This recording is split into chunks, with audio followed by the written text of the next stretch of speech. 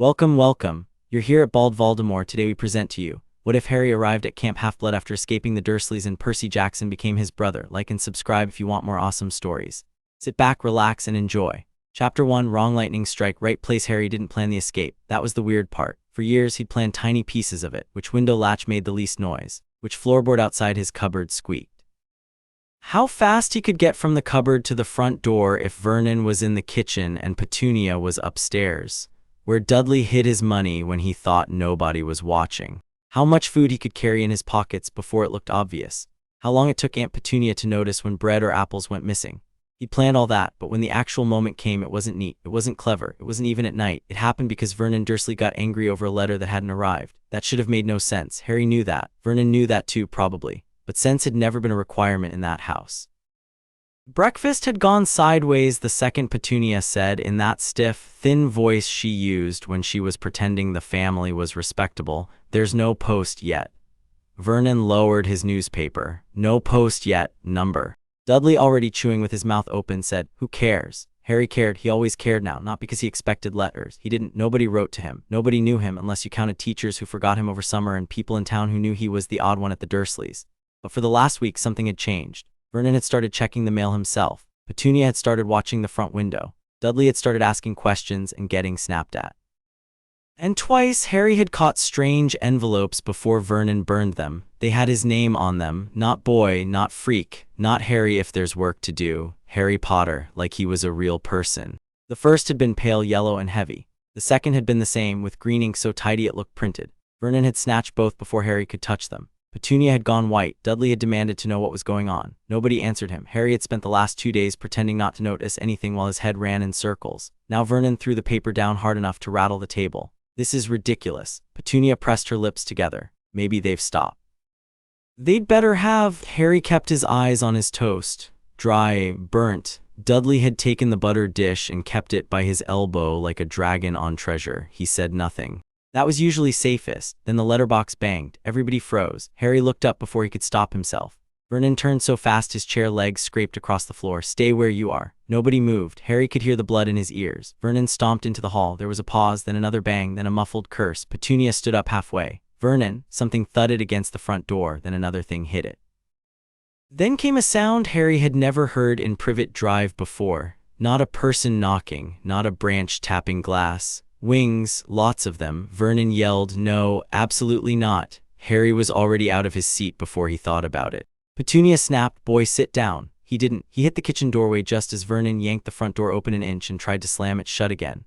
White envelopes were sliding through the gap fast enough to look alive. One landed on the mat. Another slapped against the umbrella stand. A third brushed Harry's trainer. "Harry Potter," it said again in neat green ink. A bird rammed into the door from outside. Vernon bellowed and shoved harder. A second owl flapped up from the hedge and dropped another envelope through the opening. Dudley screamed from the kitchen like this was personally offensive. Harry bent. Vernon saw him. Everything turned ugly in 1 second. "Don't touch that." Vernon let go of the door with one hand and swung for Harry's head. Harry ducked on reflex. Years of avoiding fists, frying pans, and flying junk food trays had made that reflex fast. Vernon's hand clipped the wall instead. He roared. The letter under Harry's shoe crackled. Petunia came fluttering into the hall with her hands up. "Vernon, don't. Get back." Vernon snapped, face gone red and blotchy. He jabbed a finger at Harry. "You cupboard now." Harry looked at the envelope. Then at Vernon's, then back at the envelope. Something in him just stopped cooperating. He'd had that feeling before, though not often. Once when Dudley and his gang cornered him behind the park and Harry climbed the school roof without knowing how. Once when Aunt Marge's dog lunged and Harry made the thing yelp and scramble backward like it had hit a wall. Once when Petunia shoved him hard enough to make his head ring and Harry shoved back without touching her. Usually the feeling passed. He'd go quiet, make himself smaller, wait it out. This time it didn't pass. Vernon saw it. "Don't you look at me like that." Harry straightened. He was small for his age and knew it. Skinny, knobbly knees, 2 big hand-me-down clothes, broken glasses taped in the middle, didn't matter. "Then stop trying to hit me," he said. The hall went dead silent. Petunia made a sharp, panicked noise. Dudley had wandered in behind her with jam on his chin and stared like Harry had started breathing fire. Vernon blinked once, twice, then he smiled. Harry hated that smile. It meant the shouting part was over and the punishment part was starting. "You ungrateful little," he lunged. Harry grabbed the letter and ran. Vernon crashed into the umbrella stand instead of Harry, sending canes and old golf clubs everywhere. Petunia shrieked. Dudley yelled, "Get him." Harry was already up the stairs 2 at a time. Get back here, not happening. Harry slammed into the box room, snatched open the door to Dudley's second bedroom and darted to the tiny cage on the dresser. Hedwig, the owl, snapped awake, offended and ready. Sorry, we're leaving. He didn't know where, didn't matter. He yanked a blanket over the cage, grabbed it, almost dropped it because he'd forgot how heavy owls were when angry, then spun for the door. Footsteps pounded up the stairs. Harry made one fast choice, not the cupboard, not the window. Vernon would check both. His own room, he dove inside the smallest bedroom, kicked the door shut and shoved his trunk once. Too heavy, fine, not the trunk, backpack. He snatched the old-school rucksack from under the bed and stuffed in what he could reach fast.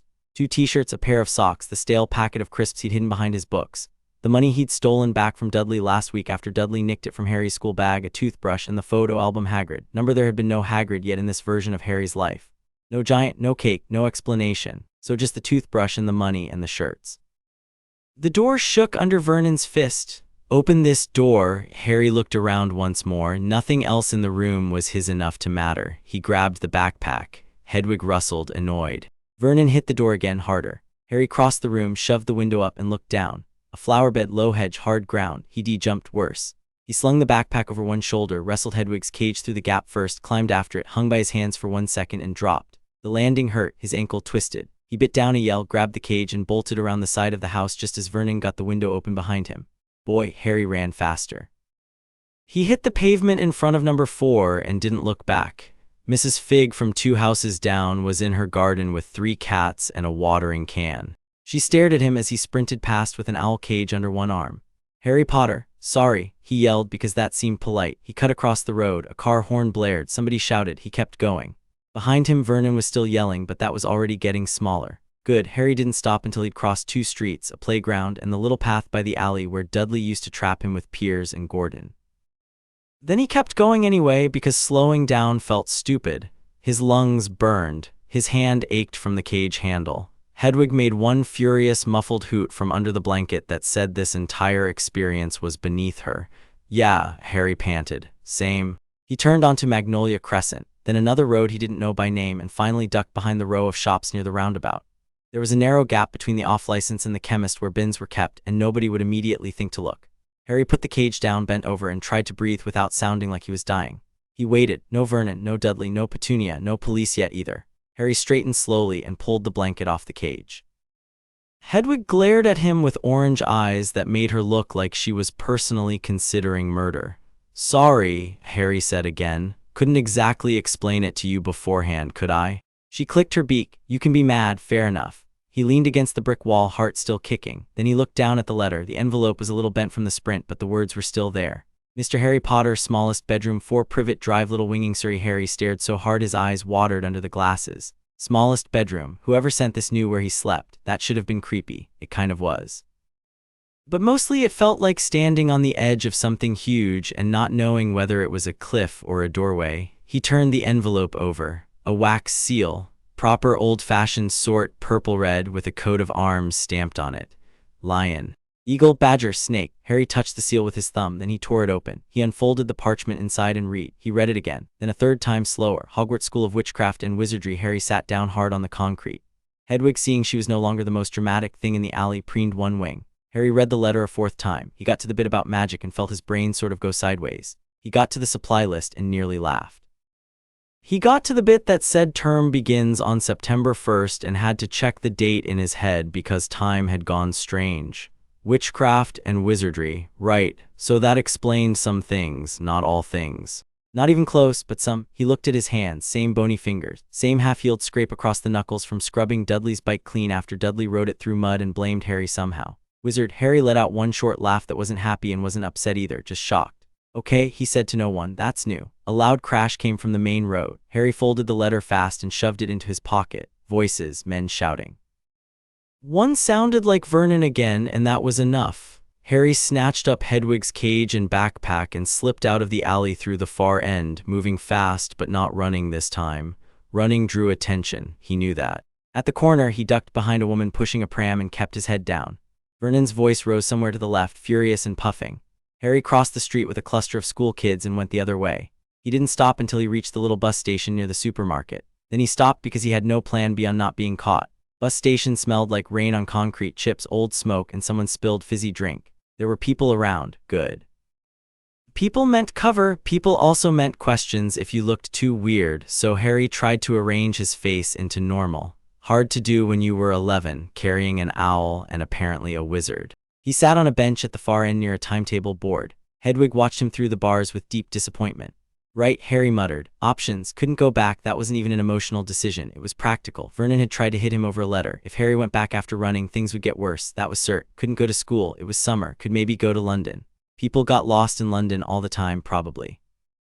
Seemed like the sort of place you could disappear in if you were careful. He had money, not loads, enough for a bus maybe. Then there was the letter. Harry pulled it out again and scanned it quicker this time. Students are permitted to bring an owl or a cat or a toad. He snorted.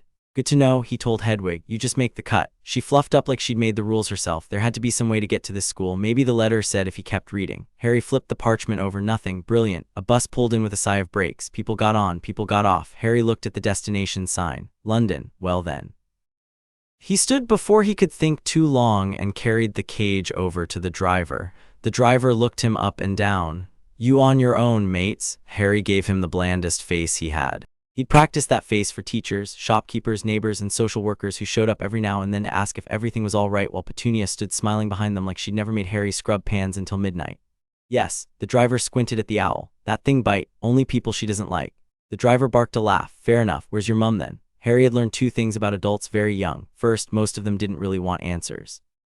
They wanted something that made the moment smooth enough to move on. Second, the best lies were nearly true. Meeting me in London, Harry said. She's with my aunt. Got on at the wrong stop. The driver grunted like that sounded stupid enough to be possible. You got fare. Harry held up the money in his hand. On you get then, stick that cage where I can see it. If it poos on my bus, you're cleaning it.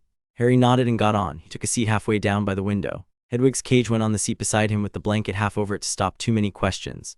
Harry clutched his backpack, letter in pocket, and watched little Winging slide away.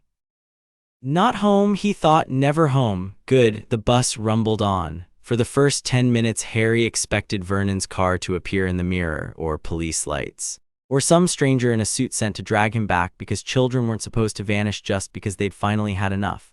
Nothing happened. Houses changed. Streets widened. Little Winging got swallowed by bigger roads and traffic in places Harry didn't know. His heartbeat slowed by bits. He pulled out the letter again and reread the supply list like it might tell him how to live for the next few days. Uniform, books, telescope, cauldron. He had no idea what any of that actually meant in practice. Some part of him wanted to laugh again. Another part wanted to sleep for 10 years. Mostly he was hungry. He fished the crisps out of his bag and split the packet open. Hedwig made a quiet noise.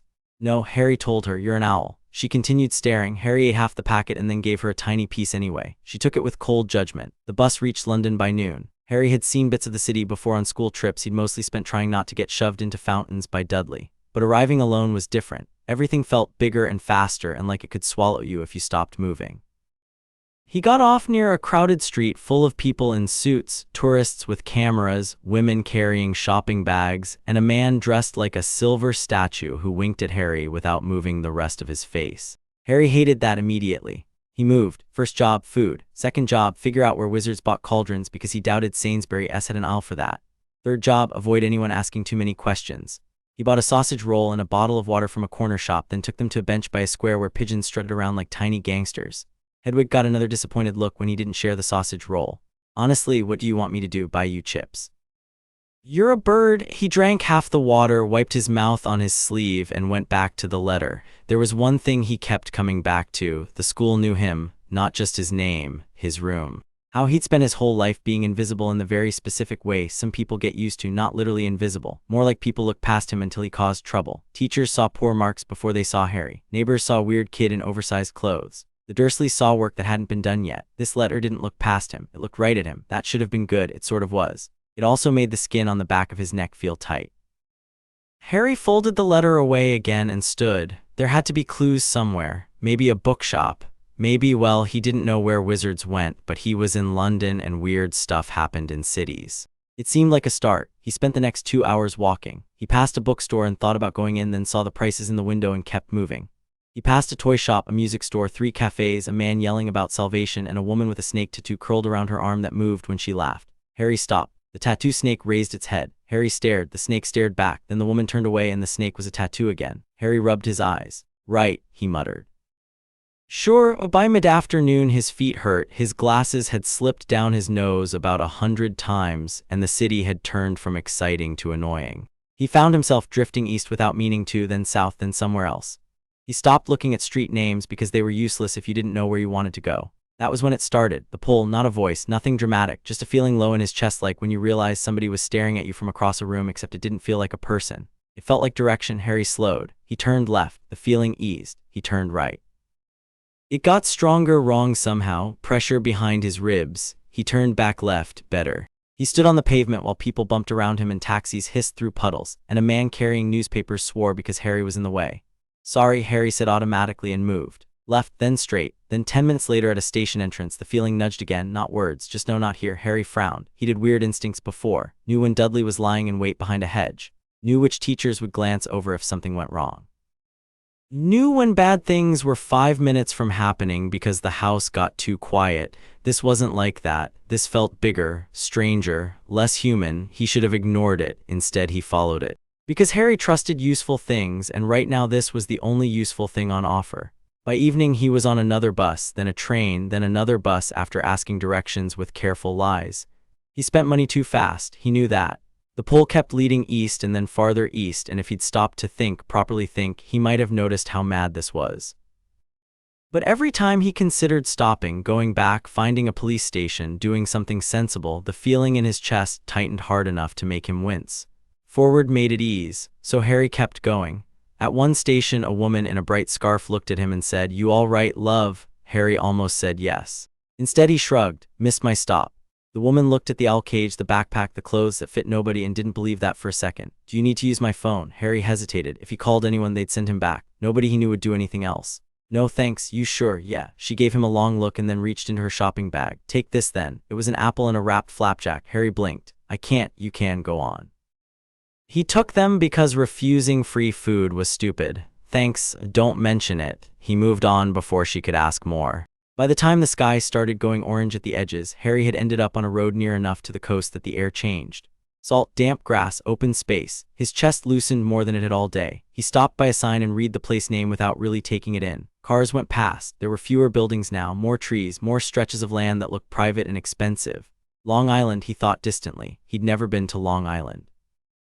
Then again, he'd also never run away with an owl because he'd discovered he was a wizard that morning, so there were a lot of new things happening. Hedwig was making irritated little sounds. Fair, she had a rough day too. Harry stepped off the road into a patch of scrub and crouched by the cage. "Okay, sorry, I know, hang on." He dug in his bag, found the last of the water, and poured a little into the cage tray. Hedwig drank with dignity. "You want me to let you out?" She looked up. Harry glanced around. Open land, trees in the distance, dusk coming on. If he let Hedwig go, she'd probably hunt and come back. Owls could do that, right? He honestly had no clue, but she seemed very confident in general. "Just don't leave forever," Harry said. He opened the cage. Hedwig shot out like she'd been insulted by gravity, beat her wings once over his head, and vanished toward the trees. Harry watched her go. "Glad one of us knows what they're doing."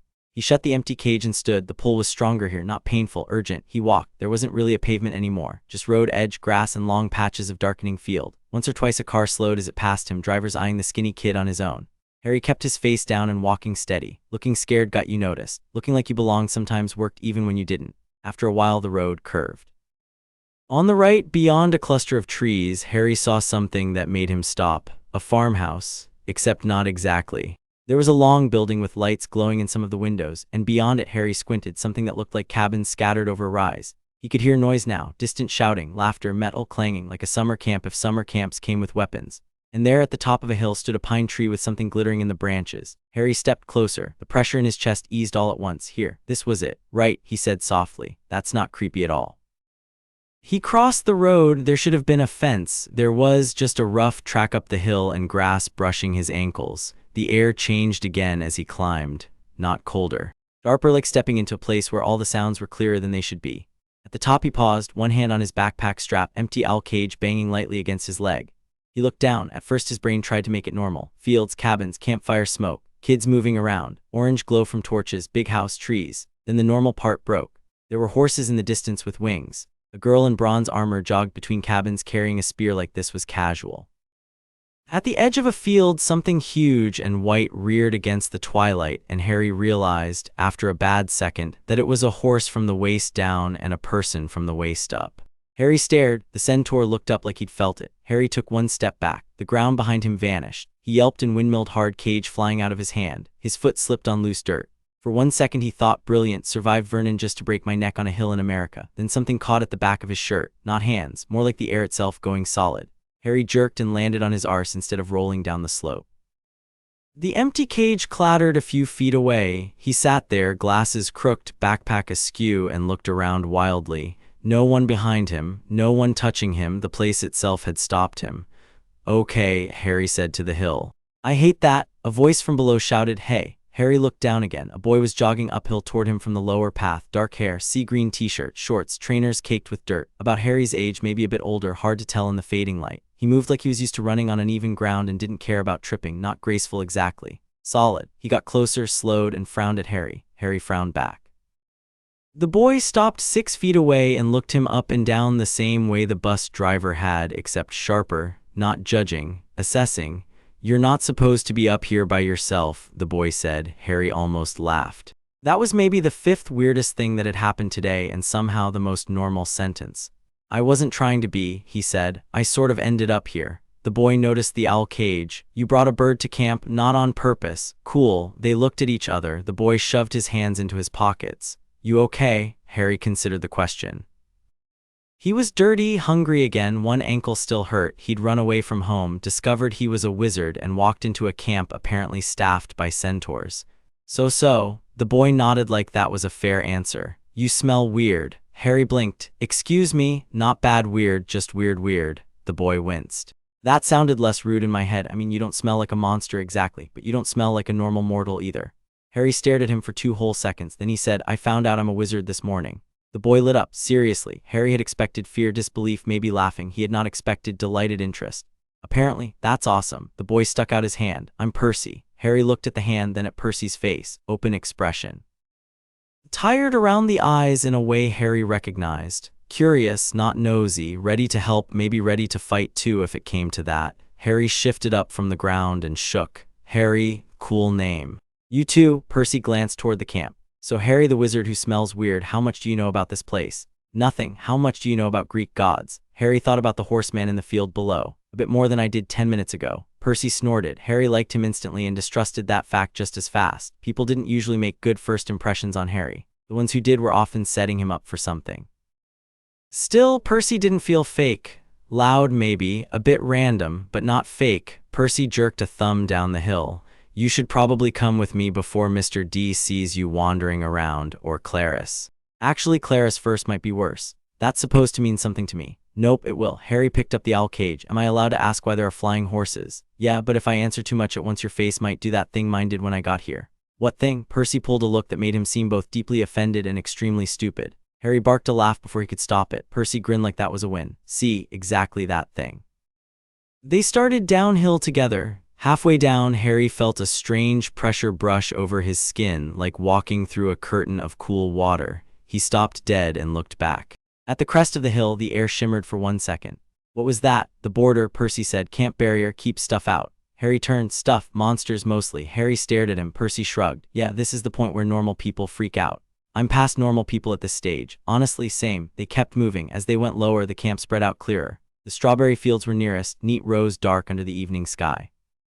Harry hadn't noticed those from above. A sweet smell hung in the air. Beyond that stood the big house, painted white, broad porch lights glowing. Cabins ringed the green further off, each looking different enough to suggest no one had agreed on a style and then stubbornly committed to that. Kids were everywhere. Some looked younger than Harry, some older. A lot carried swords. Like this was no big deal. Harry noticed things automatically, where people were positioned, which paths were crowded, who paid attention when Percy came into view. Who didn't? More people noticed Percy than Harry expected. A few waved. One older girl called, "Percy, you still owe me 2 rounds in archery." "Tomorrow," Percy shouted back. "You said that yesterday." "Then statistically I'm due." Harry glanced sideways. "That worked." "No, but it bought me 3 seconds." Harry almost smiled. They reached the edge of the strawberry fields. Harry could see the center more clearly now near the big house porch. Horse body the color of rich chestnut wood. No, not wood. Don't use comparisons, Harry told himself pointlessly because his brain was weird when tired. The centaur was broad and powerful and talking to a man in a loud Hawaiian shirt. Harry stopped walking again. Percy noticed. You okay? There's a centaur. Yeah. And you're saying that like it's normal. Percy spread his hands. Around here, kind of. Harry looked at the man in the Hawaiian shirt. What's with him? Percy groaned under his breath. That's Mr. D. Just try not to annoy him. Who is he? Percy hesitated. Technically a god. Harry stared. Technically? It's a whole thing, right? The centaur turned fully toward them. His face was human, bearded, lined by age but not weakness. His eyes were alert in a way that made Harry think teacher, soldier, and chess player all at once.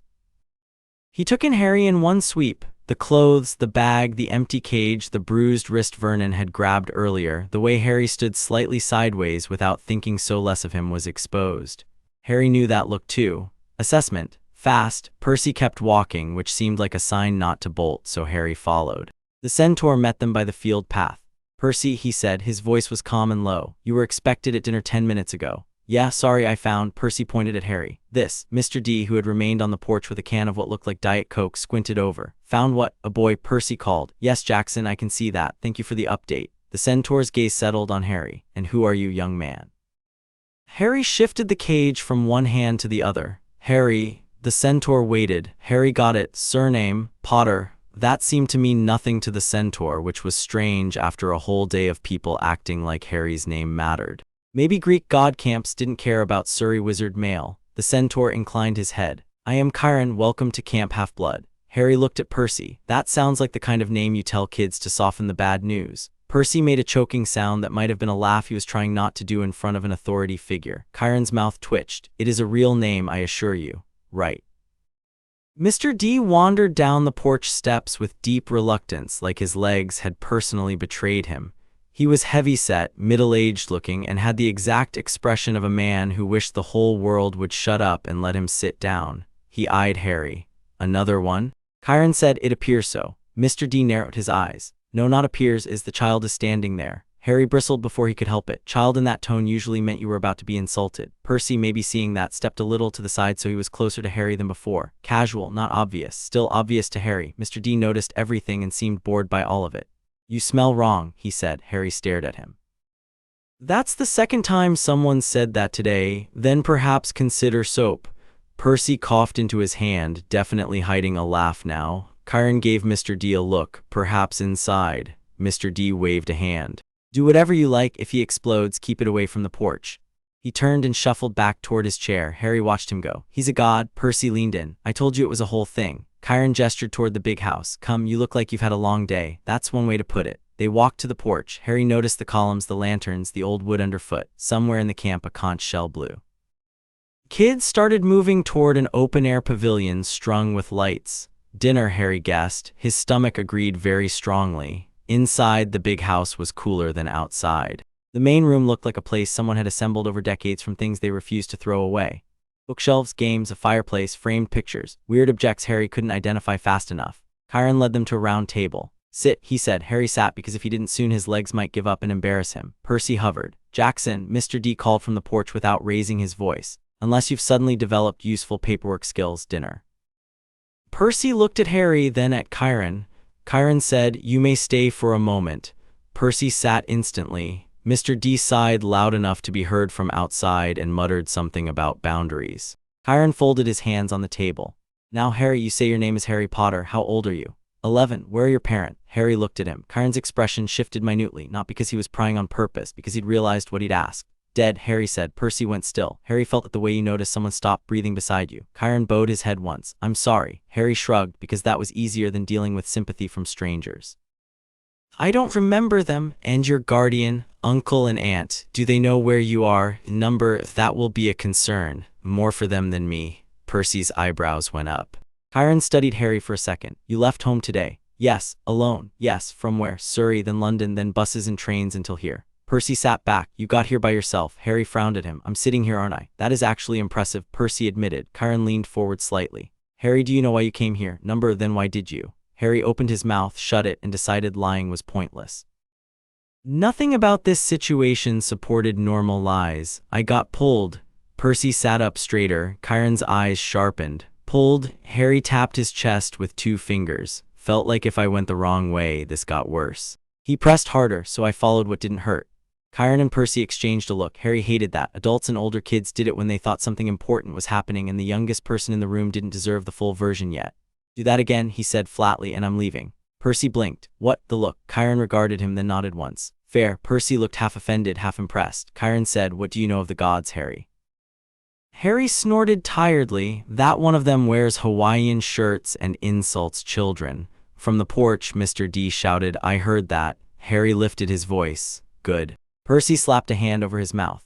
His shoulders shook. Chiron's beard twitched. Mr. D's people's skills are not our strongest argument, I admit, but the question remains. Harry thought, I know stories, Zeus, Poseidon, Hades, that lot. Didn't think any of it was real this morning.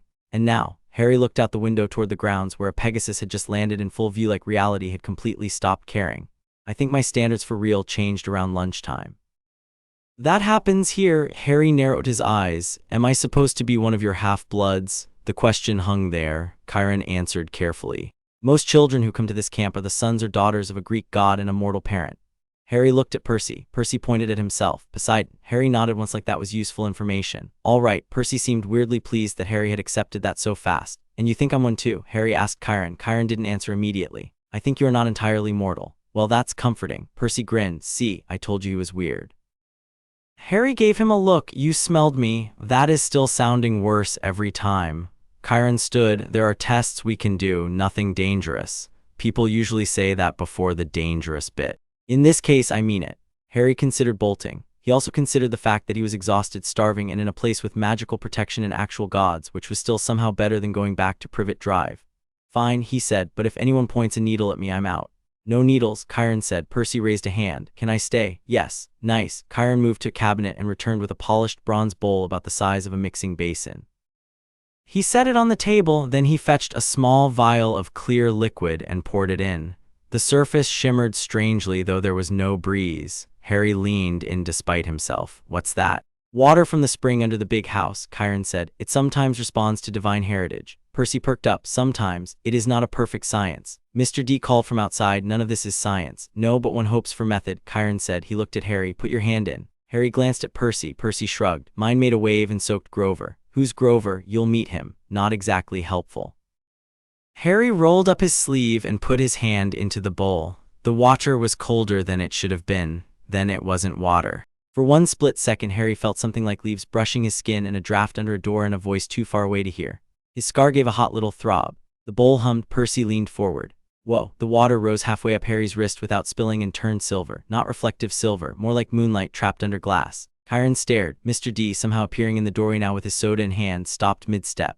Harry yanked his hand back. The water dropped flat again. Nobody spoke. Harry looked between them. Was that bad? Mr. D recovered first. Annoying. Helpful, Chiron said at the same time. Percy pointed. That's not what water usually does. Harry deadpanned. You don't say. Chiron reached for another object on the shelf behind him, a sort of compass mounted on wood with markings Harry didn't recognize. Greek, probably. The needle was made of something pale gold. This identifies dominant affinities, Chiron said. Harry eyed it. You really enjoy saying worrying things calmly. Chiron set the device on the table. Place your palm here. Harry did. The needle spun, not a little. It whirled so fast the thing buzzed. Percy ducked closer. Mr. D stopped pretending not to care. The needle jerked north, west, east, then snapped hard against one side of the casing with a metallic crack. Silence. The needle quivered, then fell off. Percy whispered, oh. Mr. D stared at the broken instrument like he wanted to argue with it personally. Well, that's new. Harry lifted his hand very slowly. I'm starting to feel judged. Chiron was looking at the device in a way people looked at puzzles that had just insulted them. That has never happened before. Percy grinned at Harry. Congrats. Harry rubbed his palm on his shorts. Super. Chiron turned toward a mantel shelf and picked up what looked like a drachma. No, Harry didn't know that word yet. A gold coin, then. He tossed it once in his hand, then addressed the air.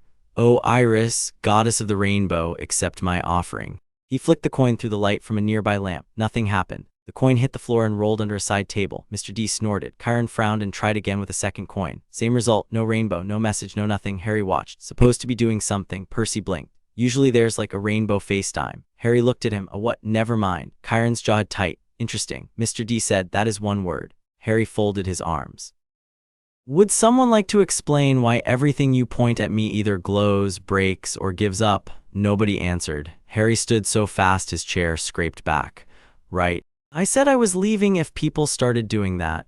Percy stood too. Whoa, hey, nobody's trying to. Trying to what? Harry snapped. He was tired enough that the anger came out sharp. You lot keep looking at me like I'm a maths problem. I came here because I got dragged halfway across England and America by something in my chest. And now there are flying horses outside, and your god in the shirt hates me, and apparently you're all half-god children, and I haven't eaten since this morning except half a packet of crisps and an apple. So if there's a point where somebody starts actually saying things, now would be great. The room went still, not offended still, attention still. Percy looked at him and didn't look away. Then Percy said, okay, that's fair, just that, no, calm down, no, you don't understand, no, watch your tone. Harry's anger lost half its steam from sheer confusion. Chiron inclined his head. Dinner first. Harry blinked. What? You are hungry, exhausted, and have had several shocks in a short time. No good comes of continuing this conversation before you eat. Percy pointed at Chiron like he'd scored. See, this is why he's in charge. Mr. D rolled his eyes. Let us not overstate things. Harry looked between them again. They still weren't explaining. He hated that, but food was suddenly the loudest thought in his head. Fine, he muttered. Percy bright. Come on, dining pavilion. He started for the door, then paused and looked at the empty cage. Is your owl okay? As if in answer, White Wings swept past the window outside. Hedwig landed on the porch rail and stared in through the glass like she'd spent her own afternoon being far more competent than Harry. Harry let out a breath he hadn't noticed he was holding. Yeah, she's good. Cool bird. She knows. Percy led him outside. The evening had gone fully dark now, but camp was lit by torches, lanterns, and a huge fire near the pavilion.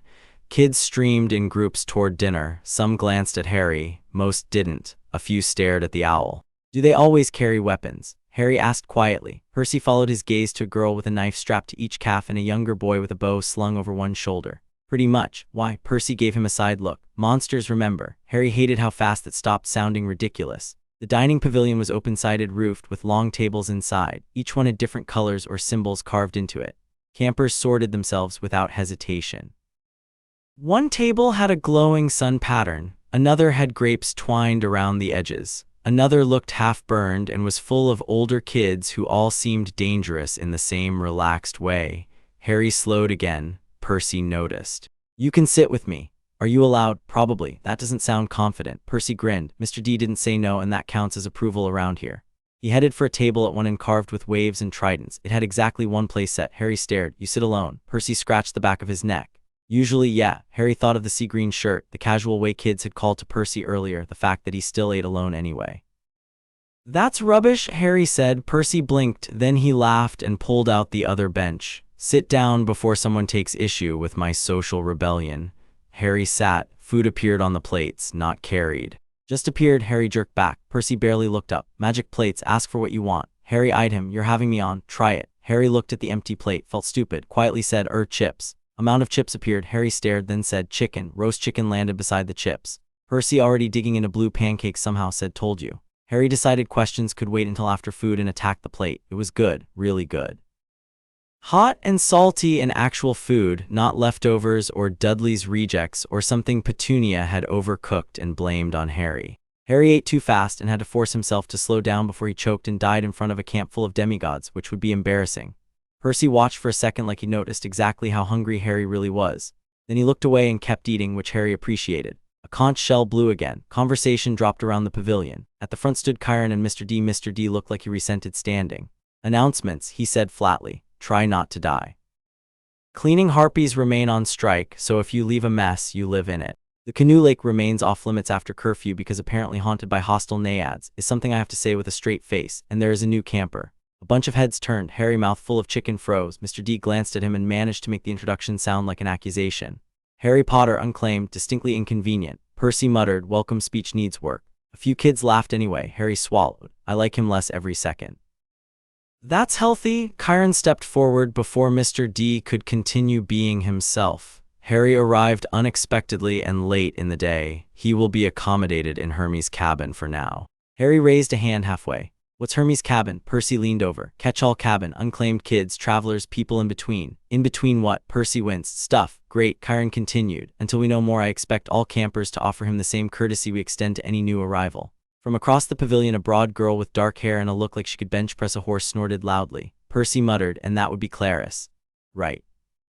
I hate her already. You haven't even spoken. I'm efficient. Percy grinned around a mouthful of pancake. Then Chiron said something in Greek and everyone stood. Harry followed a beat late. Campers began taking portions of their food and carrying them to a central bronze brazier.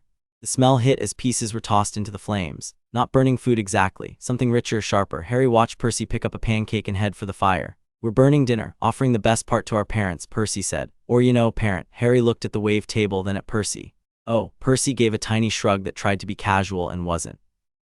"You don't have to if you don't want." Harry glanced at his own plate, the chicken, the chips, the first proper food he'd had in ages. Then he stood, picked up one of the best-looking pieces of chicken and walked with Percy to the brazier. The heat hit his face. Around him, kids were murmuring things under their breath. Some looked serious, some bored. One younger girl said, "Mom, please let the cabin roof stop leaking," which felt very practical. Percy tossed in his pancake. The fire flashed sea green for 1 second. Harry stared. Percy noticed. "Yeah, mine does that." Harry looked down at his own piece of chicken. If he threw this in, who got it? Nobody, everybody, some god who might technically be related to him and had done exactly nothing so far. He thought of Privet Drive, of Vernon's hand coming down, of Petunia watching and doing nothing, of Dudley yelling "get him" like Harry was something fun to chase. Then he thought of Percy offering him a seat without a fuss, of Chiron stopping tests because Harry was hungry, of the hill catching him so he didn't smash his face open on the way in. Harry tossed the chicken into the flames. The fire went white, not bright enough to hurt, just suddenly white all the way through. Clean, silent, all around the pavilion. People paused. Then the flames settled back to normal orange. Harry looked at Percy. Percy looked at Harry. "Mine doesn't do that," Percy said. "Helpful." They went back to the table. People kept glancing over now. Harry ignored it on purpose and ate the rest of his dinner. Halfway through, somebody sat across from them without asking. Harry looked up. A girl around 12 with curly blonde hair under a Yankees cap and gray eyes like sharpened metal stared right at him. She wore camp orange jeans and the kind of expression that said she noticed everything and appreciated very little of it. Percy said, "Annabeth." "Percy." She looked at Harry. "You crossed the border alone, apparently. Nobody escorted you. Number, you weren't chased in. Number, how did you find the hill?" Harry ate another chip before answering. "Walked." Annabeth's face did not change, but something in it got narrower. "That's not what I asked." Percy said. Annabeth maybe let him finish chewing before the interrogation. She didn't look away from Harry. He doesn't have to answer. Harry swallowed. "Good." Annabeth's mouth twitched, almost a smile and not friendly. "Okay, new question. Why do you smell like storm rain and old magic?" Percy burst out laughing. "Thank you, that's better than weird. Harry stared at both of them. "Do you all talk like escaped fantasy books here?" Annabeth tipped her head. "Usually only when something doesn't fit." "I fit fine." "Into what?" Harry opened his mouth. Nothing came out. Because annoyingly, she had a point. Annabeth tapped a finger once against the table. "You aren't acting confused enough." Harry blinked. "What? A normal new camper is panicking by now, or asking too many questions, or trying to leave. You keep adjusting and moving on." Harry frowned. "Sorry for being efficient." Percy covered another laugh with his cup. Annabeth shifted her attention to him. "You're encouraging this." "Yeah, bad idea. Probably." Harry looked between them. "Do you always do this?" Percy said. "Mostly." Annabeth stood. "Cabin assignments happen after dinner. Chiron wants to talk to me later." She looked at Harry one last time. "If you run, don't go into the woods." That warning makes me want to ask what's in the woods. "You'll find out if you ignore it." Then she walked off. Harry watched her go. "She's cheerful." Percy grinned. "That was cheerful. Brilliant." Dinner ended in a rush of movement. Plates vanished when people stood. Campers split off in groups. Some headed toward cabins, others toward the fire, a few toward training grounds even though it was dark. Harry lingered by the Poseidon table because he had no clue what came next. Percy slung a thumb toward the green. "Come on, Hermes' cabin." They crossed the camp together. Up close, the cabins were even stranger. One looked like a marble mini-temple. Another was built into the ground. One seemed to be made mostly of polished metal that caught torchlight in hard flashes. Cabin 3, Percy's Harry guessed, had salt-stained stone walls and sea-colored trim. "You really live alone?" Harry asked. Percy shrugged. "Till more Poseidon kids show up, which is not common." "Why?" Percy's expression got wry. "Long story, also divine drama. You'll pick up the basics by accident." Harry nodded. That seemed to be how today worked. Hermes' cabin turned out to be crowded before Harry even went in. Laughter spilled through the doorway. So did the smell of socks and too many people crammed in one space. Percy winced. "Yeah, good luck. That bad, you'll see." Inside, bunk beds lined the walls and then some. Kids everywhere, talking, throwing cards, arguing over stolen hoodies, one boy balancing on the top bunk trying to tape a comic poster to the ceiling. The whole place paused when Harry walked in behind Percy. An older blonde boy dropped off a lower bunk in one smooth motion. He landed lightly and came over with a smile that looked easy enough to trust. Harry distrusted it immediately, not because it was fake, but because people who wore charm that naturally usually knew exactly what they were doing with it. "New guy," the blonde boy said. "I'm Luke. Welcome to the madhouse." Offered a hand, Harry shook it. Luke's grip was firm and warm, swordsman hands calluses. "Harry, got announced at dinner, yeah." Luke glanced at Percy. "You found him. On the hill." Luke's eyebrows rose. Seriously, Harry was getting a bit tired of being asked the same question in different flavors. "I get the impression that's weird." "It's a little weird," Luke said. "A little," Percy echoed, straight-faced. Luke shot him a look. "Don't start." He turned back to Harry. "You got gear?" Harry held up the backpack and empty cage. Luke took in the whole picture in one glance. No trunk, no bedding, not enough clothes, no family trailing behind asking questions. His smile changed very slightly, still pleasant, less casual. "All right," he said, "we can sort that." Harry stiffened. "I'm not asking for charity." Luke held up both hands. "Didn't say you were. Cabin supplies are cabin supplies. Everybody gets sheets, toiletries, basic stuff. You can owe Hermes later if that helps." Harry considered that. "Fine." Luke nodded like he'd expected no less. "Good." He pointed to an empty top bunk near the back. "That one's yours until further notice." The guy under it snores, but only when he's not talking. A kid from across the room shouted, "I can hear you, Luke, and yet you continue to prove my point." A round of laughter went up. The energy in the cabin was chaotic, but not cruel, loud, messy, too many bodies in too little space. Still, nobody looked at Harry the way Dudley's friends did when they were deciding what to break first. That alone made the place feel less dangerous than Privet Drive. Percy hovered by the door. "You good?" Harry looked at the bunk. Thin mattress, camp blanket folded at the end, small shelf, no lockable anything, not ideal, but not a cupboard. "Yeah," he said. Percy nodded. "Okay. I'm in 3 if you need anything." Harry stared at him. "Need anything?" Percy scratched the back of his neck again. "You know, questions, directions, people being idiots." Harry looked at him for a second too long. Nobody said things like that and meant them in his experience, but Percy did seem to mean them. "Right," Harry said at last. "Thanks." Percy gave him a quick grin and left. Luke tossed Harry a folded bundle from a trunk near the wall. "Sheets, towels, soap." Harry caught them. "Thanks." "No problem." Luke leaned one shoulder against a bunk post. "So, weird first day." Harry let out a dry laugh. "That's one way to put it." Luke's expression stayed easy, but Harry could feel the attention under it. Not nosy, measuring. "You don't have to give me your life story," Luke said. "Just so you know, nobody sleeps much their first night here. Too many new things. If you want to ask dumb questions later, ask me before you ask one of the Aries kids. Better odds." Harry glanced across the room at a red-faced boy arm-wrestling somebody 2 years older. "Fair." Luke tipped his head. "How old are you?" 11. Luke whistled softly. "And you came alone?" "Seems I did." "Got nerve then?" Harry shrugged. "Got practice." Luke looked at him for a moment. Something passed behind the charm then, quick and sharp and gone. "Recognition, maybe, or memory." "Yeah," Luke said quietly. "That'll do it." He pushed off the bunk post. "Lights out in an hour. Nobody respects it. Try to sleep anyway." Harry nodded.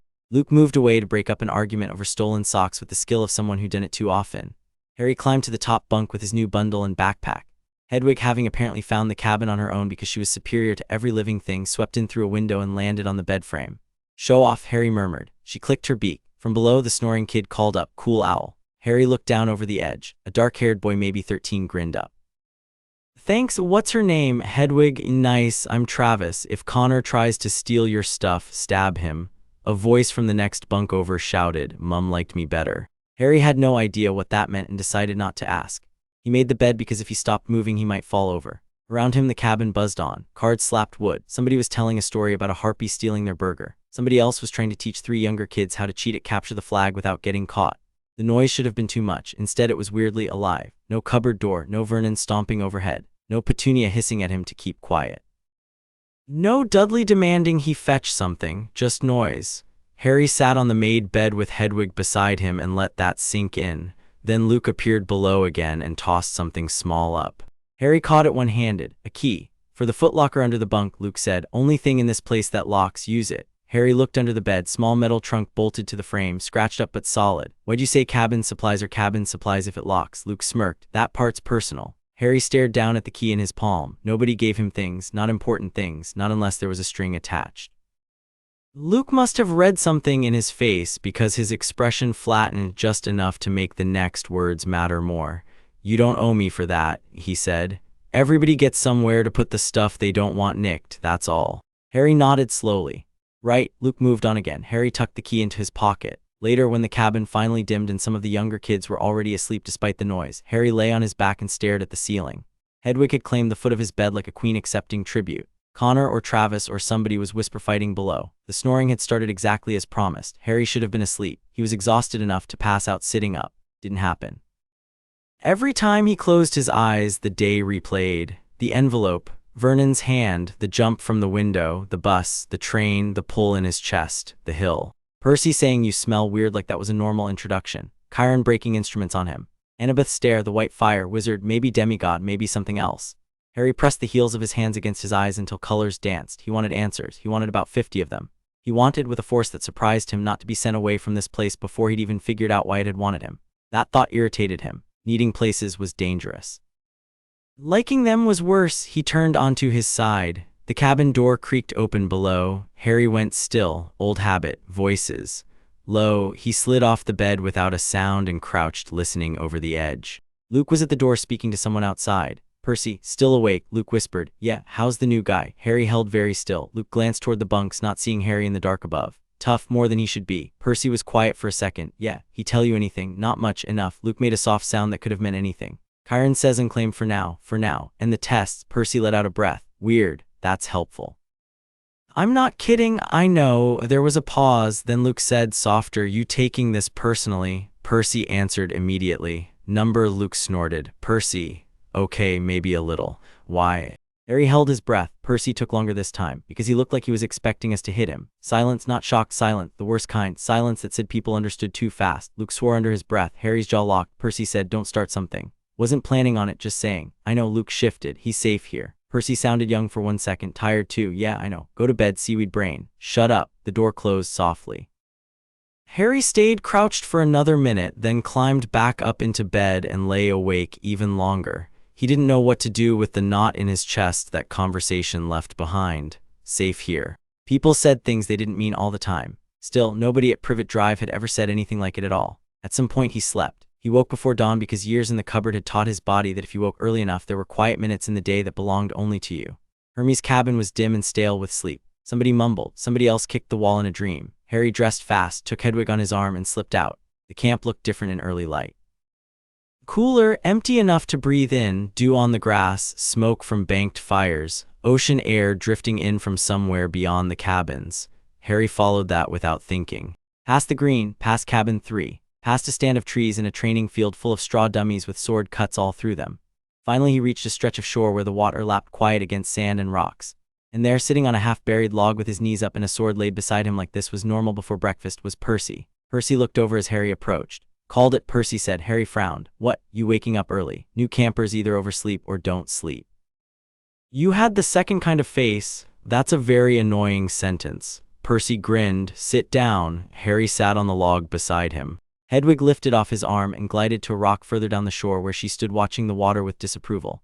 You do this every morning? Harry asked. Percy pulled a face. Chiron says I'm supposed to spend time near the ocean to clear my head. Does it work? Nope. Then why do it? Percy considered. Because the water listens, I guess. Harry glanced sideways. That sounds made up. It kind of is, but not fully. Percy nudged wet sand with one trainer. The edge of a wave rolled in and touched his shoe, then drew back without wetting it. See? Harry stared. Percy shrugged like accidental sea obedience was nothing. You're very calm about weird things, Harry said. Percy laughed. You're one to talk. Harry opened his mouth to argue and closed it again. Fair, for a while they just sat there, not awkward, just quiet. That was new too. Harry usually found silence around other people tense because it meant someone was about to ask a question or accuse him of something. Percy didn't seem to need the space filled every second. Eventually Percy said, you don't have to tell me what happened at your place. Harry looked out at the water. Didn't say I was going to. I know. Another wave slid in and back. Percy picked at a loose thread on his shorts. But if you want to, you can. Harry thought about that, could say nothing. Easiest option, could lie, also easy, could tell part of the truth. My uncle tried to hit me, Harry said. Percy went very still beside him. Harry kept his eyes on the water because looking at faces during moments like this made his skin crawl. It wasn't new, he added, just worse timing than usual. Percy's voice came out flat in a way Harry hadn't heard before, because of the letter. Yeah, the wizard won. Yeah. Percy let out a breath through his nose. That sucks. Harry almost smiled despite himself. It was such a stupidly simple response. Bit of an understatement. Still true, suppose. Percy picked up a pebble and threw it hard into the sea. If it helps, I hate them. You've never met them, don't need to. Harry glanced at him then. Percy's face was set, no pity, just anger on Harry's behalf, plain and uncomplicated. Harry looked away first. Your turn, he said. Percy huffed a laugh. That was a smooth deflection. Obviously. Percy scratched his nose. My stepdad was awful, my mom wasn't though. She was. He stopped. Reset. She's the best. But stuff happened. Monsters, school disasters, me getting kicked out of places. Standard. That last bit sounded less standard. Probably. Anyway, camp's the place where things made sense, sort of. Harry considered the shore, the cabins, the giant invisible border on the hill. You have a weird definition of sense. Again, Harry let that go. They sat there until the sky got brighter. Camp started waking behind them. Distant voices, footsteps, somebody shouting for a missing shoe. Then Harry frowned toward the water. What? Percy followed his gaze. What? Harry stood slowly. Something was moving just under the surface 10 feet from shore. Not a fish. Too deliberate. Percy stood too, sword in hand, now faster than Harry saw him grab it. The water bulged. A face broke the surface. Harry jerked back. It was a girl, maybe 15, skin pale green in the dawnlight, hair slick with seawater, eyes black as pebbles. She looked at Percy first, then at Harry. You brought a stranger to the shore. Percy groaned. Morning to you too. The girl ignored him, still staring at Harry. He is not the shape he looks. Harry said, that's rude. Percy slapped a hand over his own face. Oh gods. The water girl tilted her head. He hears. Hears what? Harry asked. The old things. Percy pointed his sword down, exasperated. Can you please not do cryptic sea person stuff before breakfast? She sank lower until only her eyes showed. Tell the horseman the border noticed. Then she vanished. Harry stared at the spot. Right, Percy swore softly. Okay, that's not great. You say that a lot. I'm versatile. What was she? Naiad, water spirit. Yep, and she said the border noticed. Percy looked at Harry. Yeah, Harry crossed his arms, still not hearing the great part. Percy grimaced. Come on, Chiron needs to hear this. Breakfast happened after that, but Harry barely registered it. Not because of the food, though he still wasn't over magic plates, but because Chiron's whole posture changed when Percy repeated the Naiad's warning. He didn't explain much. Again, he just asked Harry a few more questions. Had Harry dreamed oddly? Seen things in the water? Felt the pull again since entering camp? Any voices? Any signs? Harry answered no to all but the last. The pull had stopped at the border. Chiron nodded like that mattered a lot. Then he sent Percy to morning sword drills and told Harry he could watch for today. That sounded sensible until Harry reached the arena and realized watch at Camp Half-Blood meant stand near a field full of teenagers with weapons and pretend this is educational. He didn't mind as much as he expected. Watching taught things. Clarice, the broad girl from dinner, barked at a group of younger campers while making a spear look like the most natural part of her body. Luke sparred with another counselor, and moved like the blade was an extension of his hand. Annabeth was on the climbing wall shouting instructions to two girls trying not to fall. Percy got paired with an older boy and promptly lost his sword in the dirt, swore, grabbed it, and came back twice as hard. Harry found himself leaning against the fence with his arms folded, tracking footwork openings, habits. Chiron came up beside him after a while. You watch like a strategist, he said. Harry shrugged. I watch like I don't want to get hit. A practical foundation. Clarice noticed them and stalked over with a sword resting on one shoulder. This him. Chiron's face gave away nothing. Yes, Clarice looked Harry over. Looks breakable. Harry looked at her spear calluses, the scar on her forearm, the bruises she clearly thought were trophies. You first, he said. Nearby a few campers made interested noises. Clarice's smile went hard. Oh good, she said. It talks. A few of the Aries kids laughed. Harry didn't move off the fence. You started it. Clarice shifted the sword from one shoulder to her hand. You got a death wish, newbie. Harry considered that. Bit early to tell. Percy, from halfway across the arena where he was wiping dirt off his shirt, called, Clarice, maybe don't threaten the guy Chiron just said to leave alone. Clarice didn't look at him. Did I ask the fish boy? Percy pointed at himself. Rude, also accurate but rude. Chiron stepped in before the whole thing turned into a proper argument. Enough, Harry is observing. Clarice snorted. Then he can observe from farther away. Harry pushed off the fence. Gladly. He turned to go. A wooden practice knife hit the post right by his head with a hard thunk. The whole field went quiet. Harry didn't duck, not because he was fearless. Because he'd heard it coming too late, and anything less than a full body drop would have been useless. The knife had landed just behind his ear, close enough to feel the breeze of it. He looked at the knife. Then at Clarice. She was smiling like this was fun. Oops, she said. Percy started toward them. Chiron's voice cut across the arena. Clarice, something in it made everybody stop. Clarice rolled her shoulders. What missed? Pick it up. She held Harry's gaze another second, then stalked over, yanked the knife from the post, and sauntered off. Percy reached Harry first. You okay? Harry looked at the splintered wood. Is she always like that? Pretty much. Seems exhausting. Percy barked a laugh. Chiron laid a hand on Harry's shoulder, light and brief, like he knew better than to hold on. You may watch from the porch if you prefer. Harry almost said no just on principle.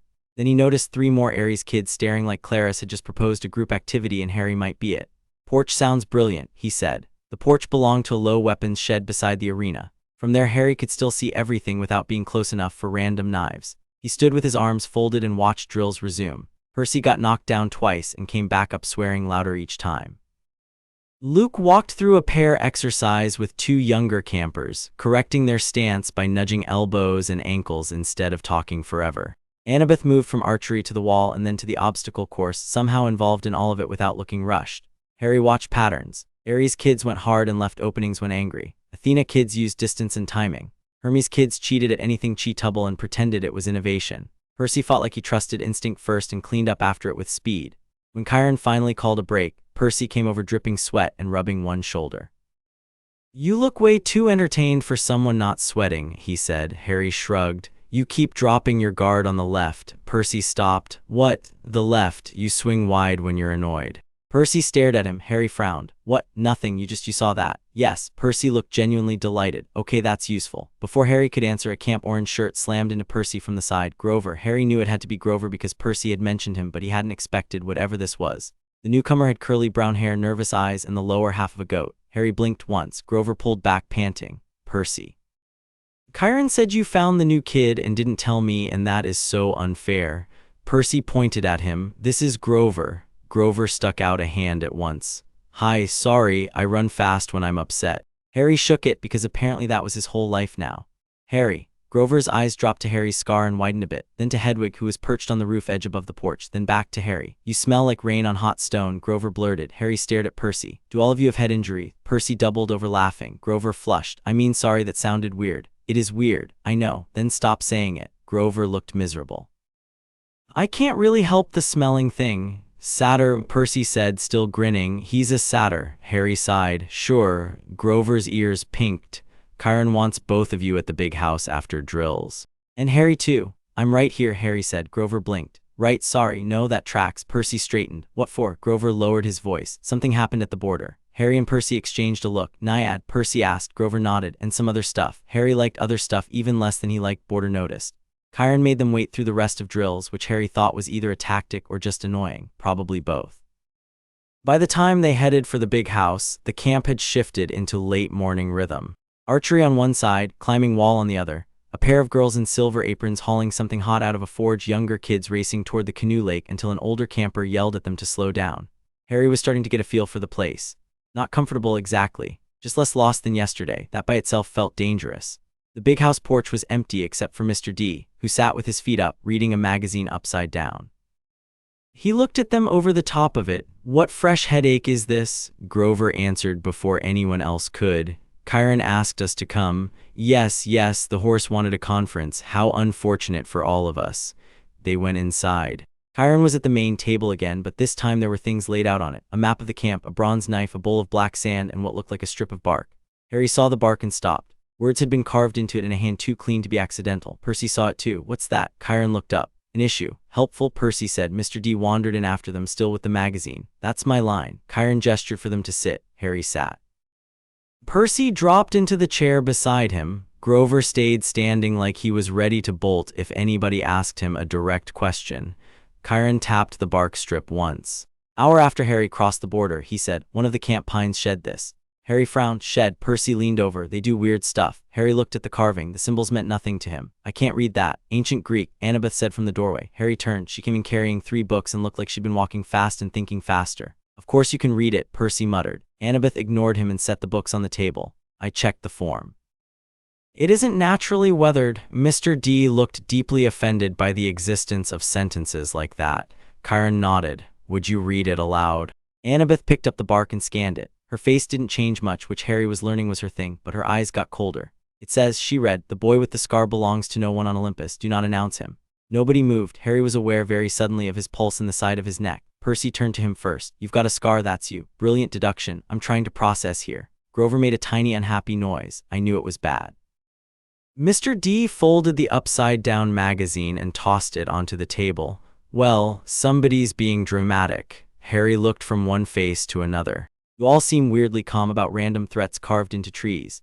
It's the wording, Annabeth said. That's not exactly a threat. Harry stared at her. What part of do not announce him feels friendly? None of it, she said, but it also is kill him now or deliver him here. That mattered. Percy spread his hands. Annabeth, this is not helping normal people's standards. Chiron leaned back. The message raises more questions than it answers. Harry laughed once, short and humorless.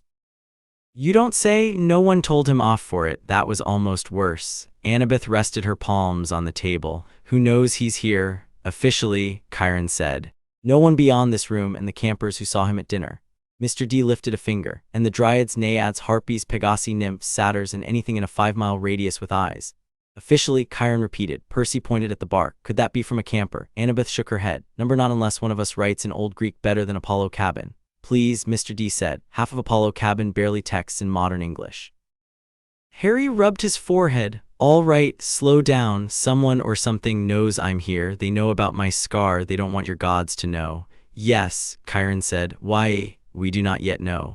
Harry looked at him flatly. I am going to start charging you every time you say that. Percy snorted. Chiron ignored that with impressive skill. There is more. The border did react to you. Percy leaned forward. The naiad said it noticed. Yes, camp protections identify and sort entrance in their own way. Normally, the border recognizes demigod blood, mortal scent, monsters, nature spirits, and gods. With you, Harry.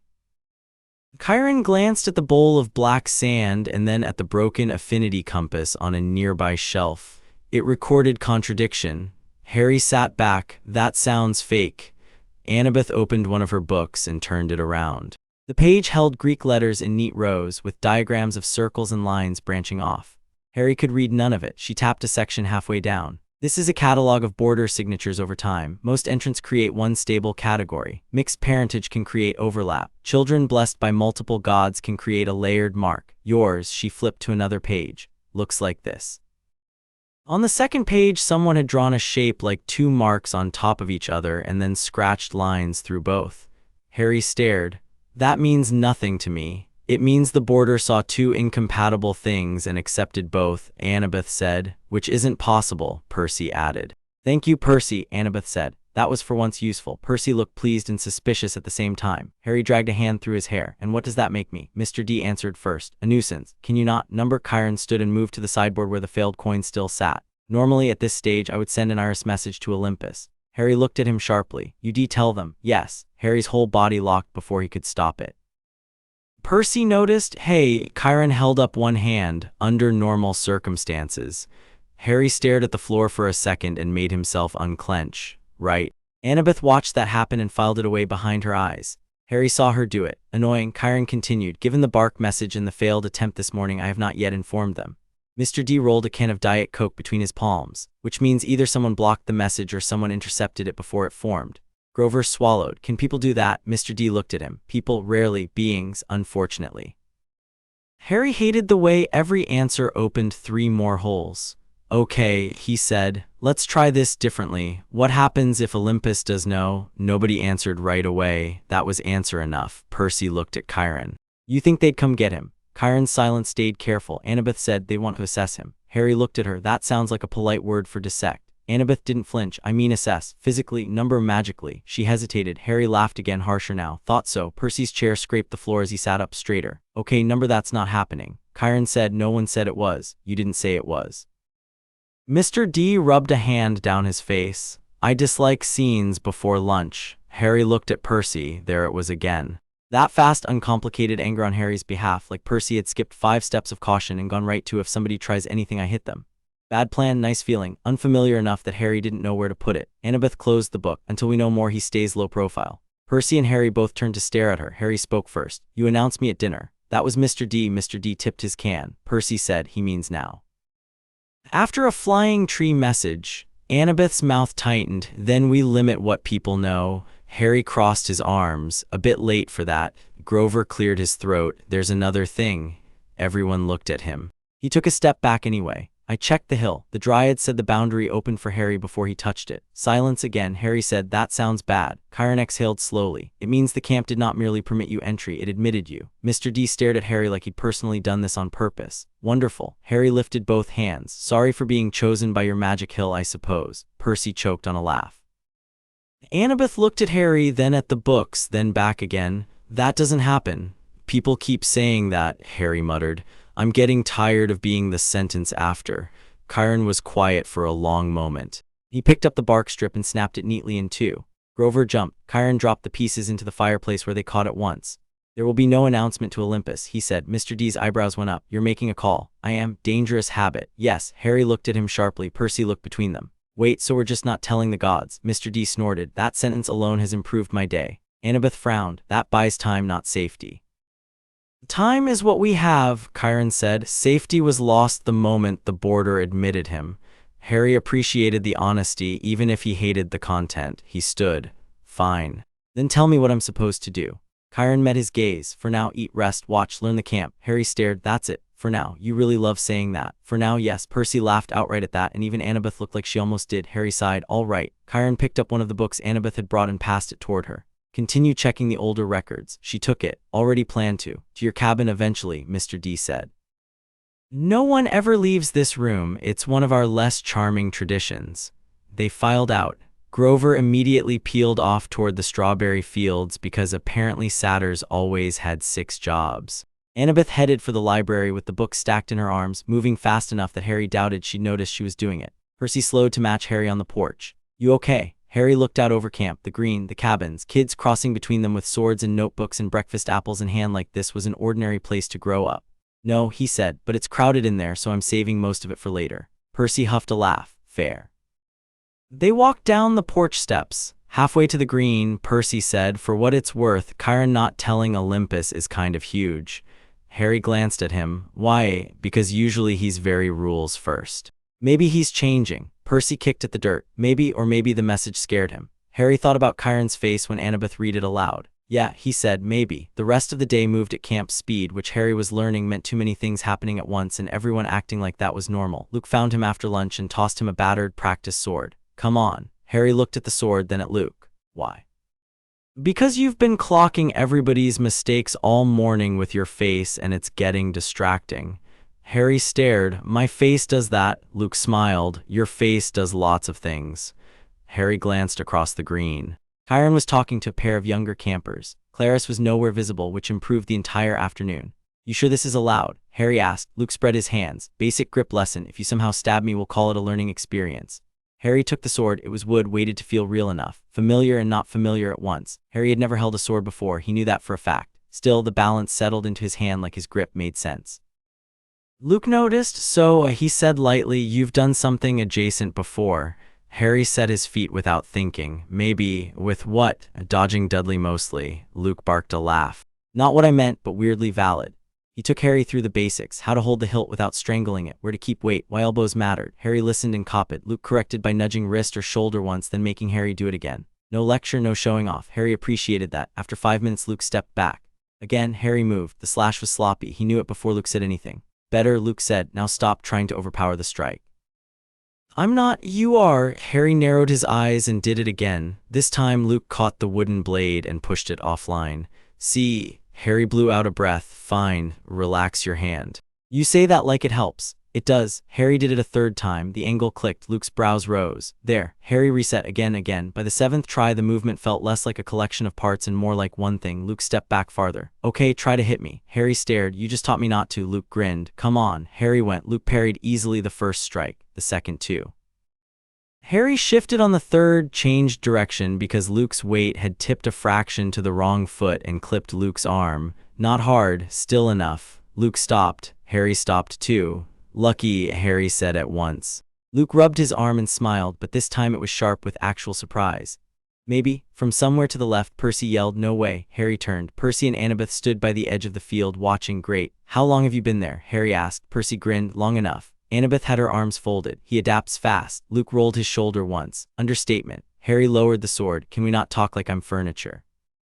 Annabeth said furniture usually doesn't fake left and attack right based on foot pressure. Harry blinked. I didn't fake it. I just changed my mind. Luke and Annabeth looked at each other. Percy looked delighted again. That's worse. Harry gave up. I'm going to need all of you to start making less sense. Luke flipped his practice sword and caught it by the blade, offering the hilt back. You can stop there before your ego gets out of hand. Harry handed the wooden sword over. He hated how good that tiny hit felt, not because he'd hit Luke, because it had been clean, controlled, done on purpose. He understood that kind of success. Skill you could prove mattered more than compliments. Clarice picked that exact moment to appear from behind the armory carrying a shield on one shoulder. Her eyes went right to Harry, then to Luke rubbing his arm, then back again. "Oh, that's pathetic," she said. Luke sighed. "Not now, Clarice." She kept walking. "You letting the scarecrow score on you in day one drill? You trying to embarrass Hermione's cabin, or were you born that way?" Harry felt his temper spark. Luke stepped between them without looking like he was doing it. "He got one touch. It's called practice." Clarice's gaze slid to Harry. "You got one touch." Harry met it. "Looks like." "On Luke." "Seems so." Clarice laughed, short and ugly. "Must have been charity." Harry started to answer. Percy muttered, "Don't." Harry ignored him. "Or maybe he's just not as good as you keep saying." Luke turned his head slowly. "Harry." Clarice's grin widened. "There you are." Annabeth actually took one step back, like she preferred a wider view of the disaster. Clarice set the shield down. "You want to prove that mouth works as well as it runs unclaimed." Harry could feel Percy's stare on the side of his face. Could hear Chiron somewhere farther off, still out of immediate range. Could also hear every bad decision he'd ever made lining up to wave hello. He looked at Clarice's size, her stance, the way the camp around them was already noticing. Then he looked at the wooden sword in Luke's hand.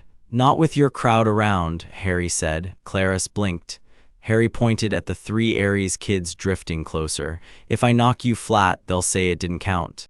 If you knock me flat, they'll enjoy it too much. No upside." Percy made a strangled sound like a laugh he was trying to turn into a cough. Annabeth's brows lifted. Clarice's grin dropped a notch. "You think you knock me flat?" Harry shrugged. "No idea. Haven't seen you move yet." That landed. Luke actually turned away for a second, smiling at the dirt. Clarice stepped forward, then Chiron's voice cut across the field. "Clarice." She stopped with visible effort.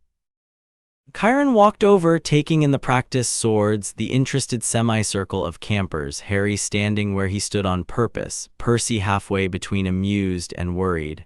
"Problem?" Chiron asked. Clarice didn't break eye contact with Harry. "Number good," Chiron said. "Then perhaps you can find something productive to do with your energy."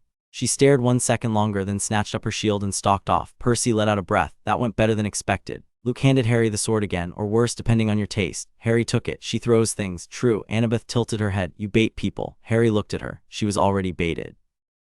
"I didn't say you started it." Percy pointed between them. "See this? This is why people think Athena kids are scary." Annabeth ignored him. Harry gave the sword back to Luke. "I'm done for today." Luke nodded like that was the smart answer. "Fair." As Harry headed toward the cabins, Percy jogged after him. "You know," Percy said, "for a guy who got here yesterday, you're making a lot of enemies fast." Harry looked sideways at him. "I thought Clarice already hated everyone." "True, you're special in a more targeted way." "Great." Percy fell into step beside him. "I meant what I said last night." Harry waited. "If people are idiots, you can tell me." Harry stared ahead. "You planning to fight the whole camp for me, if needed?" "That's stupid." "Yeah." Harry glanced at him again. Percy wasn't joking now, or not fully. "You barely know me." Percy shoved his hands into his pockets. "I know enough." Harry didn't answer. They walked past cabin 3. Percy slowed there. "I've got chores," he said. "Seaweed related, don't ask." "I wasn't going to." "You looked like you were." "I was." Percy pointed at him. "Liar." Harry almost smiled. "See you later." Percy's answering grin came quick and easy. Yeah, Harry kept walking. He didn't go back to Hermione's cabin right away. Too loud in there during daylight. Instead, he circled the edge of camp until he found a quieter strip between the woods and the canoe lake. There were flat stones by the water, and the trees nearby made enough shade to sit without people constantly wandering past. He sat. Hedwig swooped down a minute later and landed beside him like she'd been checking his route. "Stalking me now?" She clicked her beak and began smoothing one wing. Harry pulled the Hogwarts letter from his pocket again. He hadn't looked at it properly since yesterday. Camp Half-Blood had sort of pushed Wizard School down the queue. Now he unfolded the parchment and read it slowly from top to bottom. Witchcraft and wizardry. The words still felt unreal, just in a different way now, because apparently impossible things were stacking, not replacing each other. As a wizard, maybe also something to do with Greek gods, maybe also some third thing no one would stop being weird about. Harry traced the edge of the parchment with one thumb. "Suppose I'm not going," he muttered. Hedwig stopped preening and stared. "Not because I don't want to," Harry told her. "Could be decent for all I know. Better than Privet Drive already, and that's a low bar. But if your lot sends letters by owl and these lots send tree threats, there's got to be rules about who claims who." Hedwig blinked. "Exactly." He refolded the letter and put it away. A twig snapped behind him. Harry twisted around fast. Annabeth stood at the edge of the trees with a rolled-up map in one hand. "You move quietly for someone wearing boots," Harry said. "You hear better than most people," she replied. "Were you following me?" "Number convincing." She came closer anyway and stopped a few feet off, giving him room. "Smart." For a second neither of them spoke. Then Annabeth said, "You read left to right when you're anxious." Harry blinked. "What?" "You were tracing the paper edge with your thumb from left to right." "It means you were organizing." Harry stared at her. Do you ever stop doing that? Not really. Sounds tiring. She ignored that. That was the wizard school letter. It wasn't a question. Harry decided not to bother denying it. Yeah, so that part's true. That part, the part where you said you found out you were a wizard yesterday. Harry looked at her. What, you thought I made that up for fun? You'd be surprised what new campers make up when they don't understand camp. Harry snorted. I don't understand camp. I just don't enjoy making things worse on purpose. Annabeth's mouth did the almost small thing again. Fair. She glanced at the lake. Can I sit? Harry shrugged. It's not my rock. She sat on the next one over, map across her knees. It was oddly less annoying than Harry expected. After a minute she said, I checked some border records. Harry groaned. Of course you did. You want to hear or not? He looked at the water, then back at her. Go on. There are entries for demigods, monsters, nature spirits, titans, gods, and magical contaminants. Harry frowned. Magical contaminants, cursed objects, possessions, things attached to people that shouldn't be. Harry's hand went to his scar before he could stop it. Annabeth saw. Of course she did. That's not what I meant, she said. Good. There's no recorded category for what happened with you. Also good. Number. She tapped the map against her knee. It means whatever you are. The camp had to make a decision from scratch. Harry stared at the lake. And it let me in. Yes, that's supposed to be comforting. Number. Harry let out a breath. At least you're honest. I try to be, not always. Annabeth looked at him sharply. You think I'm hiding something? Yes, that's because I am. Harry stared. She went on before he could answer. Not from you specifically, from everyone until I know what matters. That was not reassuring, but it was honest enough that Harry found he respected it anyway. What do you think I am? He asked. Annabeth went still. For the first time since he'd met her, she actually looked uncertain. I think, she said slowly, that every answer I have so far is missing part of the problem. Harry nodded once. Good, because I'm getting tired of everyone having theories. I don't have a theory yet. You've got 6, only bad ones. That was almost funny. They sat there for a while longer. Annabeth unrolled the map eventually, not because she needed it, but because her hands wanted something to do. Harry watched dragonflies over the lake and tried not to think about gods examining him like a bug under glass. After a bit, Annabeth said, Percy likes you. Harry glanced sideways. Bit soon to diagnose him, isn't it? Annabeth ignored the joke. He doesn't trust people fast. Could have fooled me. Trust and friendliness aren't the same thing.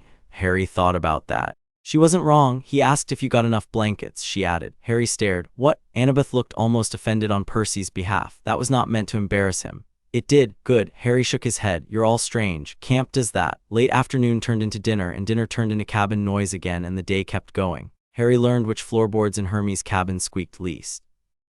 He learned Travis and Connor Stoll were twins and proud thieves who considered locked boxes an insult.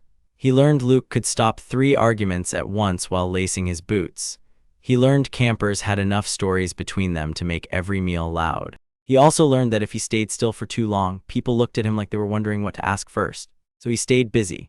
By sunset, he'd help carry supplies from the forge because pretending you had chores made you less available for questions.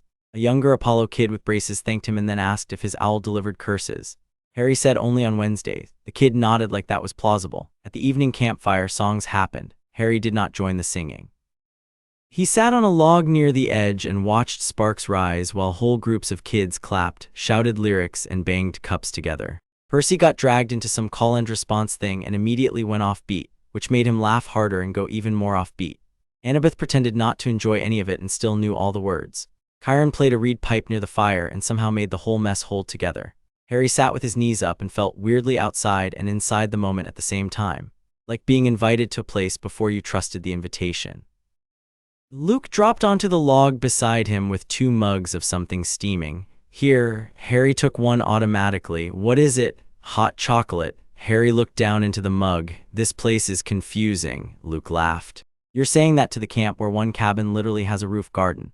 Harry took a cautious sip. It was good. He hated how fast camp was collecting things he might miss if he lost it. Luke watched the fire for a second. Clarice is going to keep poking. I noticed. She does that. Harry looked at him. Why? Luke shrugged one shoulder. You showed up weird. She hates weird she didn't choose. That sounds specific. It is. Harry took another sip. You all just live with this. With Clarice, mostly. With camp, depends on the day. Harry turned the mug between his hands. And if I'm too weird, Luke looked at him properly then, the easy grin gone. Harry, he said, voice low and plain. You crossed a magic barrier by yourself, broke Chiron's toys, made the fire turn white, and apparently had the border thinking existential thoughts. At this point, too weird is already gone, so you may as well stop aiming for it. Harry stared at the mug. That answer should not have helped. It did. Before he could say anything else, a shell blew from somewhere near the cabins. Campers began standing, stretching, wandering off in groups. Luke rose. Curfew in 10. Harry got up too. The walk back to the cabins felt easier tonight. Not safe, not simple, just less like every shadow had teeth. Percy caught up near the green. Hey. Chiron says I've got kitchen cleanup tomorrow, so if you hear screaming around breakfast, it's me. Harry glanced at him. You tell people strange things before bed. Percy smiled, keeping expectations realistic. They hit the fork where Percy went one way and Hermie's cabin the other. Percy slowed. You good? Harry looked at the cabin ahead, lights in the windows, voices spilling out, then at Percy. No idea, he said honestly. Percy nodded like that made perfect sense. Cool, same. He jogged off toward cabin 3. Harry watched him go for a second longer than necessary, then headed inside. Hermie's cabin at night had a whole rhythm now, Luke doing one last head count. Somebody stealing socks, somebody else claiming they'd been framed, Grover popping in with an armful of laundry and leaving again before anyone could make him stay. Hedwig already on Harry's bunk because she answered to no one. Harry changed, stowed the Hogwarts letter and his money in the lockbox and climbed up. Below him, Travis whispered, Connor, if you touch my blanket again, I'm telling Chiron it was you with the glue. Connor whispered back, Narc. Harry shut his eyes. The day should have knocked him out fast. Didn't. He drifted and jerked awake twice to random cabin noises, once because someone laughed in their sleep. Once because Hedwig stamped on his ankle like she was punishing him for unconsciousness.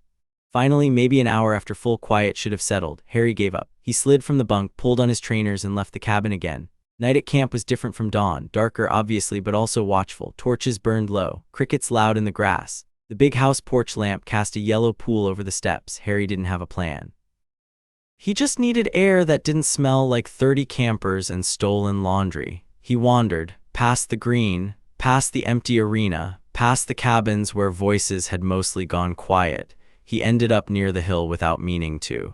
The pine at the top stood black against the stars. Harry looked at it and thought of the bark message in Chiron's hand. Something about that bothered him in a way that hadn't settled. Not just the warning, the phrasing, the boy with the scar, like whoever wrote it knew exactly which part of Harry mattered here. He started up the slope, the air cooled as he climbed. The borderline, whatever it really was, made the skin on his arms prickle again near the top. Harry stopped under the pine. From here the camp below looked smaller. Lanterns, rooftops, a few moving lights near the big house. He leaned one hand on the tree trunk, rough bark under his palm. Do you do this often? He asked the tree quietly. Message thing, because if so you've got horrible timing. The tree did not answer. Harry expected that. Then the bark under his hand went warm. He jerked back. A line appeared in the trunk 6 inches above where his fingers had been, not deep at first, just a pale scratch. Then another line cut across it, then another. Harry stared. The scratches spread fast, carving themselves into words. He couldn't read them, couldn't read any of it. But he knew writing when he saw it. Harry took 3 steps back from the tree. Down below, a lantern light started up the hill path. Chiron's voice floated up through the dark. Harry raised his voice, bit busy. Chiron came into view with the lantern in one hand and a curved bow over one shoulder like he'd grabbed the first things near the door and run. He saw Harry first, then the tree. The lantern nearly slipped from his hand. For 1 second Chiron just stood there, then he said sharply, do not touch it. Wasn't planning to. Chiron climbed the last bit fast for somebody with 4 legs. The light threw long shadows over the trunk and made the carved letters look deeper than they should have been after only seconds. He lifted the lantern. Read. Harry watched Chiron's face instead of the writing. Whatever he saw there made Harry's stomach drop. What? Harry said. What does it say? Chiron didn't answer. Chiron, the centaur, looked at him, then back at the tree. At last he said very quietly, it says, the boy with the scar belongs to no one on Olympus. Do not announce him. Harry felt the night air hit cold against the back of his neck. That's the same thing as before. Yes. Then why do you look like that? Chiron's eyes moved lower on the trunk. Harry followed his gaze. There was more text below the first line, fresh scratches still carving as they watched. Harry swallowed. I can't read that. Chiron's mouth had gone tight. Number. He read the second line under his breath first, as if maybe saying it softly would make it smaller. Didn't work. Harry said, read it. Chiron didn't move. Read it. At last Chiron said, it says, the next warning will not be writ. The hill went very quiet. Harry looked out over the camp below, lights, cabins, kids sleeping, Percy somewhere down there in cabin 3. Annabeth probably awake with books, Luke maybe on porch watch or asleep or neither. A whole camp full of people he barely knew, and something outside the border had just promised to stop being polite. Harry looked back at the tree. Then at Chiron, well, he said, because if he didn't say something his pulse might climb out through his throat. That's not subtle. Chiron lowered the lantern a fraction. His face had settled again, but it was the settled look of someone making decisions fast. No, he said, it is not. He reached out, laid one hand flat against the bark for the briefest second, and then looked to Harry. You will come with me now. Harry's jaw tightened. To do what? To keep you where I can see you. Harry almost snapped back out of habit, then he glanced at the words in the trunk again and thought better of it. All right, they started down the hill together. Halfway to the bottom, Harry asked, "Are you going to burn that one too?" Chiron kept his eyes on the path. "Number, why not?" "Because this time," Chiron said, "I may need proof." Harry looked at him sharply. Proof for whom? He didn't ask. He was getting a little better at knowing when answers wouldn't come yet. They reached the porch of the big house. Chiron ushered Harry inside, shut the door, and slid the bolt across with a hard metal sound Harry felt in his teeth. Mr. D looked up from his armchair, annoyed. "Why," he asked, "is the child here at this hour?" Chiron set the lantern down. "Because," he said, not taking his eyes off Harry, "someone just told us they intend to stop writing warnings and start delivering them." Mr. D's expression changed. "Not much, enough."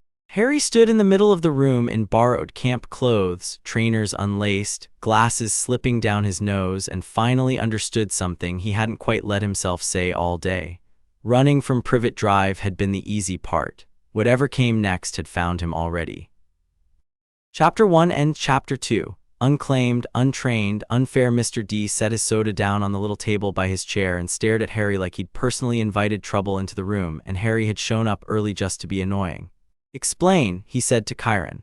Chiron didn't sit. He stayed by the bolted door with the lantern light still shaking a little from the walk down the hill. The pine repeated the message. Mr. D's eyes narrowed. Repeated or added? Added. Harry folded his arms. "Nice to know that matters." Chiron looked at him. "It does. So what now?" Mr. D leaned back with a long, suffering breath. "Now the horse overreacts, the child glares at everyone, and I get dragged into a problem that should have stayed somewhere else." Harry said, "You could try not saying the child like I'm a weird bug." Mr. D blinked at him. "You're very mouthy for someone in immediate danger." "Probably because I'm in immediate danger." That got a tiny movement out of Chiron, not quite a smile and not nothing. Mr. D didn't look impressed. "He'll fit right in with the rest of the idiots." Chiron crossed to the table and pulled out a chair. "Sit, Harry." Harry sat because his legs had started doing the thing where they reminded him he'd barely slept and spent the whole day trying not to look rattled. Chiron stayed standing. The wording matters because the first message warned against announcement. The second states that future warning will become action. Harry rubbed at his scar without meaning to. Action from who? We don't know.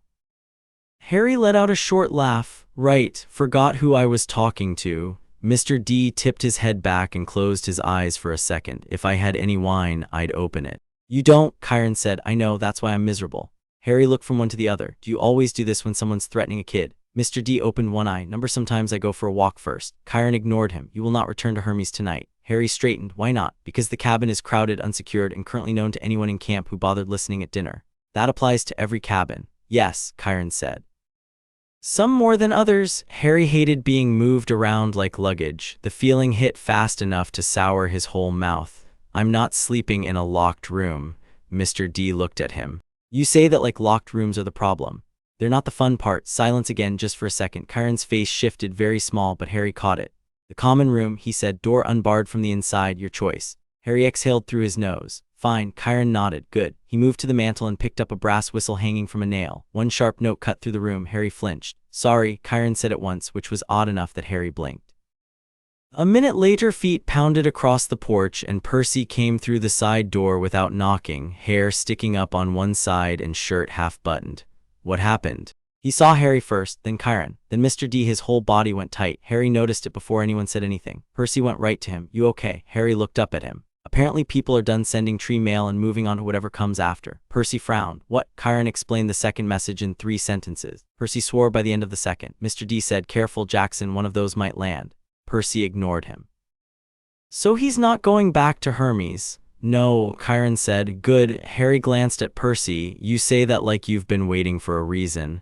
Percy shoved both hands into his pockets. "That cabin's packed. Somebody definitely snores. That's your concern. I've got a list." Harry almost smiled. Percy noticed and looked weirdly pleased with himself. Chiron said, "Percy, you will help him settle here for the night and be back in your own cabin by curfew." Percy made a face. "Isn't curfew already a joke at this point?" Percy, "Yeah, okay." He turned to Harry. "Do you need your stuff from Hermes?"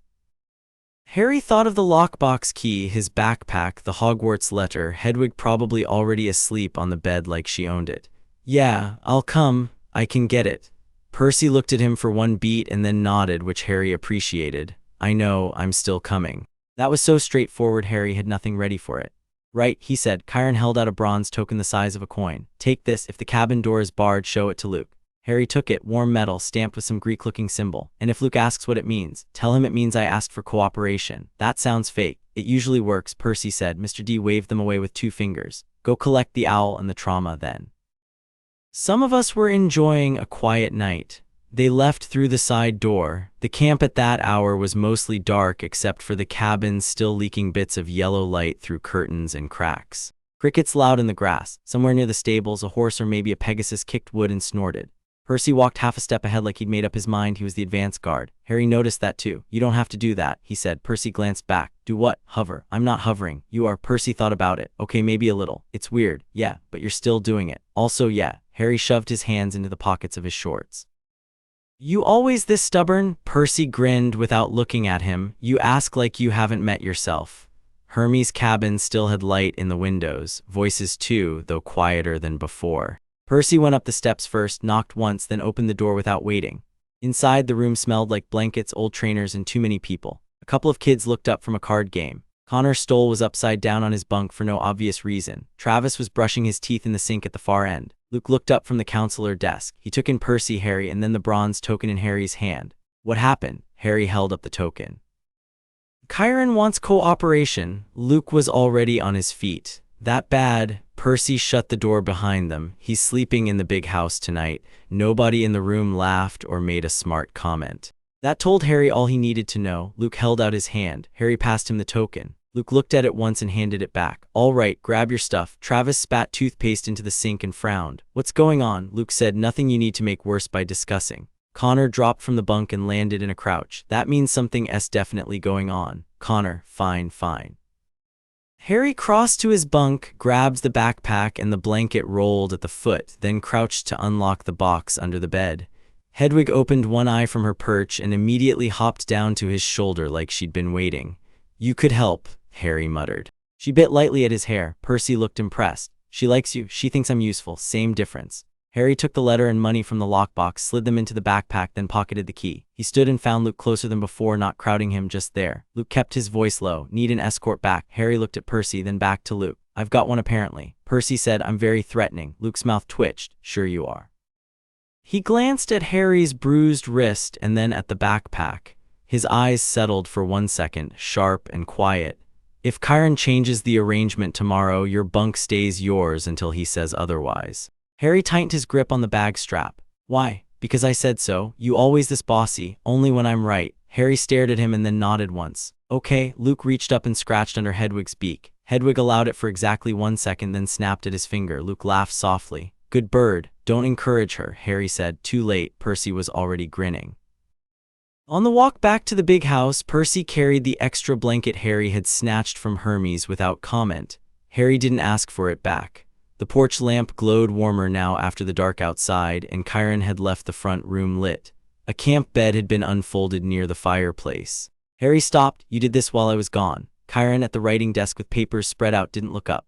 Number Argus did. Harry looked around. Who's Argus? Percy pointed to the corner. Harry actually jumped. There was a man there, had been the whole time, tall, quiet, wearing a camp shirt and brown work trousers.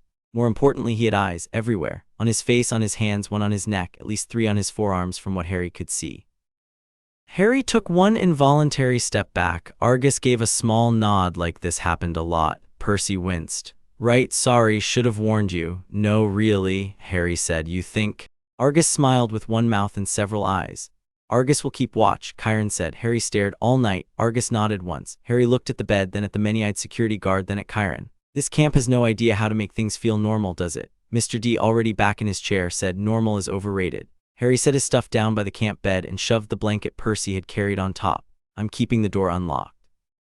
Chiron said from the inside, yes. Harry crossed the room and physically checked the bolt himself. Then he looked at the window latches, then the back door. Percy watched all of it without commenting until Harry caught him looking.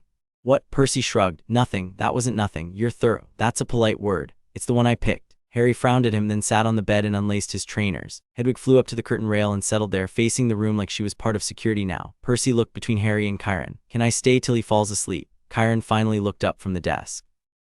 You may stay 10 minutes, Percy grinned. That's basically forever if we're efficient. Mr. D made a noise that suggested he hated every age under 30. Harry lay back on the camp bed because if he stayed sitting, he might be expected to keep talking.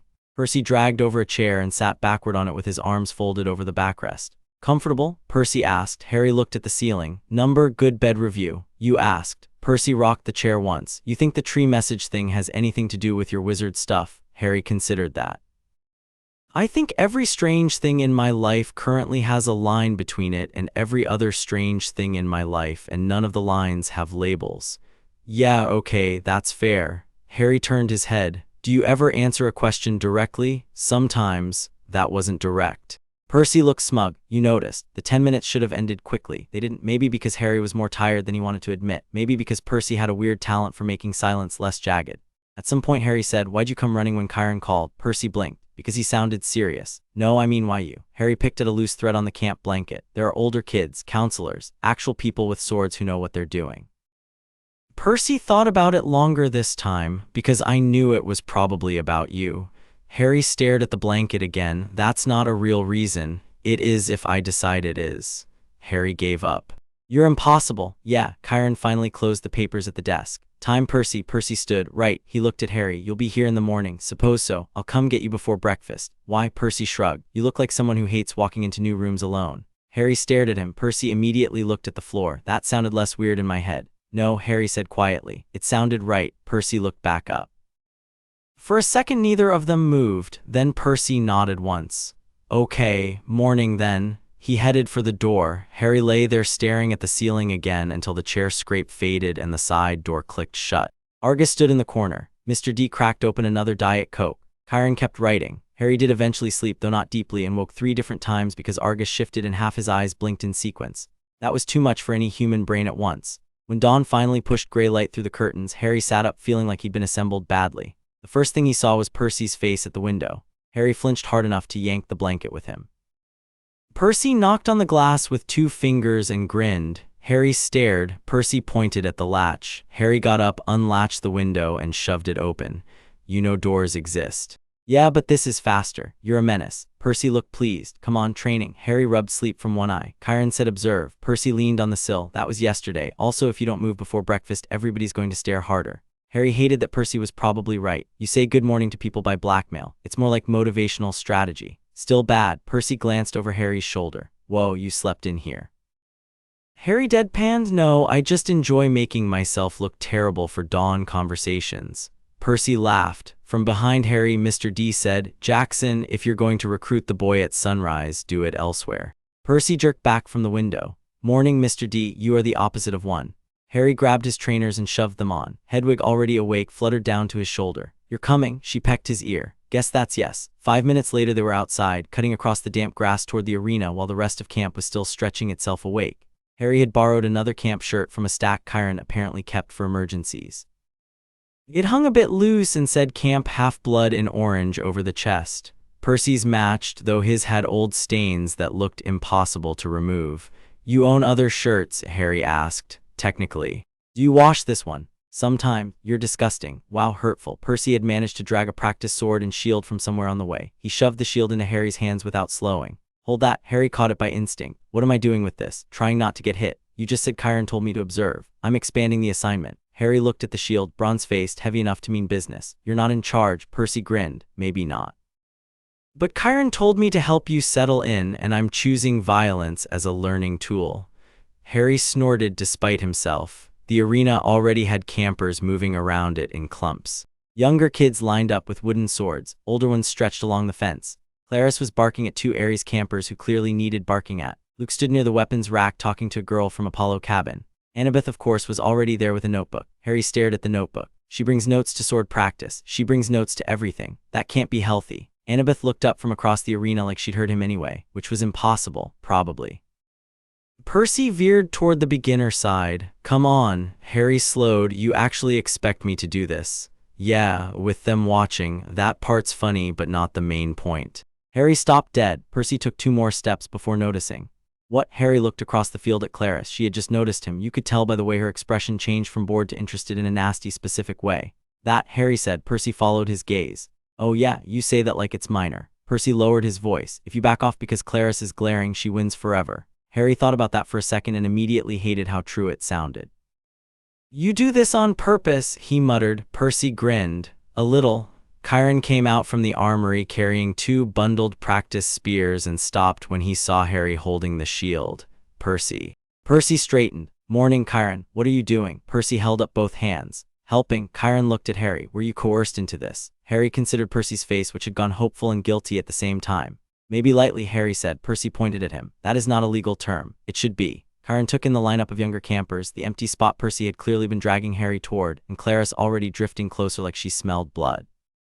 Then he sighed. That sounded tired in a real way, not annoyed. Very well, he said. Basic drills only. Percy lit up. Yes. Chiron raised a finger. If I see recklessness. Then we're done, Percy and Harry said together. They looked at each other. Percy grinned. That's weird. Harry adjusted the shield on his arm. You're weird. True. Chiron waved them into position before the exchange could get more stupid. The beginner group was mostly kids around 10 to 12 with wooden swords, borrowed confidence, and faces that said they either loved this or deeply regretted camp. Harry stepped in at the end of the line beside a nervous Hermes kid called Philip who had freckles and a tendency to grip everything too hard. Philip eyed Harry's scar, then the shield, then Harry himself. You're the tree message guy. Harry looked at him. Please tell me nobody's calling me that. Philip thought about it. Not to your face. Brilliant. Clarice sauntered over carrying a wooden spear like it weighed nothing. Wrong line, Potter. Harry turned. How do you know my name? Clarice smirked. Camp talks. Camp needs hobbies. A couple of kids snorted. Clarice planted the spear butt in the dirt. Beginner's line is for beginners. Harry looked down at the wooden sword Percy had thrust into his other hand. You'd think the wooden sword would have tipped you off. Clarice took another step closer. You don't belong in weapons drills if you haven't been assigned. I wasn't aware swords checked paperwork. The line of kids had gone very still. Even Percy winced a little this time, like he admired the answer and hated the timing. Clarice smiled without warmth. Cute. Harry could feel everyone watching now. Fine, she jabbed the spear toward the edge of the arena. Observe from there. Chiron said basic drills. Percy cut in. Clarice didn't look away from Harry. I didn't ask you. Good, Percy said. You rarely ask anything. Annabeth drifted closer, notebook tucked under one arm. Luke had stopped talking to the Apollo girl and was watching too. Chiron, at the front of the field, was explaining stance to the rest of the beginners while obviously listening to all of this. Clara said, unclaimed, don't train on my side of the yard. Harry glanced around. This whole place yours. Big enough part. That sounds insecure. Percy made a noise like his soul had briefly left his body. Clarice laughed, short and mean. Okay, you want to stand here, fine, show me your grip. Harry looked at the wooden sword in his hand. He'd had about 20 minutes of training with Luke yesterday. Not ideal, still more than Clarice probably expected. He shifted his fingers.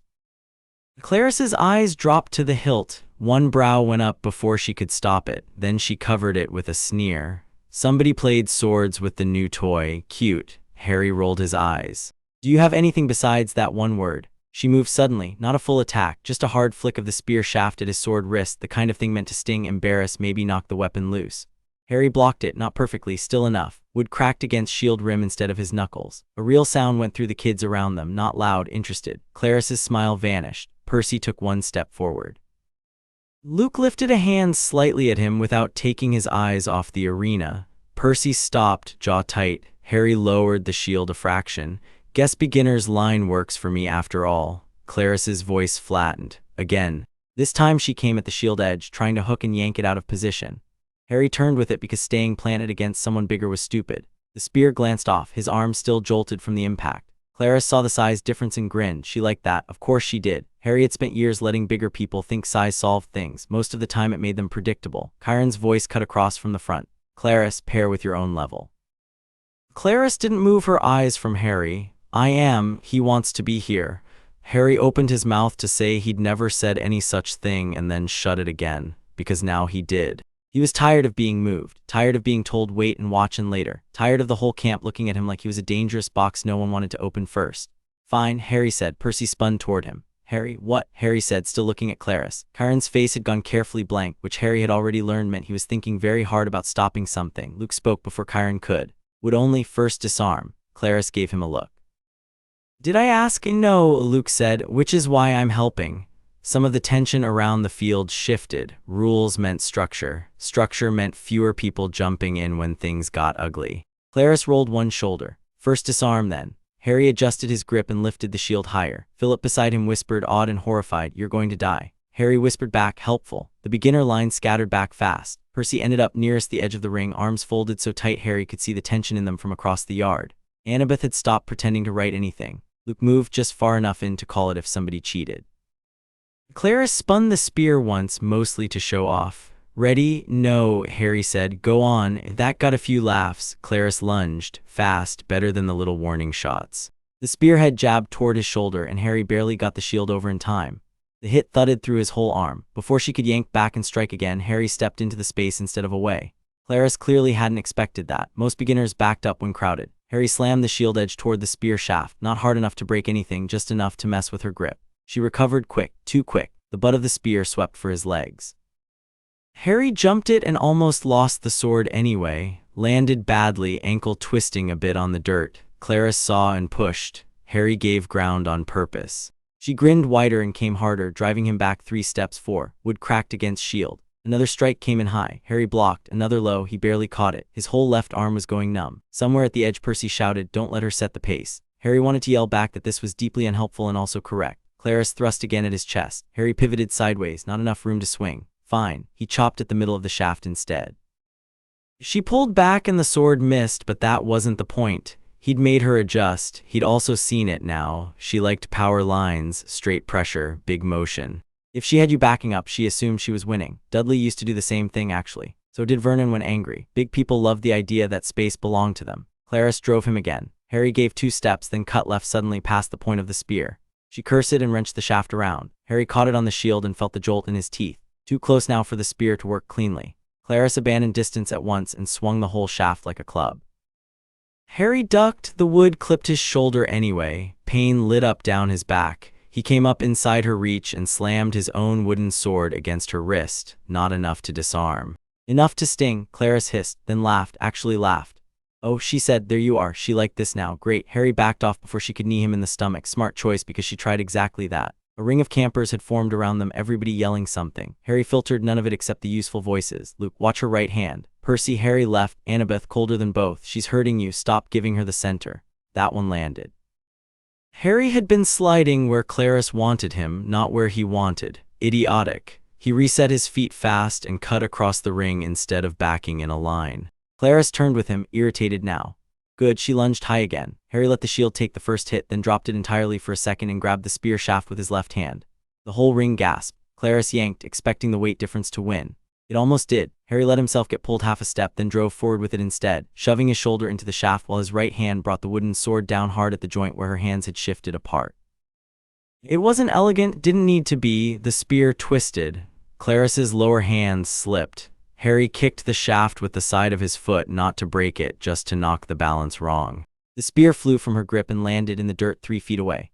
For 1 full second, nobody moved. Clarus stared at her empty hands. Harry stared at the spear. Then the whole arena made a sound at once, not cheering exactly, more like all the air had left in surprise. Percy yelled, "No way." Luke barked a laugh. Annabeth looked like somebody had just slapped new math onto the sky. Clarus turned her head very slowly toward Harry. Harry was breathing hard, shoulder throbbing, wrist numb.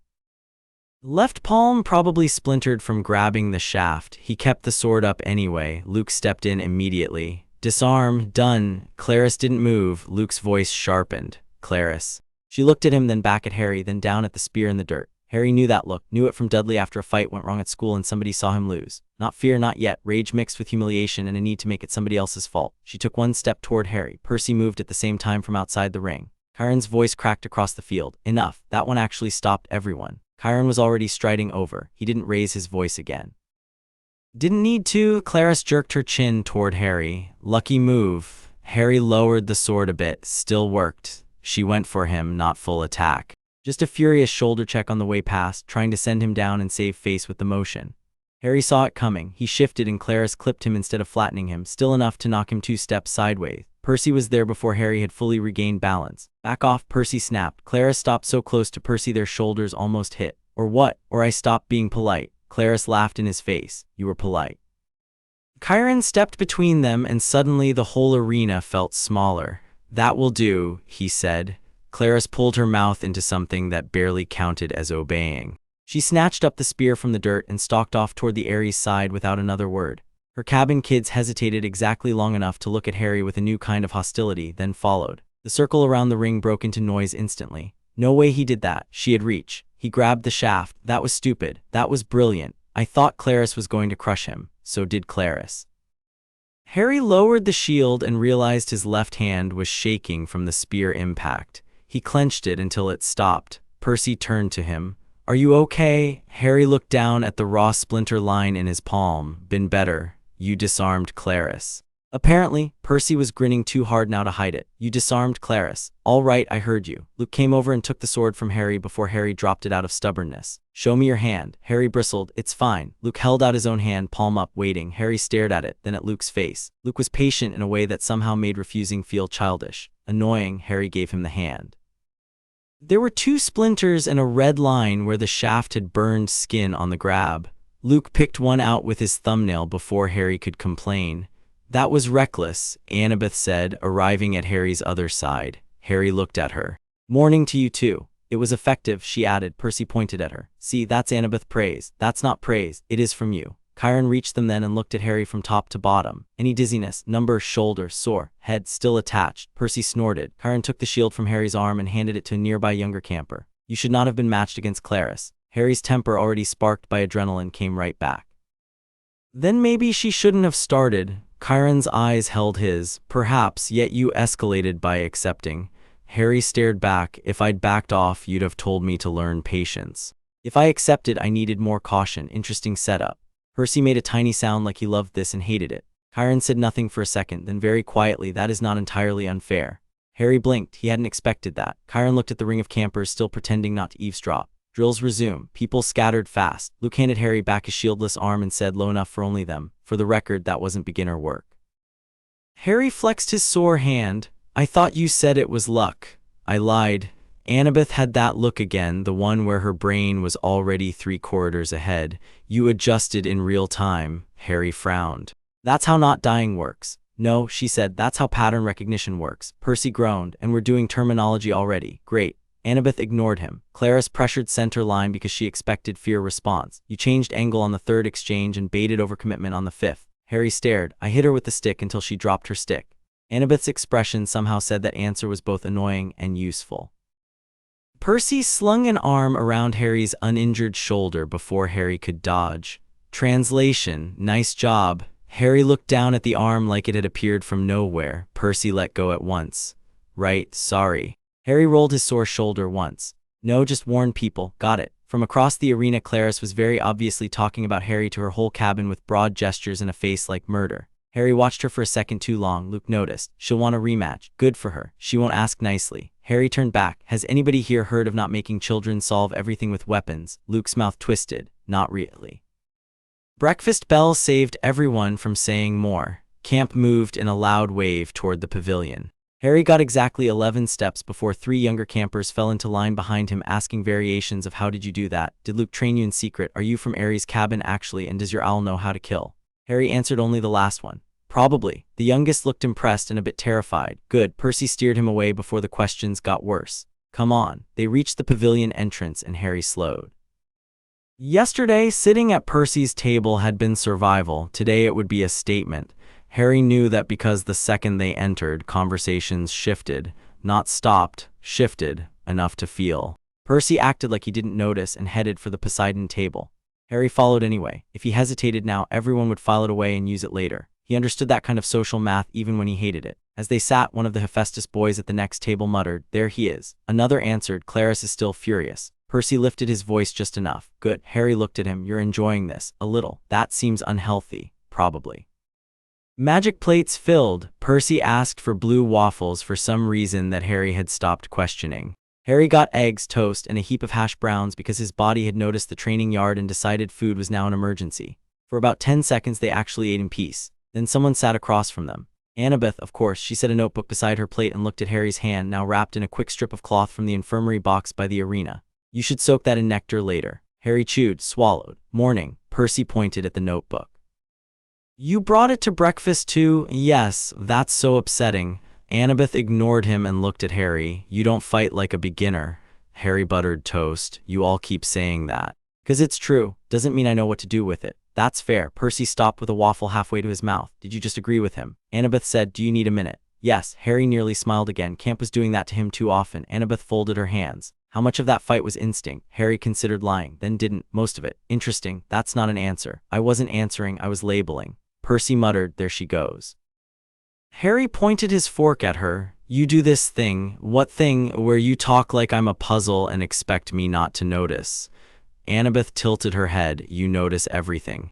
"I notice enough." "Yes," she said, "that's part of the problem." Percy looked between them like this was a sport. Harry set the fork down. "There, that what problem?" Annabeth leaned forward slightly. "You walked into camp with no context, no training, and no reason to trust anyone. In 24 hours you crossed a ward that should have screened you, triggered a threat response outside the border, and disarmed Clarice with less than a day of actual sword instruction." Harry stared at her. Percy munched a waffle. Annabeth went on, "That makes you a variable." Harry blinked once. "A what?" "A variable." Percy lowered the waffle. "You can't just call people math." "I can if it's accurate." Harry sat back. "And here I was thinking I was a person." "You are," Annabeth said, "a person creating unstable conditions." Harry looked at Percy. "Does she hear herself?" "Never." Annabeth pointed a finger at Harry, not hostile, just direct. "You change the room every time, that matters." Harry held her gaze for a second, then he said, "Fine, if I'm the variable, you're the auditor." Percy choked on his drink. Annabeth blinked. "What? You heard me." "That doesn't even make sense." "It does to me. You walk into every conversation like you're here to check everyone's sums and call out errors." Percy was laughing openly now, shoulders shaking. Annabeth stared at Harry. Harry took another bite of toast. "What?" Her mouth twitched. There it was again, that nearly smile. She seemed offended by every time it happened. "Variable and auditor," Percy managed between laughs. "Oh, that's bad, that's so bad." "It's accurate," Harry said. Annabeth sat back. "I hate that I understand it." "Good," Harry said, "means it's working." Around them, a couple of nearby tables had clearly started listening. Campers were terrible at pretending otherwise. Harry caught Luke glancing over from Hermes, grinning into his coffee. Clarice, 2 tables away at Ares, looked like the conversation physically offended her. "Fine." Percy wiped a hand over his face. "Okay, new rule. If you two start naming each other after homework, I'm leaving."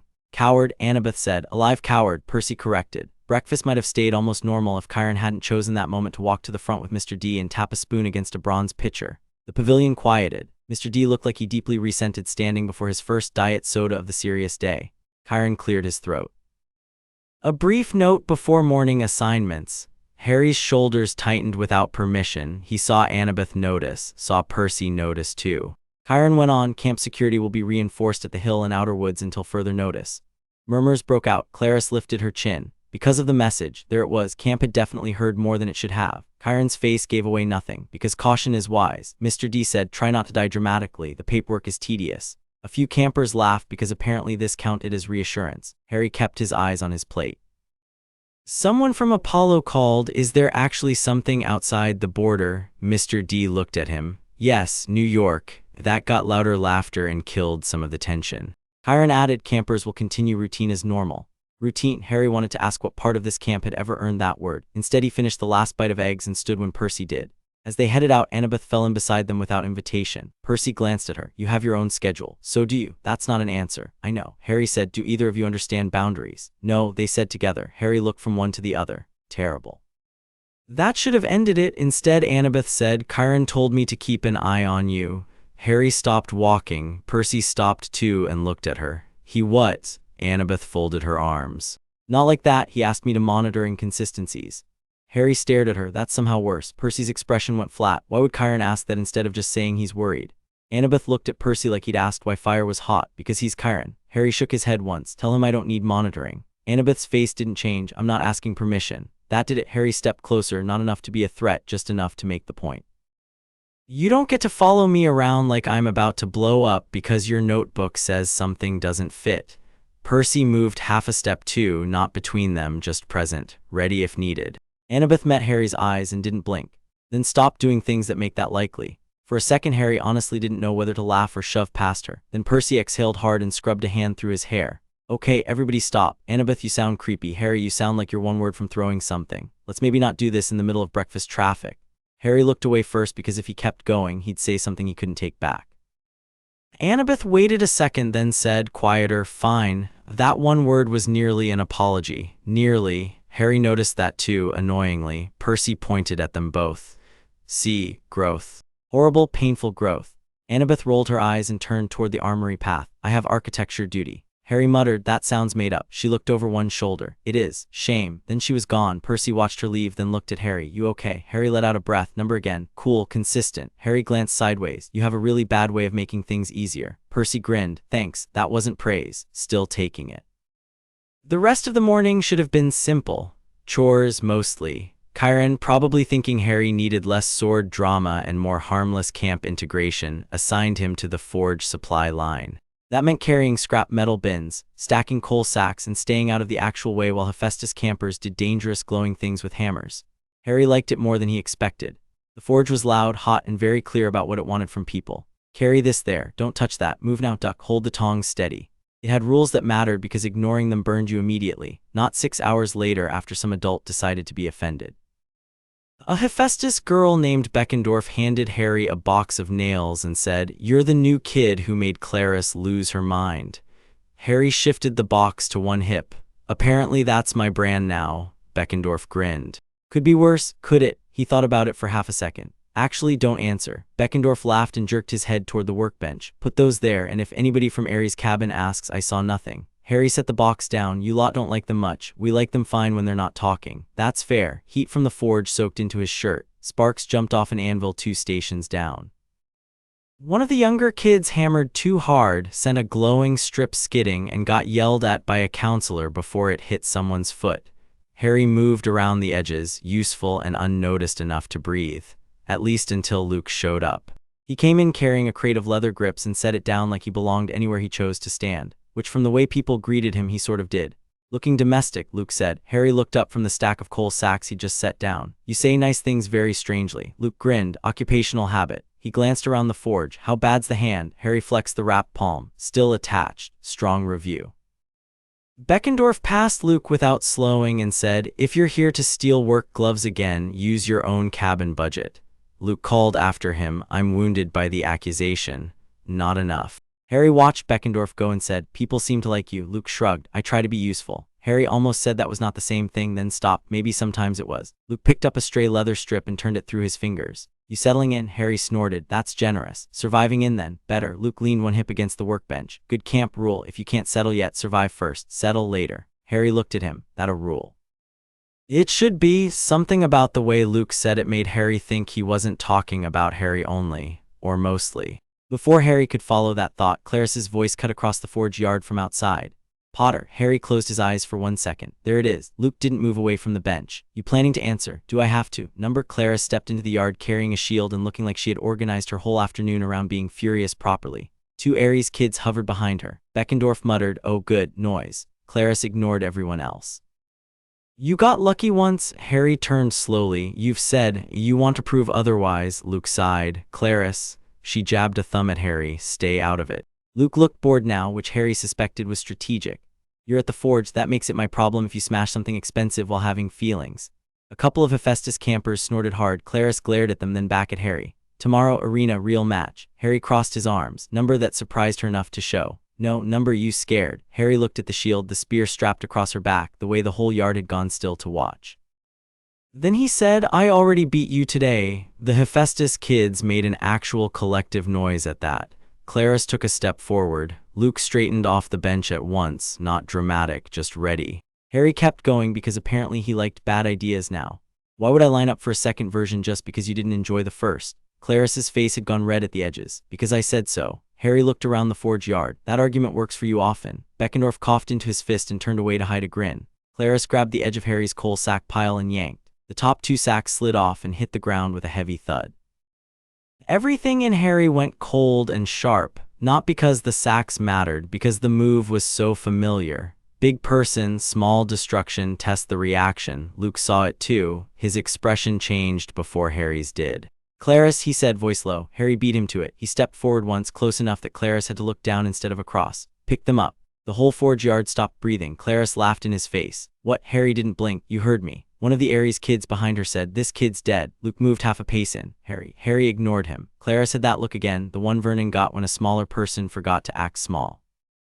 "Say it again," Clarice said. Harry could feel the whole yard waiting to see if he was that stupid. He was, apparently. "Pick them up." Clarice shoved him hard. Harry stumbled back 2 steps into the workbench, palms slamming against hot wood. Not burning, just enough to sting through the wrapping. Luke caught Clarice by the forearm before she could close the distance again. "That's enough." Clarice jerked against his grip. "Get off." Luke's face had gone calm in the most dangerous way Harry had seen on him yet. "Pick up the sacks." Clarice stared at him, then at Harry, then at the whole forge yard full of witnesses. For a second, Harry thought she'd swing at Luke instead. Then, with murder on her face, she yanked her arm free, stooped, grabbed both sacks one by one, and slammed them back on the pile so hard dust burst up. "Happy," she snapped. Luke said, thrilled. Clarice pointed at Harry. "Tomorrow." Harry brushed coal dust off his shirt. Still number, she stalked out before he could say anything worse. The yard breathed again. Beckendorf shook his head like Christmas had come early. "Okay, I take back what I said. This brand of yours is incredible." Harry rubbed the sting in his shoulder from where he'd hit the bench. "I'm beginning to think camp has a weird relationship with entertainment." Luke let out a breath and looked at Harry. "You all right?" Harry almost said yes, then looked at the cold dust on his hands and said, "Ask me when she's not nearby." Luke studied him for half a second too long. Fair. Didn't push further. Harry noticed that too. By late afternoon, the camp had fully absorbed a new fact. Harry Potter had disarmed Clarice, refused her rematch, and made her pick up coal sacks at the forge. Harry discovered this because everywhere he went, conversations either stopped or got louder in the exact fake way people used when pretending they weren't about you. A younger Aphrodite camper told him his hair looked aggressively unsortable, and then asked if the scar glowed when he was angry. Harry said only for tax reasons. She looked disappointed. Another kid from Dionysus offered him grapes like they were either tribute or a joke. Harry took them anyway because free food was free food. By dinner, he was exhausted in that hard-wired way where his body wanted food and a fight at the same time. Percy met him outside the pavilion carrying a blue cup and looking far too cheerful. "You survived forge duty." Harry eyed the cup. "What's blue now?" "Sports drink." "Why? Hydration should be fun." "Wrong." Percy handed it over anyway. "You look like you're one inconvenience from biting someone." Harry took a drink. "It was disgusting." "That's fair." They went in together. This time the stairs started sooner. Harry felt them, ignored them, and followed Percy straight to the Poseidon table again. One of the Hermes kids called after him, "Traitor." Harry looked over one shoulder. "You snore." That got a burst of laughter across two tables and a shouted "Fair" from Travis, which settled that. Harry sat. Percy dropped down opposite him. "You're really getting good at this." "At what?" "Making enemies in ways people respect." "That's not a skill I wanted." "Still counts." Magic plates filled with dinner. Percy got fish tacos. Harry asked for steak pie because if magic was going to be useful, it should commit. Annabeth arrived on cue, slid onto the bench, and set down 3 rolled blueprints beside her plate like that was normal dinner equipment. Harry pointed at them. "Architecture duty." "Yes, you weren't lying." "Number disappointing." Annabeth looked at him, then at Percy. "Why does he sound annoyed every time he's impressed?" Percy grinned. "British thing maybe." Harry took a bite of pie. "Rude." Annabeth reached for her cup. "You're at this table again." Harry swallowed, sharp as ever auditor. Percy made a delighted choking noise. Annabeth looked at Harry for 1 second longer than necessary. "And you're doing that on purpose now?" "Yes." "Good."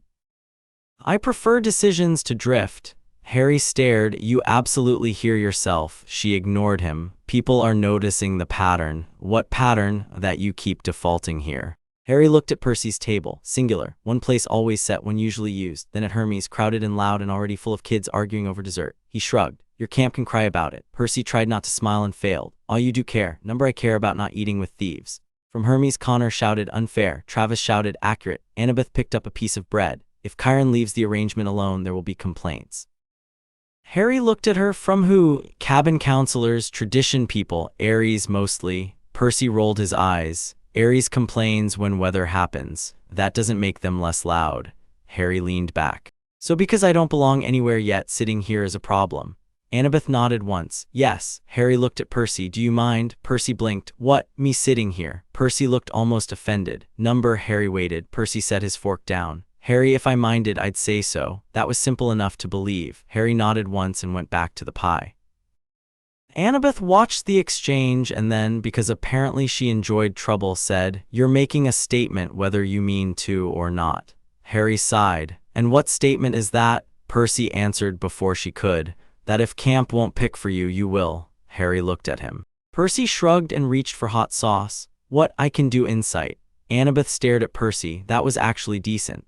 Percy pointed the bottle at her. "Document it. Rare event." Harry looked between them. "Do either of you ever get tired?" "No." Annabeth said. "Yes." Percy said at the same time. Harry said, "At least one of you is lying."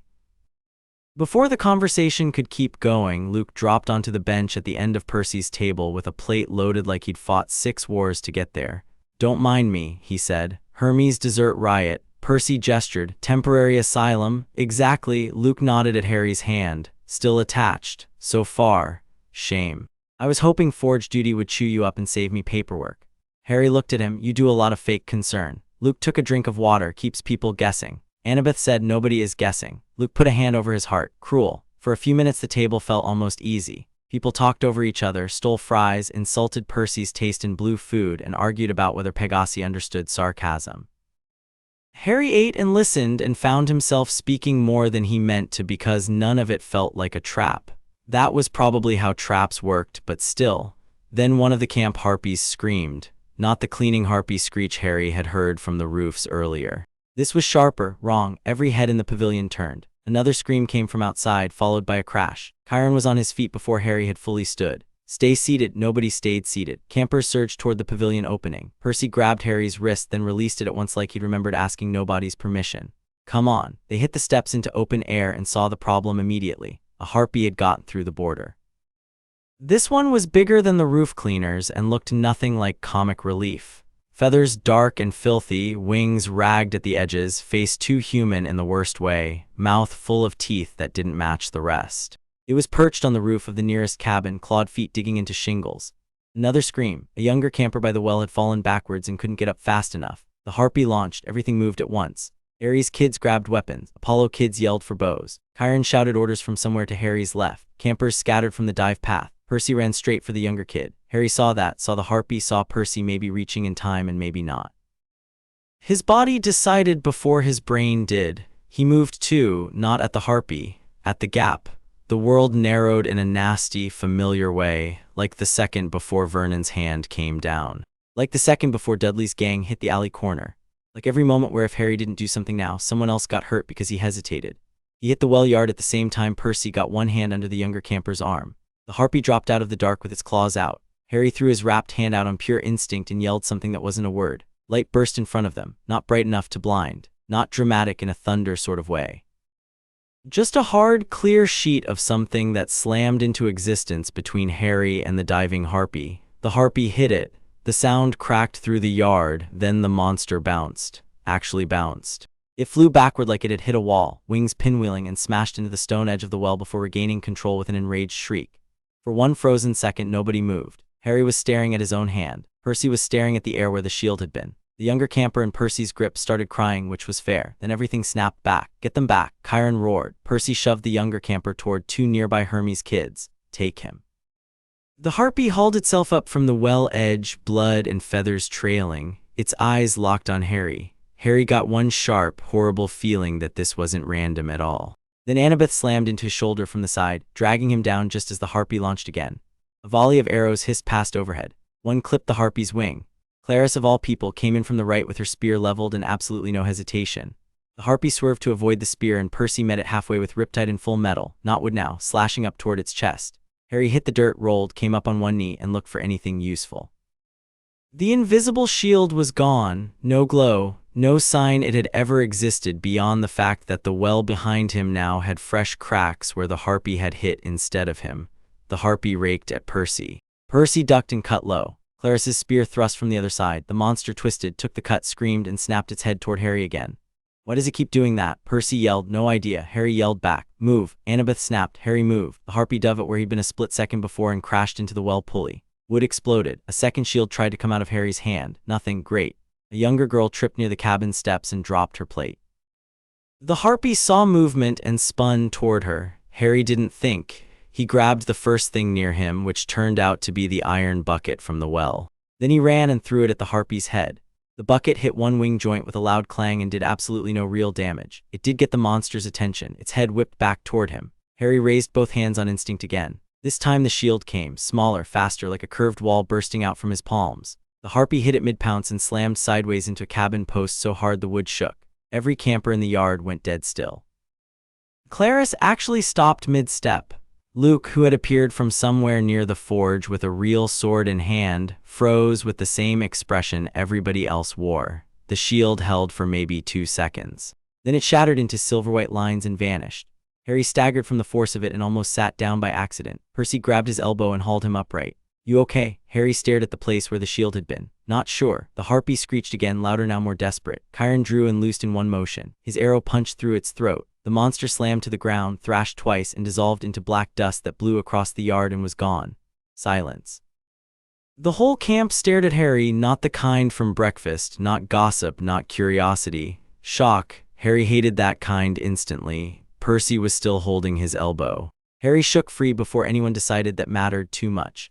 Chiron moved first, striding across the yard with bow in one hand. Anyone injured? People began talking all at once. Cabin 5 roof. I'm fine. Lena twisted her ankle. It went for Potter. I saw the shield. What was that? Mr. D had somehow arrived on the porch with a can in one hand and the full energy of a man furious that reality had interrupted his evening. What? He said into the general uproar. Is all this squawking? No one answered him. Clarice looked from the fading dust where the harpy had been to Harry and back again. For once in her life she had no words ready. Annabeth stepped up beside Harry, face unreadable in that way that meant too much was happening behind it. You did it twice. Harry rubbed at the heel of one hand like that might explain anything. I noticed. Luke came in from Harry's other side, sword lowered now. His gaze flicked over Harry with fast precision. Any cuts? Number dizziness. Number you look weird. That helps. Percy said. He looks like he just stopped a harpy with air. I know what I saw, Luke said. The younger camper Harry and Percy had saved earlier clung to a Hermes counselor's shirt and stared at Harry like he was no longer fully human.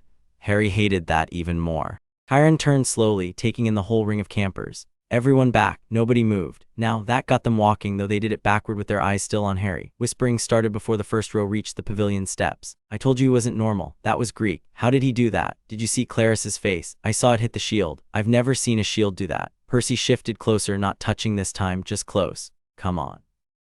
Harry stood where he was. He could still feel the shield in his hands, not physically. More like the shape of it remained after the thing itself left. A pressure memory. Chiron stopped in front of him. Harry looked up. Chiron's face was serious but not fright. Not of Harry anyway, with me. That tone said not optional but also not punishment. Harry went because the whole camp staring at him was worse. Percy took one step too. Chiron didn't even look at him. You also. Annabeth opened her mouth. Chiron said, you as well, Annabeth. Luke said, I should probably know. Chiron said, not this time. Luke held his gaze for a second and then nodded once. All right. Harry noticed the disappointment he hid under the nod and didn't know what to do with that. They crossed the camp green in a tight little group, with whispers chasing behind them the whole way. Halfway to the big house, Percy said quietly, you threw a shield at it.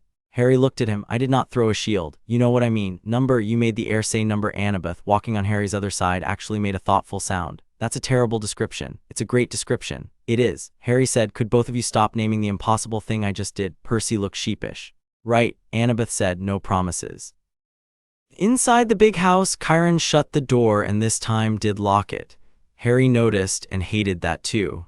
Mr. D wandered in 30 seconds later, took one look at all of them and opened a fresh can. Chiron gestured to the table. Sit. Harry sat because his knees had started to feel unreliable. Percy dropped into the chair beside him. Annabeth stayed standing for a second, then sat too, but on the edge like she was prepared to stand again immediately if required. Chiron folded his hands. Describe exactly what you did. Harry rubbed both palms on his shorts. I put my hands up. Percy muttered, technically true. Chiron gave him a look and Percy shut up. Harry stared at the tabletop. The first time I just moved, Percy was getting the kid up. The harpy was diving. I didn't think. I just knew it wasn't going to reach us. And the second, Annabeth asked. Harry frowned. Same but on purpose, sort of. That is not a comforting sentence, Percy said. Harry turned to him. It's not meant to be. Chiron's voice stayed level. What did it feel like? Harry looked at him, like trying to stop a car door from slamming when someone's fingers are in it. Nobody spoke. Harry went on because now that he'd started, stopping would be worse. Not words, not a spell, more like, he broke off and made an annoyed face. There was just a line. And I knew if I held that line, it couldn't cross. Annabeth's fingers had gone still on the tabletop. A threshold. Harry glanced at her. What? She didn't answer him. Her eyes had gone distant the way they did when she was sorting things against each other at speed. Percy leaned in. He did it twice. That means he can do it on purpose, right? Harry laughed once. That's a strong conclusion for someone who watched me nearly get my face taken off. You still did it. Mr. D finally spoke. Did you notice anything when the creature hit the barrier? Harry thought back. The sound, the recoil. The weird jolt through his hands like pushing against something heavier than the body in front of him. Resistance, he said slowly, and something else. Chiron waited. Harry touched his scar. My head hurt for a second. Annabeth's eyes snapped back to him. Your scar? Harry immediately dropped his hand. It always does things at bad times. Always, Chiron said. Harry regretted speaking the second he heard the question. Percy noticed that too. Hey, you don't have to. It's fine, Harry said, which meant it wasn't, but he was tired of leaving gaps people filled with guesses. He looked at Chiron. Sometimes it hurts when strange stuff's close. Not all strange stuff, worse ones. Monsters? Annabeth asked. Don't know. Before camp, mostly just when magic went wrong. Silence again. Camp thrived on it apparently, Chiron said, and the creature focused on you. Harry laughed without humor. Not exactly my favorite part, yeah. Percy sat back hard. That means it wasn't random. No, Annabeth said, it didn't breach to attack the camp. It tracked movement, then corrected toward Harry both times. Harry looked between them. You sound very calm about that. Annabeth met his eyes. I'm not. That honesty landed. Mr. D took a long sip of soda and then said, if the thing crossed for the boy, then either the ward was tested deliberately or something outside it has learned to aim. Harry stared at him. That feels like the sort of sentence someone should scream. Mr. D shrugged. Screaming is rarely more useful than stating. Percy said, you're enjoying this way too much. I am enjoying none of this, Peter Johnson. It's Percy, I know. Chiron stood abruptly, which in a centaur somehow made more sound than expected. The camp must not turn this into spectacle. Harry barked a laugh. Bit late. Not entirely, Chiron said. Rumor can still be managed. Annabeth, who had already started mentally filing rumors by category, probably nodded once. If the story spreads as a panicked magical discharge under attack, that gives fewer targets. Harry turned to her. I love how your comforting answer is strategic misinformation. It works. That's not the issue. Percy groaned and leaned back in his chair. Can we not do ethics right now? Chiron looked at Harry. Until we know more, I would prefer that you do not attempt the shield again intentionally. Harry stared. You think I was planning a performance? I think power can grow habits if indulged carelessly. Harry felt anger spark again before he could stop it. And if something dives at Percy again or some kid in the yard, what then? Should I wait until your paperwork catches up? Percy sat up. Harry, no, because this is ridiculous. The words came fast now. Harry was too tired to smooth them. You all keep acting like I'm the dangerous part. That thing came for me. Fine, great, but when I stop it, now that's the problem. I get stared at all through dinner, dragged in here and told not to do the only useful thing I've managed all day. The room held still. Chiron didn't answer right away. Harry knew he was pushing, knew it, and didn't care. At last Chiron said quietly, number the thing that came for you is the problem. The camp's response to what you can do may become another if we handle it badly. Harry opened his mouth and shut it again. That answer hit a different spot than he expected. Still irritating. Less stupid, Chiron stayed with him, not backing off the point. I am not asking you to let people be hurt. I am asking you not to turn instinct into experiment until we know what happens when you push it. Harry looked down at his hands. That part annoyingly sounded sensible too. Percy leaned forward in his chair. So if something attacks, he defends himself, but no shield practice in the middle of the green. Yes, Chiron said. Mr. D took another sip. A low bar for common sense, but apparently one we must state aloud. Annabeth tapped one finger against the tabletop.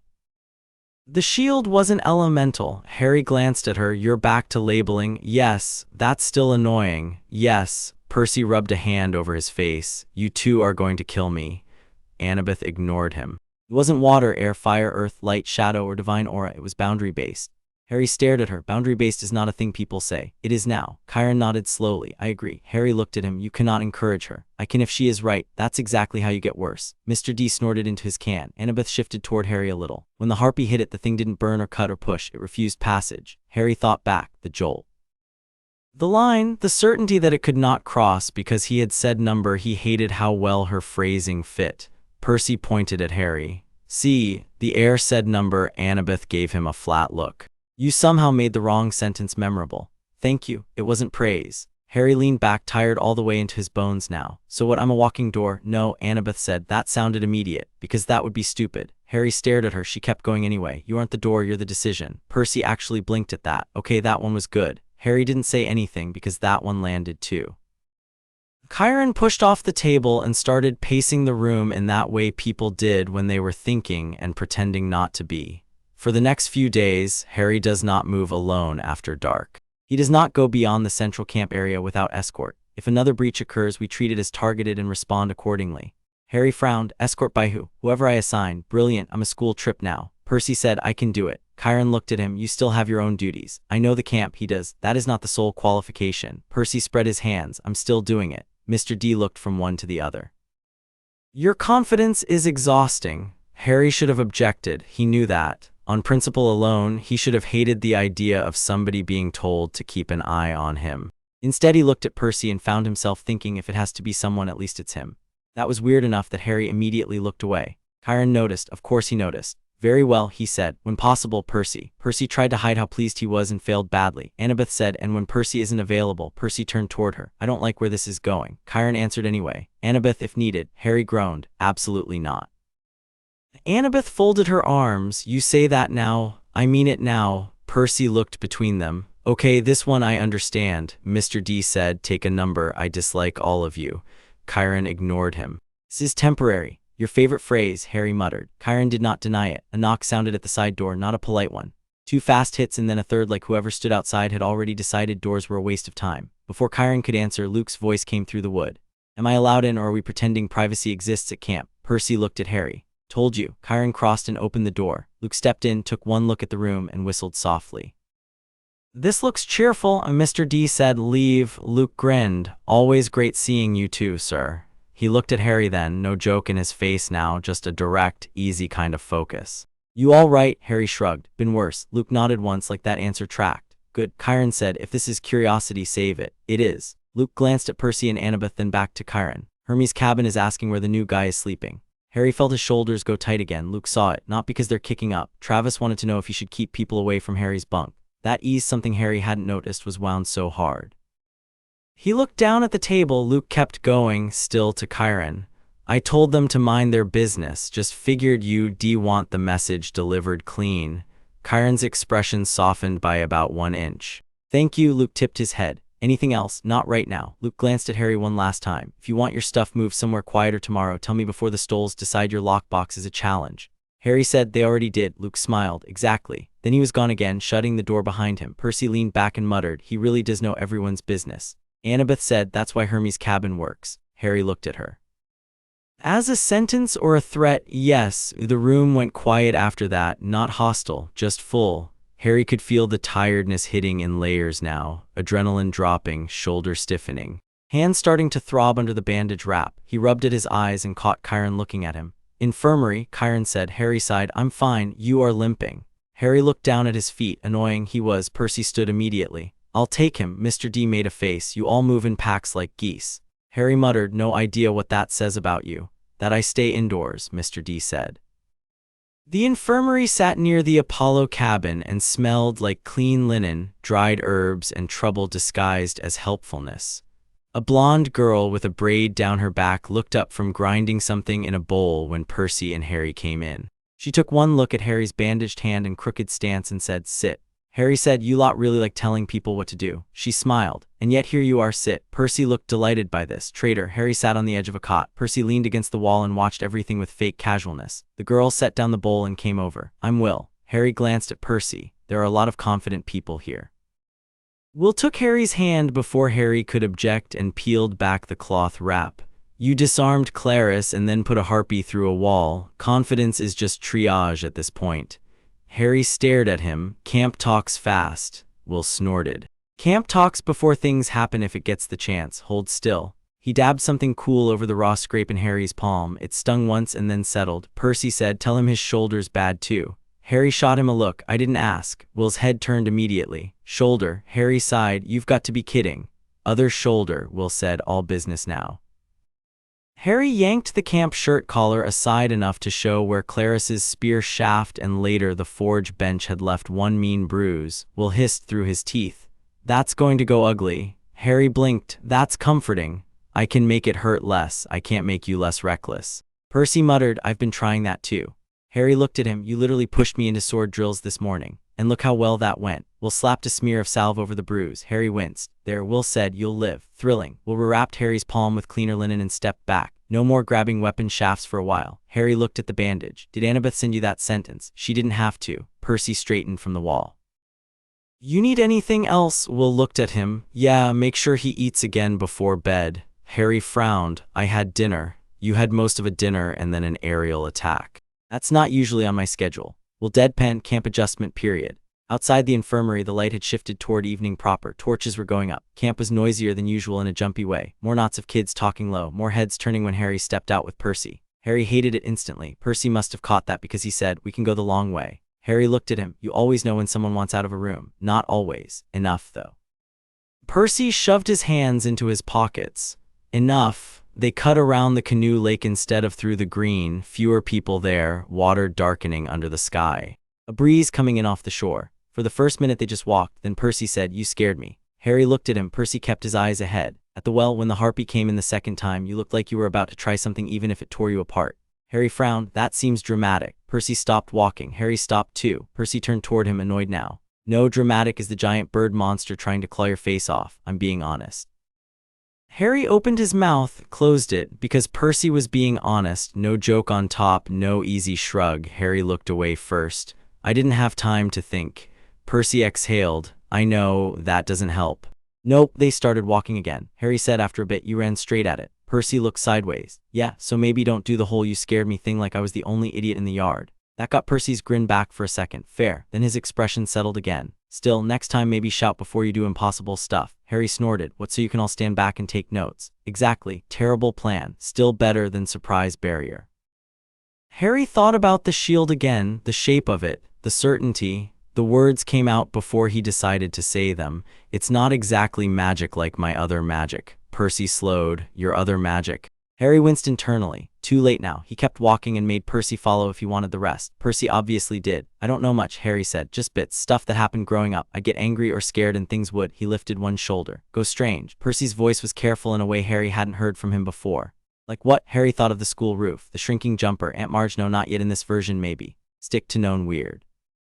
Hair growing back overnight after Petunia cut it too short. Ending up on the roof when Dudley and his mates chased me. Sometimes glass, sometimes locks, just things. Percy looked more interested than alarmed, which should not have been reassuring but kind of was. So that's wizard stuff, supposedly, but the shield felt different. Yeah, how? Harry rubbed at his scar. The other stuff usually burst. This didn't burst, it held. Percy was quiet for a few steps, then because he was Percy he said, that's kind of awesome. Harry laughed despite himself. That's your take. It saved us. Still weird. Percy shrugged. Everything here is weird. Some of it's just useful weird. They ended up at the edge of the shore without planning it because apparently both of them defaulted there when the camp got too loud. Percy skipped a stone. It went farther than any stone had a right to go. Harry sat on a driftwood log and watched the water. Hedwig landed nearby with something small and unfortunate in her beak, then swallowed it whole without shame. Elegant, Harry told her. Percy sat beside him. You know, he said, if people start being idiots about the shield thing, you can hang in my cabin. Harry looked at him. Your empty cabin. Exactly, less snoring. That your whole sales pitch. Number there's also less theft. Harry snorted. Now that is tempting. Percy nudged the sand with one shoe. Seriously. Harry looked back at the water. I'm not hiding because Clarice can't handle losing. That's not what I meant. I know. The breeze came off the ocean, cold enough now to wake up the back of Harry's neck. For a bit they listened to the waves and distant camp noises. Somebody yelling across the green, somebody laughing by the cabins, metal clanging from the forge where late work still hadn't stopped. Then Percy said, Chiron's worried. Harry looked down at his bandaged hand. That obvious, to me, yeah. And you? Percy thought about it. I'm worried for you, not about you. Harry turned that over in his head. The difference mattered. Percy had made it matter on purpose. That was new. Before Harry could say anything, footsteps came over the sand behind them. Annabeth, of course. Percy looked over one shoulder. You track people now. I knew you'd come here, she said. Harry groaned. That is somehow worse. Annabeth ignored him and stopped in front of them. She had no notebook now, which somehow made her look more dangerous. Chiron wants you both back near the cabins after dark, she said. More patrols tonight. Percy leaned back on his hands. You came all the way out here to say that. Number. Annabeth looked at Harry. I also want to ask what happened when the shield broke. Harry closed his eyes for 1 second. Brilliant. Percy muttered, she really can't help it. Annabeth took that as agreement and went on. Did it feel like loss of control or release? Harry looked at her. Do you hear how strange you sound? Yes. Does it ever stop bothering you? Number. Harry rubbed his forehead. It felt like holding a door shut and then letting go because the person on the other side finally stopped pushing. Annabeth's whole posture sharpened. So the barrier had an opposing force. Percy threw both hands up. Or he just means the harpy hit it hard, Annabeth. That too, Harry said. Annabeth frowned slightly, but not only that. Harry looked at her, irritated and interested in spite of himself. Maybe. She nodded once like that was enough for now. Which honestly made it worse, because Harry could tell she was taking the answer away to build a whole structure around it later. Percy stood up and brushed sand off his shorts. Okay, we've reached my limit for analysis on the beach. Annabeth glanced at him. Your limits are low. Healthy, actually. They headed back toward camp with Annabeth on one side, Percy on the other, and Harry in the middle feeling like he'd been assigned two very different guard dogs. He said as much. Percy looked offended. I'm way more fun than a guard dog. Annabeth said, that is not the reassuring part you think it is. Harry muttered, see, this is what I mean. By the time they reached the green, most of camp had settled into evening patterns again, though the harpy attack still sat over everything. Kids stuck closer to cabin groups. Bows remained out longer than usual. Chiron and two senior campers were talking near the hill path with actual urgency instead of camp normal activity. Harry saw Clarice watching from the Aries cabin porch. She looked away the second he caught her. That would not last, Harry knew it. Percy peeled off toward his cabin to grab something before evening fire. Annabeth got intercepted by one of her siblings and vanished into a wall of Athena cabin questions. Harry stood alone for maybe 10 seconds before deciding standing alone in the middle of camp after publicly doing something impossible was stupid. He turned toward the forge because at least there people had jobs. The forge yard was quieter now. Beckendorf and 2 others were putting away tools. Sparks had died down to a glow. The air still held heat, but the frantic part of the day was gone. Harry liked it instantly. He grabbed a stack of empty metal pans from a side bench and started carrying them toward the wash station without asking. Beckendorf looked up, saw what he was doing, and just nodded. Good system. Harry got through 2 trips before Luke spoke from the shadow by the armory wall. You always pick work when you want people not to talk to you. Harry almost dropped the pans. He set them down instead and looked over. Luke was leaning against the wall, arms folded, expression easy enough that if Harry hadn't spent his life around bad tempers he might have missed how deliberate it all was. You lot really need bells, Harry said. Luke pushed off the wall. Takes all the fun out. Harry picked up another 2 pans because hands busy was better. You here to ask about the shield too? Luke fell into step beside him toward the wash station. Wasn't planning on leading with it. That a yes then? Luke smiled a little. Maybe. Harry dumped the pans by the trough. Water there was warm from some forge trick and smelled faintly metallic. Luke leaned a shoulder against the post beside it. Camp doesn't do subtle, you probably noticed. Harry started rinsing soot from one pan. Hard to miss. So if you want one conversation tonight that isn't people staring at you like you're a prophecy with legs, I can offer that. Harry glanced at him. You practiced that line. Luke looked wounded. I'm naturally this good. Harry snorted. Luke's smile went real for a second. There, better. Harry scrubbed the pan with a brush and said nothing. Luke waited him out. After a minute he said, first day here you got dragged across countries by a pull you can't explain, got threatened by a tree, disarmed Clarice and threw a monster into masonry with invisible force. If you're even a little angry, that would make sense. Harry looked at the water. The brush kept moving in his hand. Luke stayed quiet just long enough that the next words didn't feel pushed. You don't have to answer everybody. Camp forgets that sometimes. That landed too. Harry hated how much people were landing today. He scrubbed harder than necessary. You say that like you're not part of camp. Luke watched the wash water drip from the pan edge. Depends on the day. Harry glanced at him. That's not an answer. Luke gave one shoulder. It's enough of one. Harry set the clean pan aside and grabbed another. You all talk around things a lot. We live with gods. Directness gets weird fast. Is that what this is? Luke met his eyes. This is me saying if all the official concern starts feeling like a cage, Hermes' cabin door sticks less than most. Harry went still, just for a second, long enough. Luke saw it. His face didn't change much, but Harry knew he'd seen it. Not because I think you're trouble, Luke said. Because camp has a habit of deciding what people are before asking what they need. Harry looked back down at the pan. That sounds rehearsed. Luke huffed a laugh. I've had time. The forge yard behind them stayed busy enough to cover the quiet. Beckendorf banging drawers shut. Another camper rolling a tool chest back inside. Fire cracking low. Harry said without looking up, what do you want from me? Luke didn't answer immediately. Good. A quick answer would have been a lie. Finally he said, right now, nothing. Harry raised a brow. Luke added, long term, I'd prefer camp not eat you alive just because you don't fit cleanly. Harry set the second pan aside. And that matters to you because... Luke's mouth went thin for a second, not angry, just honest in a way he maybe hadn't planned to be. Because I know what it looks like when people start treating a kid like a problem before they treat him like a person. That shut Harry up, not because he fully trusted it, but because he recognized truth when he heard it and that had too much weight behind it to fake cleanly. Luke seemed to realize he'd given more than intended. He straightened off the post. Anyway, that's my uninvited wisdom for the night. Harry grabbed the last pan mostly so his hands had something to do. You always do this? Do what? Show up, say useful things, leave before anyone can ask why. Luke grinned again. It's part of the charm. Very annoying. People keep saying that. Harry glanced at him. I've got enough annoying people already. Sure, but I'm the handsome kind. Harry rolled his eyes so hard it almost hurt. Luke laughed, pushed off the post, and started backing toward the armory. Get some sleep when you can. Camp looks uglier when you're tired. It already looks pretty ugly. Then imagine it with less patience. He left with that easy stride, hands in pockets, like the conversation had cost him nothing. Harry watched him go and knew that was false. He didn't know what Luke wanted exactly. Luke probably didn't either, not all the way. But Harry knew one thing for sure. Luke had been scouting. Not for information only, for shape, for weakness maybe. For common ground. Harry rinsed the last pan and told himself not to think too hard about the line between concern and recruitment. It was not a useful thought before bed. The sky had gone fully dark by the time he left the forge yard. Campfire songs drifted from the central fire, but Harry had reached his limit for crowds and cheerful noise. He cut wide around the green instead, aiming for the darker path behind the cabins. That was how he ended up back near cabin 3. Percy sat on the front steps with 2 mugs balanced beside him and a look that said he'd been waiting without wanting to admit it. He brightened immediately when he saw Harry. "Ha, knew it." Harry slowed. That's a very annoying way to greet someone. Percy held up 1 mug, stole hot chocolate from the fire. Harry went up the steps before he could argue himself out of it. Percy handed him the mug. "How was forge lurking?" Harry took a sip. "You know about forge lurking. I know you vanish toward useful noise when camp gets weird." Harry looked at him over the mug. "You do that tracking thing too." Percy shrugged. "Less creepy than Annabeth, though. That's a very low standard."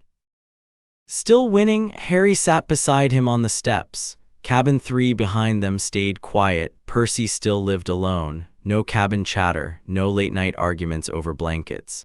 Just the ocean somewhere beyond the dark and the distant sound of campfire singing dropping off by bits. After a minute, Percy said, "Chiron told me you shouldn't sleep in Hermes tonight." Harry looked at him. Again, not because of danger now, more because Camp S going to talk itself sick and Hermes' cabin doesn't do quiet. Harry looked down at the hot chocolate. Percy rubbed the back of his neck. "So you can stay here if you want." Harry stared at him.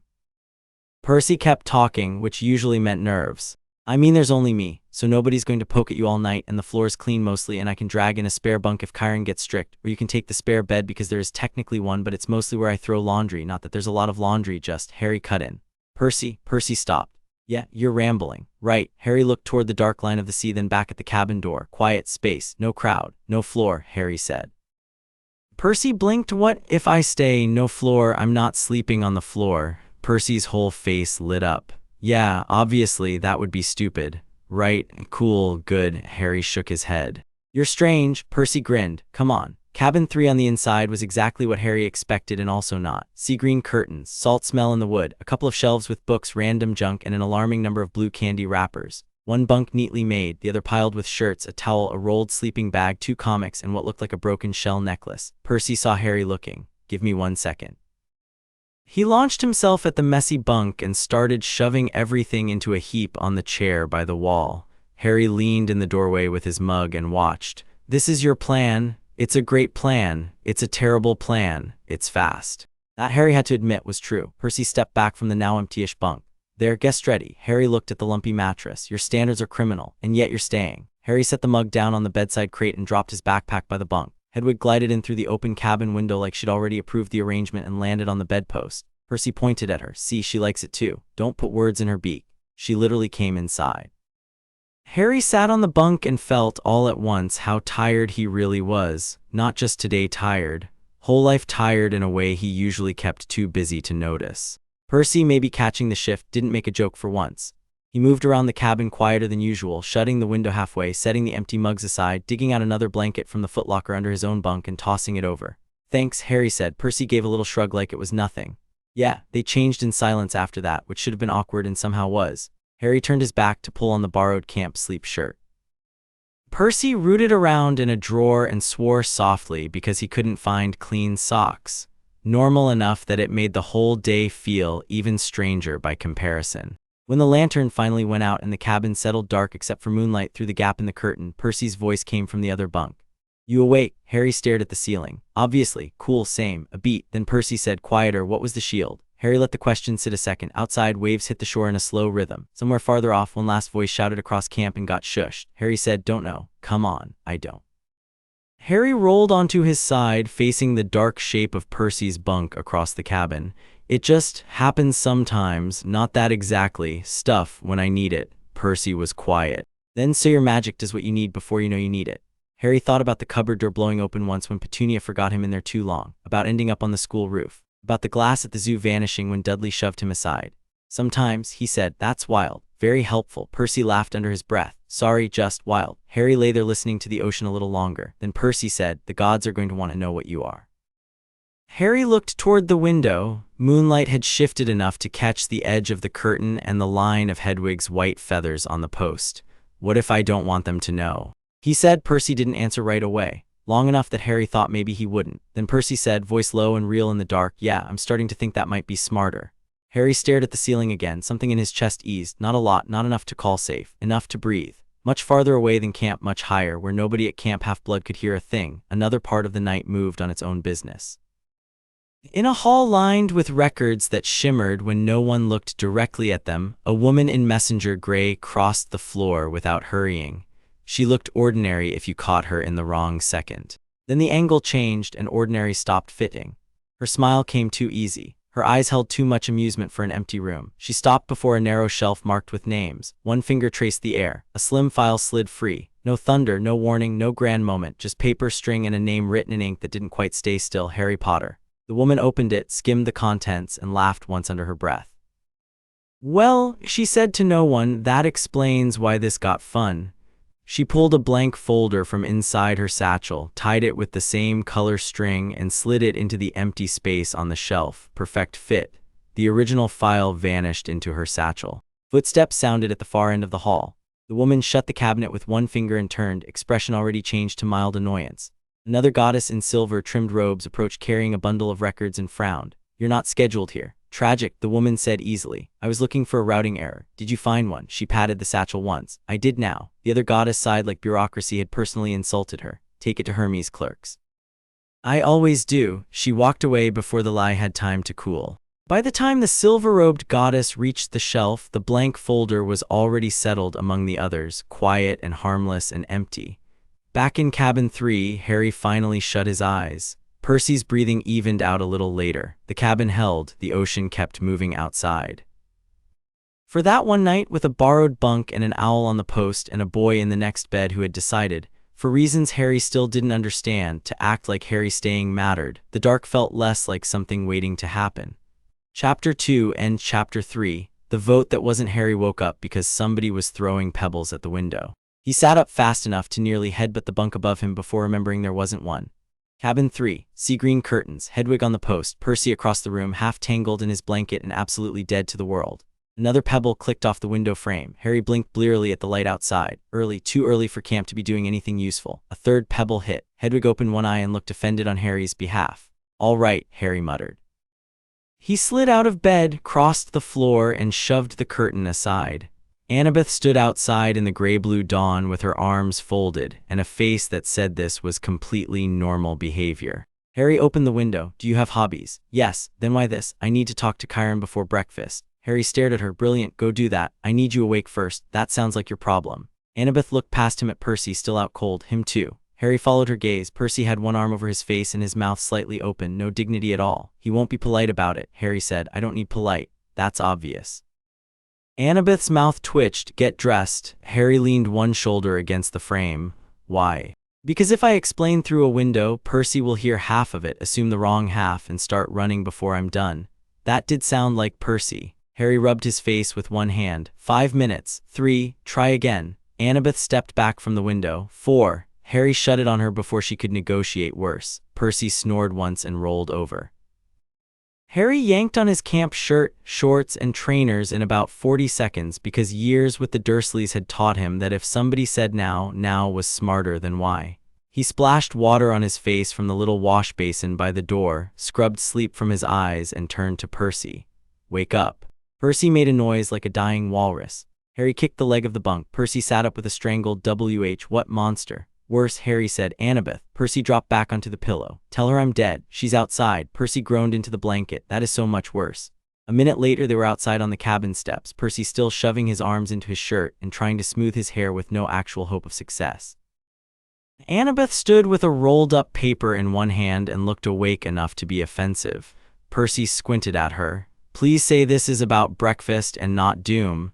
"It's before breakfast," Annabeth said. "Everything is at least a little doom." Harry gave Percy a look. "Told you." Percy pointed at her. "That answer is terrible." Annabeth ignored him and looked at Harry instead. "You slept here again." Harry folded his arms, sharp as ever. "I know." Percy yawned so hard his shoulders cracked. "Can we maybe do the actual sentence before sunrise?" Annabeth held up the rolled paper. "Chiron's calling a senior counselor meeting after first bell." Percy frowned. "About the harpy, about Harry." Harry stared at her.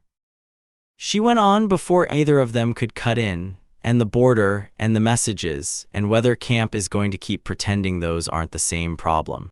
Morning air stopped feeling cold and started feeling thin. Percy's sleepiness vanished so fast it was almost impressive. "What do you mean about Harry?" Annabeth looked from Percy to Harry and back again. Exactly what I said. Chiron wants cabin leaders present. Clarice already knows because one of the Aries kids overheard something outside the arena yesterday. Luke probably knows because Luke knows everything. If Chiron doesn't control the conversation early, half the camp will do it for him. Harry shoved both hands into his pockets.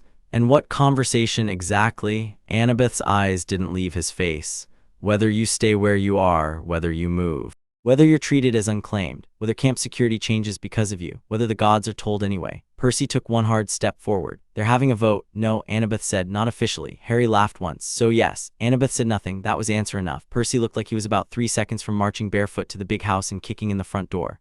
Harry noticed that and weirdly felt calmer because of it. Not better, just clearer.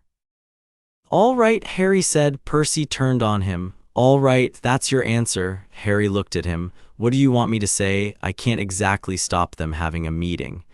No, but nothing. Harry's voice came out flatter than he meant. People talk, people decide things in rooms without the person there. That isn't new. Percy actually looked angry at him now, which was new. That doesn't make it okay. Harry blinked. Annabeth watched both of them like she was taking notes with her face. No, she said quietly. It doesn't. Percy raked a hand through his hair. I'm going. To breakfast. Annabeth asked. To the meeting. You're not a counselor, so that matters.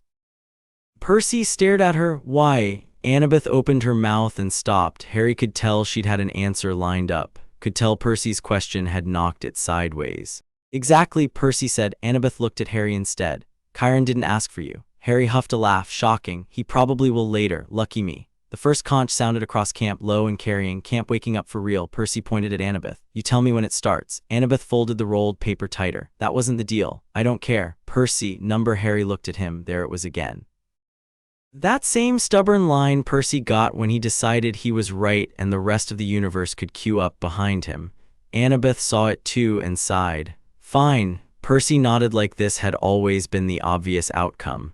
Good. Harry said, I didn't ask either of you to do any of this. Percy turned to him so fast Harry almost leaned back on instinct. I know. That's not a reason. It is for me. The answer hit harder than it should have. Harry hated that. He looked away first and said, because it was safer than saying anything useful. If breakfast is terrible, I'm blaming both of you. Percy grinned like the tension had never existed. That's fair. Annabeth rolled her eyes and started walking toward the pavilion. You're both impossible.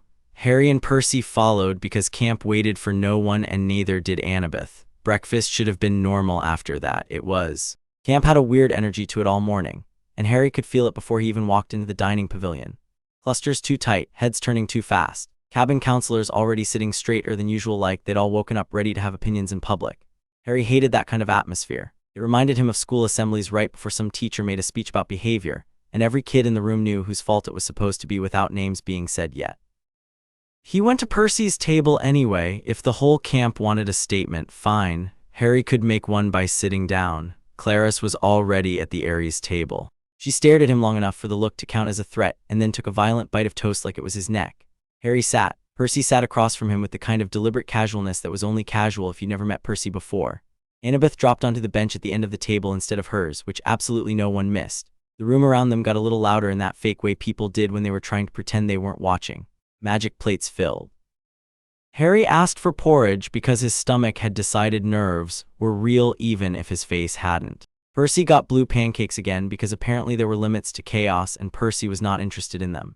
Annabeth set a folded scrap of parchment beside her plate and didn't touch it. Harry looked at it. That for the meeting. Number, you're a terrible liar. I wasn't lying. Percy pointed at the paper. What's on that? Annabeth kept eating. 3 possibilities. Harry stared at her. Do you hear yourself? Yes. What possibilities? She swallowed, dabbed syrup off her thumb with a napkin and said, best case, Chiron frames the meeting as security logistics and shuts down anything personal. Percy snorted. That is not how Clarice works. No, Annabeth said. Which is why that's best case. Harry set down his spoon, and the other two. Annabeth looked at him properly. The middle case is they decide you stay but under restrictions. Restrictions meaning, escort after dark, no woods, no leaving camp center alone, no direct god contact until Chiron says. Harry almost laughed. That last bit sounds very normal. Annabeth's gaze didn't flicker. It is for camp. Harry looked at Percy. Percy was already scowling. And the worst case. Harry asked. Annabeth took a breath. They argue your presence is drawing attacks and that unclaimed you don't have standing to stay if the risk escalates. Percy's chair legs hit the pavilion floor with a scrape. Not standing yet, close. What? He said. Annabeth said nothing. Percy looked at Harry then back to her. That's stupid. Yes. No, I mean actually stupid. Yes, Percy. It's not his fault a harpy got through. I know. Harry picked his spoon back up because if he didn't act like this wasn't getting under his skin, it absolutely would. You left out the part where they all clap and throw me over the hill. Percy looked at him sharply. That's not funny. Didn't say it was. Annabeth's face changed a fraction, less strategic, more careful. I don't think Chiron will let that happen. Harry ate one spoonful of porridge that now tasted like wet paper. That's not the same as can't. Nobody at the table answered. That was the most annoying part of camp so far. The honest people here were honest in exactly the ways that left all the worst possibilities standing up straight. Across the pavilion, Luke caught Harry's eye from the Hermes table. He didn't smile. He just tapped 2 fingers once against his cup, a tiny gesture, there and gone, not reassurance exactly. More like, I know this is happening. Harry looked away before anyone noticed. Breakfast ended with too much noise and too many people not looking at Harry directly while obviously tracking him all the same. Chiron gave assignments in that smooth voice of his and somehow managed not to mention the meeting once in public. That made it worse. Secrets always got bigger when adults tried to sit on them. Harry spent the next hour hauling training dummies with 2 Apollo campers who were terrible at lifting and even worse at keeping their mouths shut. So do you think you're like cursed? One of them asked while gripping the dummy's arm backwards. Harry kept his eyes on the path ahead. Helpful distinction. No, I mean like old curse or interesting curse. The other boy said, shut up, Lee. Lee ignored him, because if it's an old curse, that's tragic. If it's interesting, that's kind of cool. Harry stopped walking. Both boys nearly ran the dummy into his back. He turned slowly. I'm standing right here. Lee blinked. Right, sorry. Harry looked at the other boy. You. Matt, lift the other side before I decide the dummy can stay on you. Matt did. By the time the dummies were in place and the boys had retreated to safer distances, Harry's temper felt like a live wire under his skin. He wanted to do something, didn't matter what. Hit a post, run the beach, climb the hill and sit until everybody stopped deciding things about him. Instead, he went looking for Percy. Found him by the canoe lake trying to fix a paddle with tape and optimism. That's not going to work, Harry said. Percy looked up. Cool, love support. Harry dropped onto the dock beside him. You're not good at this. That's not true, I'm amazing at this. The paddle blade chose that moment to fall off. Percy stared at it in his hand. Okay, fine. Harry almost smiled. Percy set the broken paddle aside and looked at him harder. You all right? Everyone keeps asking that. Yeah.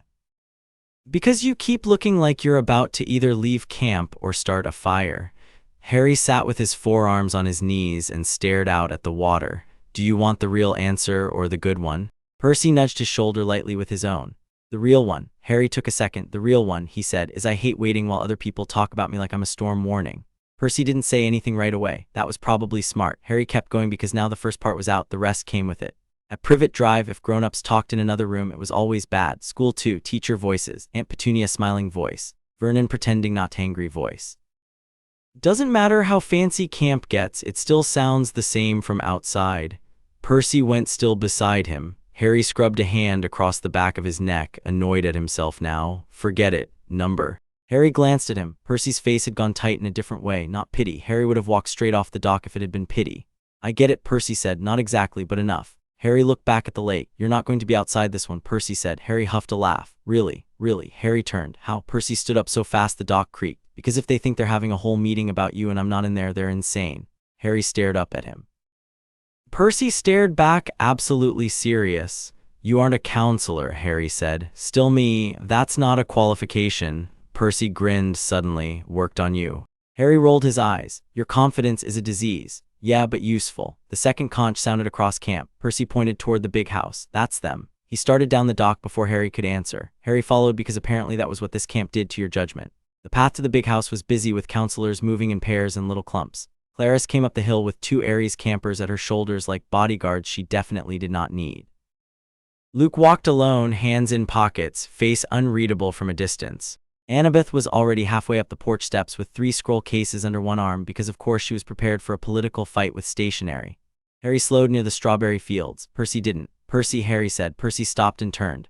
What? Harry looked at the porch, the senior counselors disappearing inside, Chiron waiting by the open door. If they throw you out, they won't. They might. Percy pointed at the porch. Then they'll have to do it while I'm talking.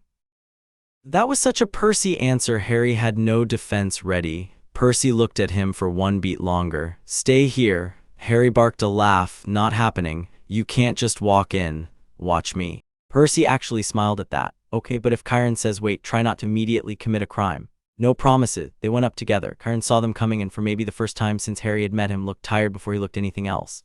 Harry, he said, this meeting is for senior counselors only. There it is, Percy muttered. Harry folded his arms. I guessed. Chiron's gaze shifted to Percy. And you are not a senior counselor. I'm Poseidon's counselor. For one cabin still counts. Chiron exhaled slowly. Percy, number, that was it. One word, flat, final. Chiron blinked once. From inside, Claris's voice carried out. If Jackson's whining on the porch, shut the door. Percy raised his voice. You wish. Harry looked at Chiron. See, this is going well already. Chiron held Harry's gaze for a second. Wait on the porch. Harry opened his mouth. Please, Chiron added. That one word stopped him more effectively than an order would have. Harry hated that too. All right, he said. Percy looked like he wanted to argue anyway. Chiron said, Percy, with me. Percy glanced at Harry. Harry jerked his chin toward the door. Go on, since you've decided you're staging a coup. Percy's mouth twitched. Don't leave. Harry gave him a look. Where exactly would I go? It wasn't until Percy and Chiron disappeared inside and the door shut that Harry realized how much he hated the answer to that question. Nowhere, probably. That was new. The big house porch had 2 rocking chairs, a side table, 3 potted plants, and far too much peace for the mood Harry was in. He paced once from one end to the other, then again. Then he sat in one of the chairs and bounced his knee hard enough to make the wood click. From inside the closed door, voices started rising. Not enough to make out words yet, just tone. Harry hated tone. He stood up again. The porch steps creaked. A minute later, somebody came up from the green and Harry looked over, expecting Annabeth maybe, or Luke coming out early. It was Grover, carrying a basket of strawberries and a face full of nerves. He stopped dead when he saw Harry. Oh, you're here. Harry looked at the basket. Sharp work. Grover lifted it a little. Field delivery. Right. Grover glanced at the door. They started. Yeah. Grover shifted his weight from hoof to hoof. You okay? Harry stared at him. Does everyone at this camp get assigned that sentence? Grover looked embarrassed. Sorry, Harry sighed. It's fine, I'm just not very good at answering it. Grover came up the steps anyway and set the strawberry basket on the side table. You don't have to answer, that also seems to be going round. Grover rubbed the back of his neck. I mean it though. Harry leaned against the porch rail and looked out over camp. What happens in there usually? Grover glanced at the door. Counselor meetings, stuff about chores, schedules, cabin repairs, quests sometimes, food fights when Dionysus' cabin gets bored. So this is different. Grover hesitated. Harry looked at him. Grover, yes. Harry nodded once. Thought so. Grover moved to the other rail and stood beside him, not close enough to crowd. Smart again. Harry was starting to think camp accidentally sorted people by how much space they gave others. Inside the big house, voices sharpened. This time Harry made out a line. Claris, not saying throw him out, I'm saying use your eyes. Harry went still. Grover definitely heard that too. His ears twitched. Harry said very flat, that sounds promising. Grover grimaced. Claris always sounds like she's trying to pick a fight with furniture. Another voice, harder to place. Katie Gardner from Demeter, maybe. A harpy got through the border, that's not his fault. Claris again. It came for him. Harry looked at the closed door like he could burn through it on spite alone. Grover shifted sideways like he might physically block the entrance if Harry decided to do something stupid. Harry noticed and almost laughed. Relax, he said. Not yet. Grover said, that is a very alarming answer. Inside, Luke's voice cut through. Calm, easy, impossible to miss once you knew it. Then tighten the border, don't punish the kid for being target-shaped. Harry's fingers curled against the porch rail. Grover looked at him and then tactfully looked away. The meeting inside kept going. Words came in pieces through the wood. Unclaimed, danger to the camp, too soon to tell, patterns, not a monster, doesn't smell right. That last one was definitely Claris. Harry muttered, I'm going to throw something. Grover said, maybe not the strawberries. Harry snorted despite himself, then another voice. Annabeth, this time clear, cold, direct. Whether he smells right is not a category of law. Harry blinked once. Grover's ears twitched again. That's actually kind of funny. Yeah, Harry said slowly. It is. The voices rose all at once after that, too many to track. Chiron saying something low enough to lose. Claris talking over somebody. Percy's voice coming in sharper than before. Harry straightened. Grover did too. Then Percy's words hit through the door, loud and clear enough for the whole porch. You don't get a vote on whether a kid gets to stay after he shows up with nowhere else to go. Silence followed that, not total, just the kind where every voice inside had stopped at once because the room had changed shape. Grover whispered, oh. Harry stared at the door. His first feeling was anger, fast and hot, because Percy had no business dragging himself into this that hard. His second feeling came right behind it and hit worse. Nobody had ever walked into a room for Harry like that before. Not school, not Privet Drive, not anywhere. The door opened, not all the way. Just enough for Annabeth to slip out, shut it behind her, and stand there on the porch with a face that had gone blank in a way Harry was learning meant she was doing 20 things internally. Harry pushed off the rail. What happened? Annabeth looked at him, then at Grover. Privacy. Grover's ears drooped. Right, sure, I'm strawberries. He grabbed the basket and vanished down the porch steps so fast Harry almost respected it. Harry folded his arms. Well, Annabeth exhaled. Clara said your presence is escalating threat levels and that unclaimed campers don't get special treatment when the camp is at risk. Harry laughed, ugly and short. There it is. Then Percy walked in. Yeah, I heard. Annabeth looked at the closed door. He's still talking. Harry didn't miss the note in her voice. Surprise, maybe respect, a bit of both. What did he say before the shouting? Harry asked. Annabeth's mouth tightened, but not in a bad way this time. More like she knew the answer mattered. He said Harry hasn't done anything wrong, she said. He said you came here because you had nowhere else to go, and that nobody at camp gets to act like safety is something you earn after arrival. Harry looked away. The porch rail had old white paint flaking under his fingers. He focused on that because otherwise he'd have to deal with the weird thing his chest was doing. Annabeth watched him for a second too long. He also said if anyone wanted to talk risk, they should start with the Harpy breach and the border failure instead of the 11-year-old.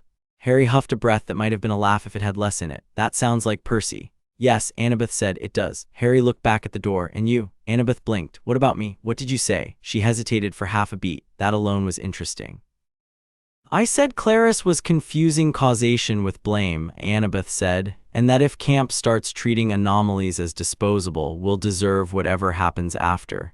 Harry stared at her. Annabeth made a face.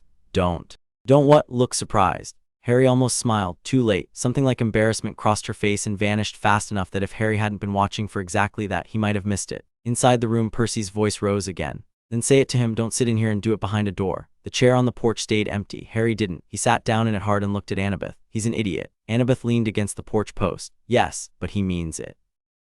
Yes, Harry stared out over the strawberries. That's worse. That is not how most people would phrase that. No, Harry said, but it is how I'm phrasing it.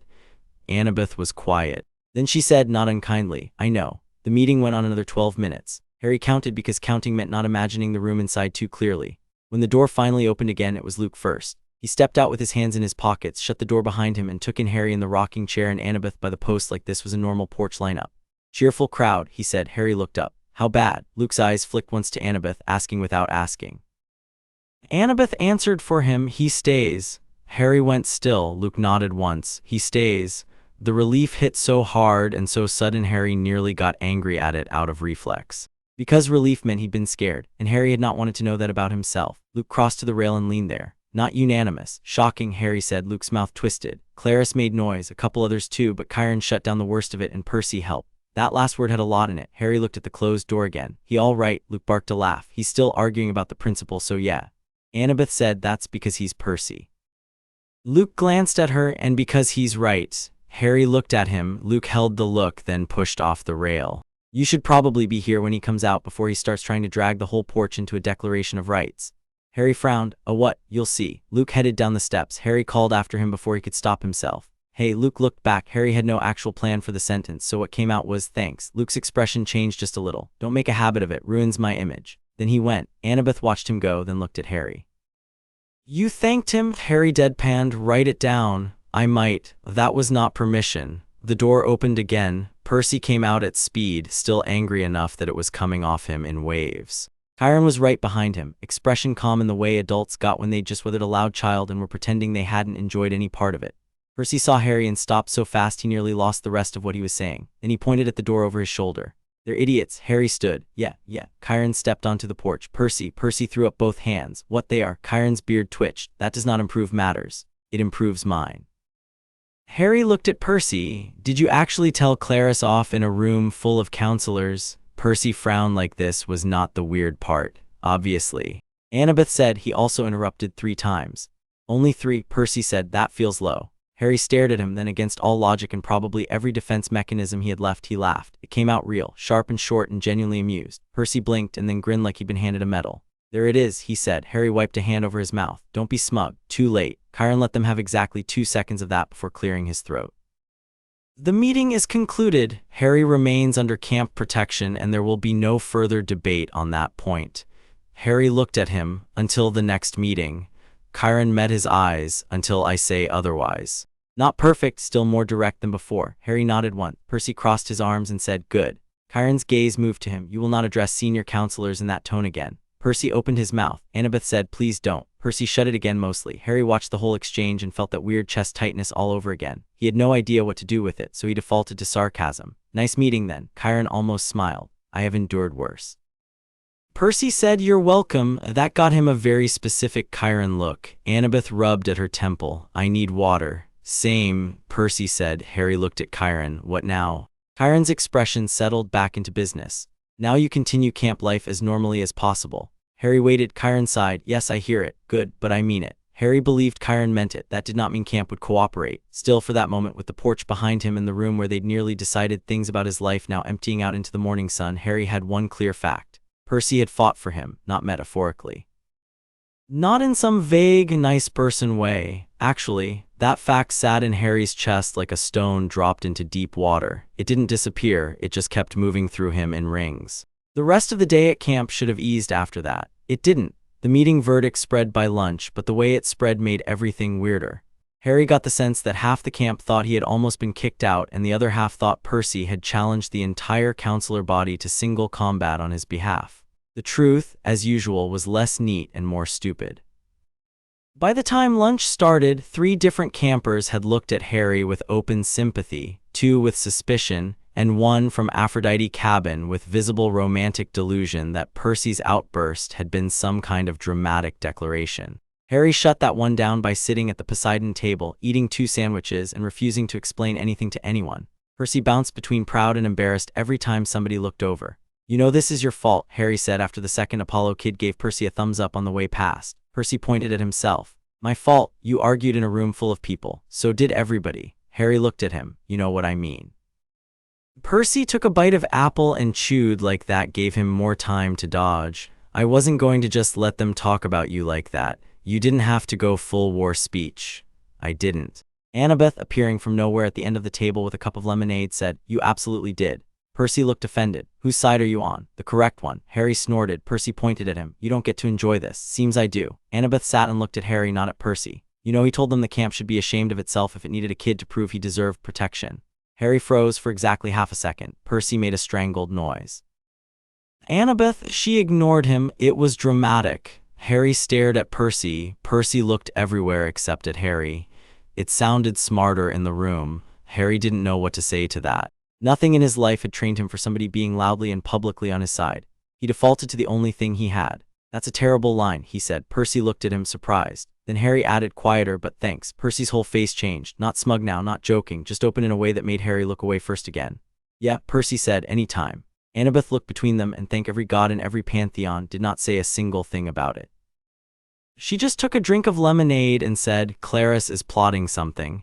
Harry and Percy both turned to her at once. Percy said, "You bury the lead every time. It's more efficient this way." Harry looked over toward the Ares table. Clarice sat with her shoulders too still, talking low to one of her siblings. "That doesn't look like plotting," Harry said. Annabeth gave him a flat look. "That means you don't know Clarice." Percy frowned. "How bad?" Annabeth shrugged. "Probably a challenge, maybe an ambush. Depends how much she wants to save face and how much she wants Chiron yelling at her again." Harry chewed that over. "Seems healthy." "No," Annabeth said. "It seems inevitable." That turned out to be true faster than Harry wanted. The challenge came during afternoon weapon cleanup, right in front of the armory, with enough witnesses to count as theater and enough volume to count as a threat.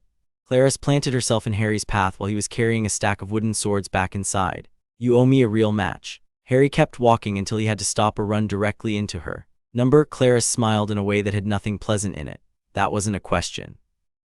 "Still number?" A couple of Ares kids drifted wider at the edges, not circling exactly, still too close. Harry adjusted the swords on one shoulder. "Move." Clarice tipped her head. "You beat me in a practice ring with toy rules and camp watchers. Cute story, now do it proper." From behind Harry, Percy's voice came fast. He said, "Number." Clarice didn't look away from Harry. "Good thing I wasn't asking the fish." Harry was very tired of people insulting Percy by marine category. It had lost any novelty. He said, "You should really get new material." Clarice's eyes snapped to him. "You think you're funny." "Number, I think you're boring." Percy made a choked sound behind him that was definitely not helping. Clarice took one step in. "You don't get to talk to me like that." Harry shifted the swords in his arms and looked up at her, then stopped stepping into my day. They were close enough now that Harry could see the pulse in her neck. Clarice liked physical pressure. Harry knew that. She expected people to flinch from it. Harry had done enough flinching in his life. He was getting bored of it. "You're hiding behind camp rules," Clarice said. Harry blinked once. "You threw a fit in a counselor meeting because you lost once." Percy actually laughed out loud. Clarice's face went dark. Then, before she could do something stupid with an audience, Luke stepped out of the armory door like he'd been waiting for exactly this moment.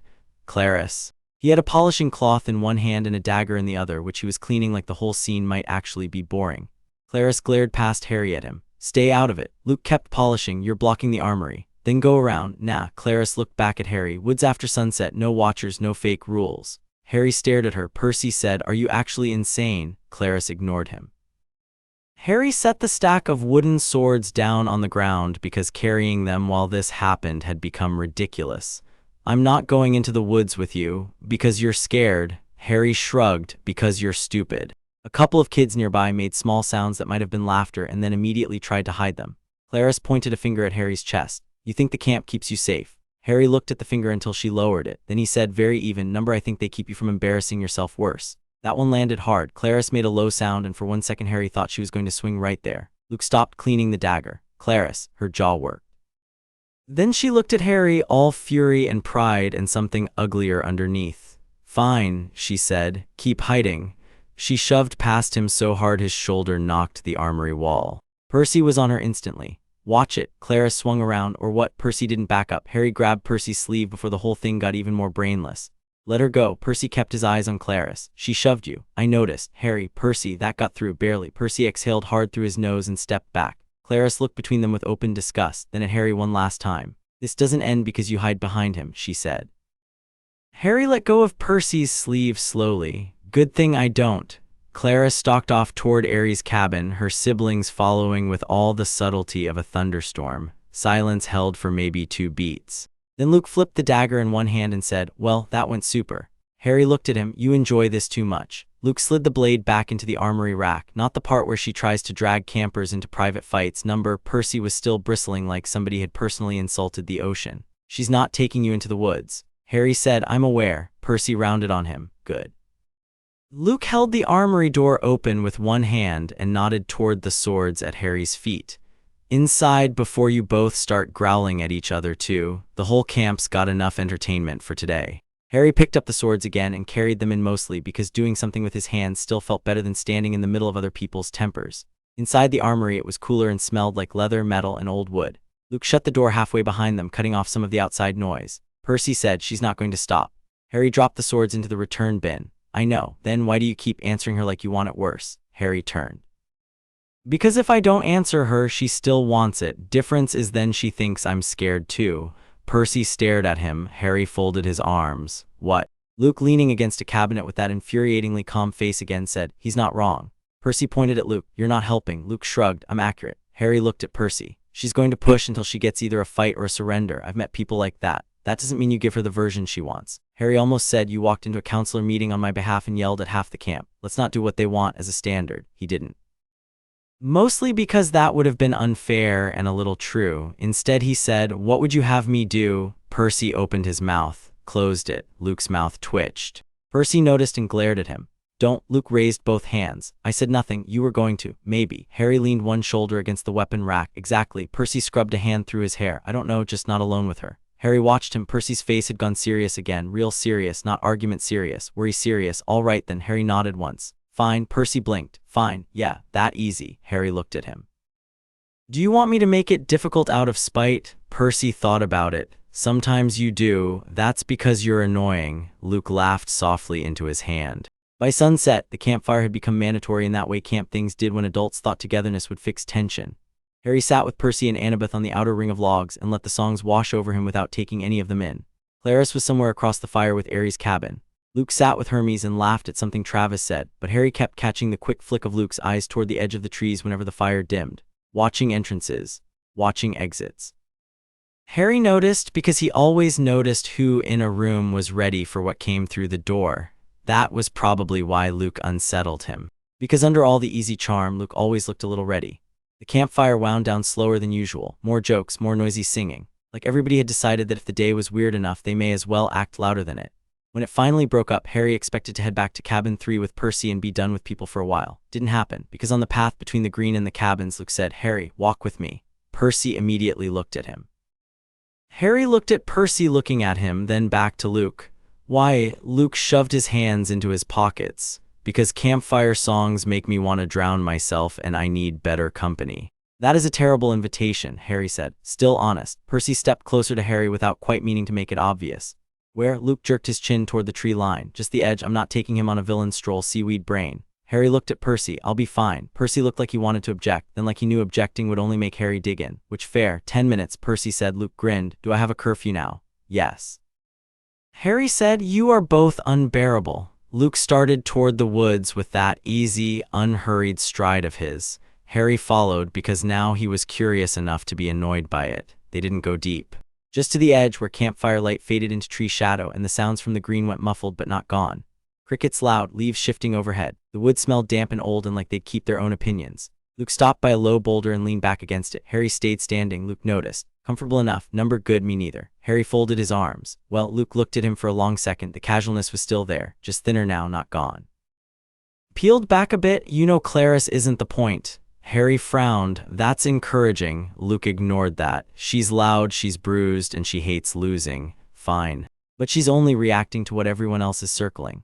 Harry looked at the dark tree line beyond him. And what's that? Luke's mouth twitched without humor. You. Harry barked a dry laugh. Again encouraging. You know what I mean, do I? Luke pushed off the boulder and paced once, just 2 steps and back. Camp likes categories. They make things feel safe. Zeus kid, Aphrodite kid, troublemaker, counselor, quester, whatever. If you fit the box, people know what rules to use. Harry stared at him. And I don't fit. Number, that's not exactly news. Luke looked straight at him. You're letting them define the weirdness. That's the mistake. Harry felt irritation rise fast. I'm sorry, should I put out a brochure? Luke snorted. Maybe later. Harry didn't smile. Luke's face settled again. Listen, the gods use categories because categories are control. Camp learned it from them. If they can name you, they can place you. If they can place you, they know where to push. Harry said nothing because that part felt too close to true. Luke saw it land and kept going, quieter now. I'm not saying Chiron's the enemy. He's not. But he still thinks in systems. Most of them do. Harry thought of the counselor meeting happening in a room with the door shut while he sat outside hearing only tone. You sound like you hate this place, he said. Luke laughed once. Sometimes I do, yet you're still here. That's the fun part. Harry looked at him. That wasn't an answer. Luke gave one shoulder. Number, it was a warning. The woods shifted with a soft rustle somewhere deeper in. Harry turned his head automatically. Nothing stepped out. Still, the hair on the back of his neck lifted for a second and settled. Luke noticed that too. You hear the camp differently, he said. Harry looked back at him. What does that mean? It means you're always clocking exits, hands, distances, who's lying, who's not. Luke's eyes stayed on Harry's face. Most campers don't come in doing that. Harry went still. Nobody had said it that directly before. Luke's voice stayed easy. Not judging, just saying, people raised safe don't move like that. Harry laughed without any humor in it. You all keep circling the same sentence and expecting me to hand you a prize. Luke's expression flat. Fine, no prize then. For a second the air between them tightened. Not friendly anymore, not unfriendly either. Just honest in a way that made lying harder. Luke said, the gods treat kids like pieces all the time. Camp does better than Olympus, but not by enough. So when someone shows up who doesn't fit the piece they expected, he spread his hands. You're seeing the result. Harry thought of Annabeth's careful questions. Chiron's meetings, Clarice's hostility, Percy storming into the room anyway. And your point? Harry asked. Luke held his gaze. My point is, don't let them tell you who you are before you decide it yourself. That hit square. Harry hated that too. He looked away out toward the dark trees because looking at Luke while that landed felt like giving too much. Nobody else exactly lined up to ask what I decide, Harry muttered. Luke was quiet for a beat. Number, usually they don't. Then, because Harry couldn't leave it there without pushing, he said, you sound like you've practiced this speech. Luke huffed a laugh. Maybe I have. On who? Luke smiled a little. Myself mostly. That answer was probably the truest one he'd given all night. Harry leaned back against a different tree and crossed one ankle over the other. You really think the gods would try to use me? Luke's jaw shifted once. I think gods try to use what they don't understand before they admit they don't understand it. Harry looked at him. That sounds specific. It should. There was something in Luke's face then, not a performance. Not the bright version of him everybody liked at dinner, something sharper and older and tired. Harry recognized it, not the details, the shape. A person who had been disappointed by adults so consistently they'd stopped sounding surprised when they said it. That did not make Luke safe. It did make him real. Harry said after a second, Percy's not wrong about you having villain timing. Luke barked a laugh so suddenly it startled a bird out of the branch overhead. That's fair. You picked dark woods for serious talks. Camp was noisy. Still looks bad. Luke nodded. Noted. They stood there with the woods around them. The campfire glowed distant through trunks and something weirdly steady about the silence. Then Luke looked past Harry toward the path. And there's the rescue party. Harry turned. Annabeth stood 20 feet away with her arms folded, expression impossible to read in the dim light. Percy was beside her with a sword on his belt and a face that had gone from annoyed to relieved in one blink the second he saw Harry upright. Luke sighed. See, villain timing. Percy came the rest of the way over. 10 minutes. Luke looked at the sky. You counted? Yes. Harry said, you really do need hobbies. Percy ignored that and looked at Luke. What did you want? Luke put both hands up. Relax, I didn't sell him to Titans. Annabeth said, that's specific. Luke grinned at her. You'd miss me if I got boring. Number, yes. Harry looked between all three of them and decided that if he stayed another 30 seconds this would turn into a whole thing. I'm going back, he said. Percy immediately turned. Yeah, good. Luke pushed off the boulder. Sleep well then, try not to let Clarice rent space in your head. Harry looked at him. You first. Luke's smile flashed sharp and brief. Fair. They headed back toward camp. Annabeth fell into step on Harry's left, Percy on the right, and Harry had the very stupid thought that if anyone jumped out now, they'd have to get through the two weirdest bodyguards in camp first. He did not say that out loud, mostly because Percy would never shut up about it. The cabin lights were lower by the time they got back. Night proper now, wind moving off the water harder than before, the sort that made camp feel less like summer and more like something waiting. Percy stopped on the path outside cabin 3. You good? Harry looked at him, then at Annabeth, who had not yet left. I'm noticing a pattern, he said. Annabeth raised a brow. What pattern? That both of you ask that when you mean something else. Percy frowned. I do not. Harry gave him a look.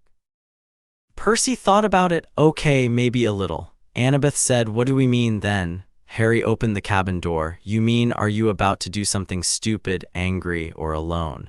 Neither of them answered immediately. That was all the answer he needed. Brilliant, Harry muttered. Annabeth looked like she wanted to say something then didn't. Percy shoved his hands into his pockets. For the record, if you were going to do any of those, I'd prefer advance notice. Harry deadpanned, I'll draft a schedule. Percy grinned. Helpful. Annabeth finally spoke. Luke's right about one thing. Harry looked at her. She looked back, gray eyes too sharp even in the dark. If people start naming you before you name yourself, that gets dangerous fast. Harry stared, then he said, and what do I call myself? Annabeth's expression did something strange for half a second. Not softness exactly, just less armor. I don't know yet, she said, that's why I'm worried. Then she turned and walked away toward Athena cabin without waiting for either of them to answer. Percy watched her go. That's basically emotional vulnerability from her. Harry snorted. That's tragic. Percy looked at him. Still true. Inside cabin 3 the quiet hit like a blessing. No crowded bunks, no stolen socks, no counselor meetings. Just the two beds, the smell of the sea in the wood, and Hedwig already perched on Harry's post because clearly she'd accepted Percy's cabin as a usable kingdom. Harry changed and lay down. Percy did the same, though not before checking the window latch and the cabin door in a way that looked casual if you weren't paying attention. Harry was paying attention. He said nothing. The lantern went out. Outside, the ocean kept moving. Harry thought maybe sleep would actually come this time. Then somebody knocked on the cabin door, not loud. 3 precise taps. Percy sat up instantly. Who is it? A voice came through the wood, low and familiar enough that Harry went cold before he even understood why. Message at the border, Luke said. Chiron wants you both. Now, Percy was out of bed and into trousers in seconds. Harry was already grabbing his shoes. Did he say what kind? Percy called number, that was enough. They went out into the night half-dressed and fully alert. Luke stood on the porch in camp shirt and jeans, not armed visibly, which probably meant he was armed somewhere anyway. His face had no sleep in it at all. Harry looked at him. What happened? Luke started down the path immediately. A breach, or maybe not, depends how you define things with Furies. Harry's stomach dropped. Percy swore. The camp looked wrong at that hour. Too many lights suddenly on. Campers moving between cabins in knots. Chiron near the hill with bow in hand. Mr. D on the porch of the big house in a dressing gown and sandals, which somehow made the whole situation worse. And at the edge of the hill, just inside the border where the grass shimmered strangely under the moonlight, stood a figure Harry recognized from stories badly enough that his whole skin tightened. Woman shape, black wings furled tight, face hollowed by rage and old age and something meaner than both. A fury, not inside the camp exactly. At the line, waiting. Campers ringed the green at a distance, too many of them awake now and whispering. Chiron saw Percy, Harry, and Luke coming and lifted one hand sharply. Back, all of you except Harry. Percy said, number. Luke said nothing, but he also did not move back. The fury turned its head, its eyes locked on Harry at once. Every other sound in camp seemed to go muffled. Then it spoke, not English. The words hit the air like stone dragged across metal. Ancient Greek, Harry guessed, because everyone around him reacted like they understood and hated it. Harry didn't. What did it say? He asked. Annabeth's voice came from somewhere behind him, tight and shocked. It named you. Harry looked over. Annabeth stood with a book still in one hand like she'd literally run from the library with it. The fury smiled. It said something else. Longer this time, more words Harry couldn't catch. Then to everyone's surprise, including his own, Harry understood the last part, not in Greek, in another language he'd never been taught and had somehow always known. SSS scar child. His scar burned. Harry flinched. Percy saw and moved closer. Harry, the Fury's mouth widened, then it hissed a sentence in full parcel tongue. Harry froze, because he understood every word. Come to the old flame, little serpent marked one, or we will bring the old flame's end. Silence hit camp so hard it felt physical. Harry stared at the Fury. The Fury stared back, grinning with too many teeth. And without thinking, without planning, without even realizing there was a reason not to, Harry answered in the same language. Number. The hiss came out clean, easy, natural. It went over the hill like a knife through cloth. The whole camp stopped breathing. Percy turned his head very, very slowly toward Harry. Luke's face had gone blank in a dangerous way. Not fear, shock, yes, calculation too. Annabeth looked like someone had just tipped the floor under her and she was refusing to fall out of sheer stubbornness. Clarice from somewhere in the crowd said, loud as a dropped shield, "What the hell was that?" Harry's heart slammed once against his ribs. Too late now, the Fury laughed. In Greek again first, then in that terrible hiss language only for Harry. There, you hear the road at last. Harry's scar flared hotter. He took one involuntary step forward. Percy caught his arm. Don't. The grip was hard, real. Harry looked at Percy and saw written plain across Percy's face that he had understood none of the words and absolutely knew every bit of this was bad. Good, that helped. Chiron's voice cut across the hill. Translate, now. Annabeth answered before Harry could force air into his lungs.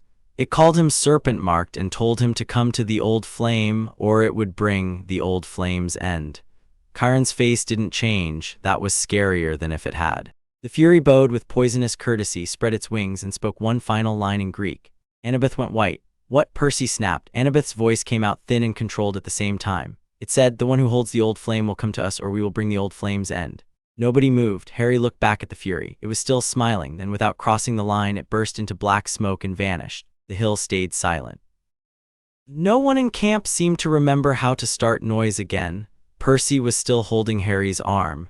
Harry was still standing where he'd answered in a language no one had known he spoke, and every eye in camp was on him. Harry hated silence when it came from adults. This silence was worse because it came from everyone. Chiron lowered his bow slowly. Back to cabins. Nobody moved. Now, Chiron said that did it. Campers started peeling away in clumps, whispering instantly and far too loud. Harry caught pieces as they passed. He talked back, like a snake. Is that a curse? What does serpent-marked even mean? It said his scar. Clarice didn't whisper at all. I knew something was wrong with him.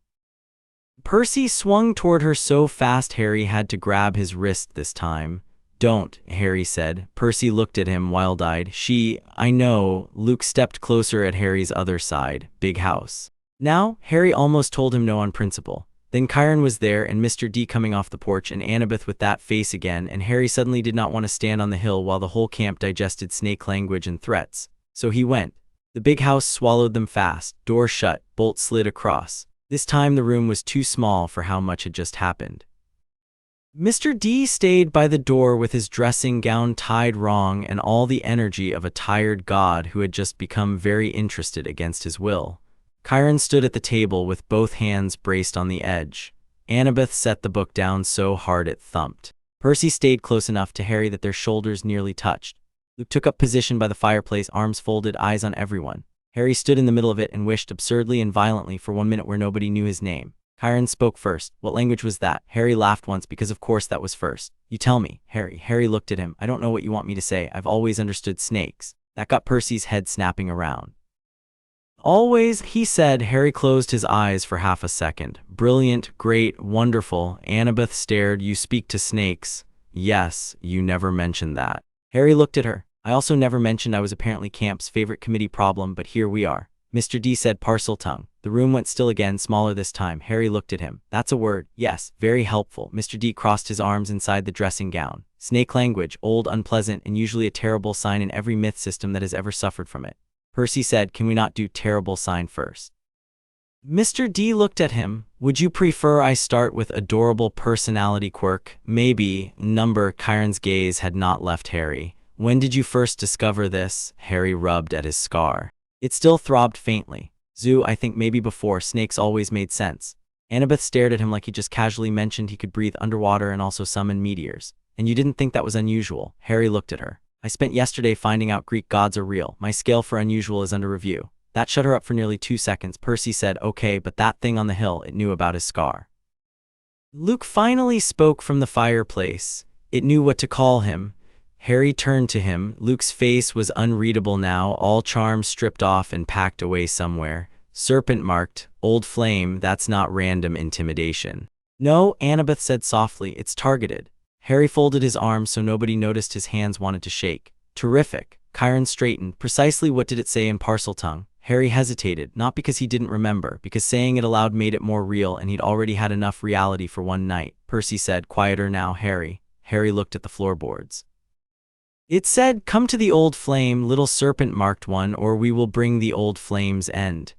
Annabeth went perfectly still. Luke's eyes flicked toward her, noticed, filed it away. Percy frowned. "What's the Old Flame?" Nobody answered. Harry laughed again, tired and sharp.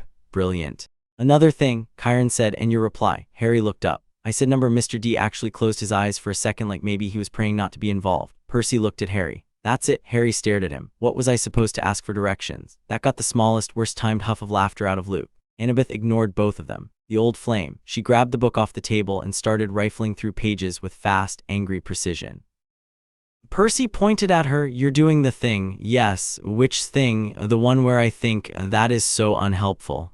Harry watched her flip through the text and said, "You've heard it before." It wasn't a question. Annabeth didn't look up. "Maybe. That means yes," Percy muttered. Chiron moved to the book's other side. "Annabeth." She stopped turning pages, then very slowly looked up. Harry had seen her suspicious, irritated, calculating, even almost amused. He had not seen her worried like this. "There are a few references," she said. "Very few, most are fragmentary. Children at intersection, divine blood crossing systems, temple fire imagery, thresholds. Protection rites." She swallowed once. "The phrase Old Flame appears in one burned passage connected to an older title." Harry looked from her to Chiron. "Can somebody start talking like people?" Annabeth took a breath. "I think there's a chance you're tied to a category of being that isn't just demigod or wizard." Harry deadpanned. "Amazing, we narrowed it down to worse." Percy said, "What category?" Annabeth's fingers tightened on the book cover. "Something called a child of the threshold." That phrase hit the room like a dropped blade. Luke frowned. "Never heard of it." "Most people haven't," Annabeth said. Mr. D muttered, "Unpleasantly real then." Harry looked at Chiron, and Chiron's face had gone too careful again. "I know the term." Harry laughed without humor. "Of course you do." Percy took one step closer to the table, then explain. Chiron did not answer at once. Harry's temper came back sharp enough to bite. "No, go on. I'm really enjoying being the only person in every room who doesn't know what's happening to me." Percy nodded hard. "Yeah, that." Annabeth looked at Chiron too now. Even she clearly wanted the sentence said out loud. At last Chiron said, "The children of the threshold are a disputed category in ancient records, rare to the point of being nearly theoretical. They are described as offspring or inheritors standing at the meeting point of two divine traditions, or divine structures, who cannot be claimed in the normal way because no single power has sole authority over them." Harry stared. He said, "That sounds made up." "It may be partly wrong," Annabeth said. "Ancient records exaggerate." Harry looked at her, very comforting. Chiron went on anyway. "They were said to act as boundaries in passages both, to refuse what should cross and admit what others would bar, to unsettle prophecy." Percy blinked. "That sounds exactly like Harry's shield." Annabeth nodded once, face pale. "Yeah." Harry rubbed a hand over his mouth. "Number, hold on, back up. Two divine systems. I'm a wizard, apparently maybe something Greek, and now there's a theory I'm some kind of overlap. Intersection," Annabeth said. Harry stared at her. "I'm begging you to be less like this." Luke pushed off the fireplace. "If that's true, why would a Fury care?" That was the first useful question in about 3 minutes, and Harry wanted to applaud it. Chiron answered, "Because if old forces are moving, a threshold child might matter to them in ways we do not yet understand." Harry threw both hands up. "And there it is again." Percy looked at Chiron. "You keep saying that like we're all fine with it." "We are not fine with it," Chiron said, sharper now. "But uncertainty does not become certainty because you dislike it." Percy leaned in. "I dislike a lot right now. That is evident." Harry might have laughed if his scar didn't still feel hot. Instead he said, "What happens if Camp knows about the whatever it is?"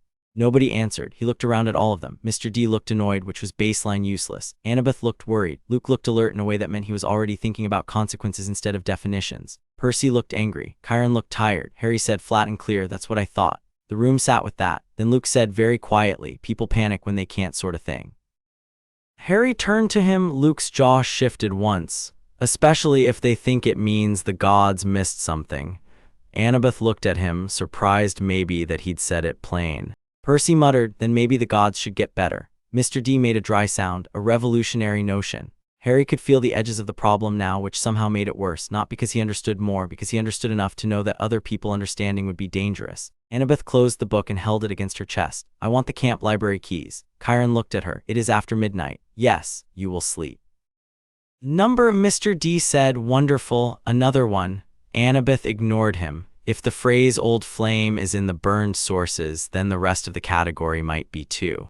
I want temple records, the lost demigod genealogies, anything on cross-pantheon anomalies. Harry held up a hand. Cross-pantheon. Annabeth looked at him. Harry laughed once. I cannot believe that's a phrase I now live inside. Percy looked at the book in her hands. You really think the answer S in there? No, Annabeth said. I think pieces are. That's not the same thing. I know. Luke said, if you find something useful, tell Chiron before you tell the whole library.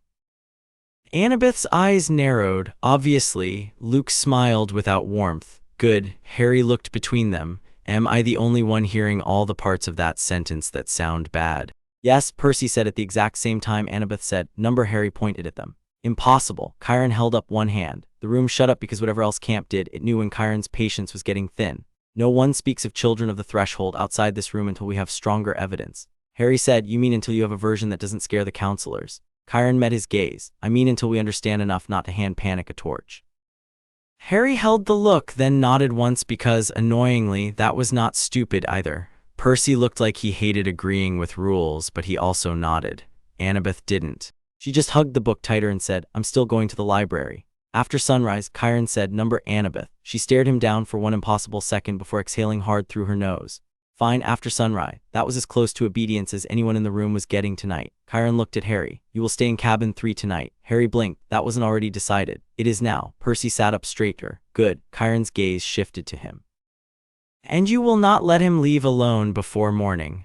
Percy said, wasn't planning to. Luke's mouth twitched like he might have said something if this were a different moment. Harry looked at Percy. I can in fact get to a door on my own. Yeah, Percy said, not the point. Harry considered arguing and realized he was too tired to do it properly. That was probably Percy's whole strategy. Mr. D, who had contributed absolutely nothing useful except a vocabulary word, set down his empty can. If the crisis seminar is over, I'd like my house back. Harry looked at him. You know, for someone with god-level powers, you're weirdly unhelpful.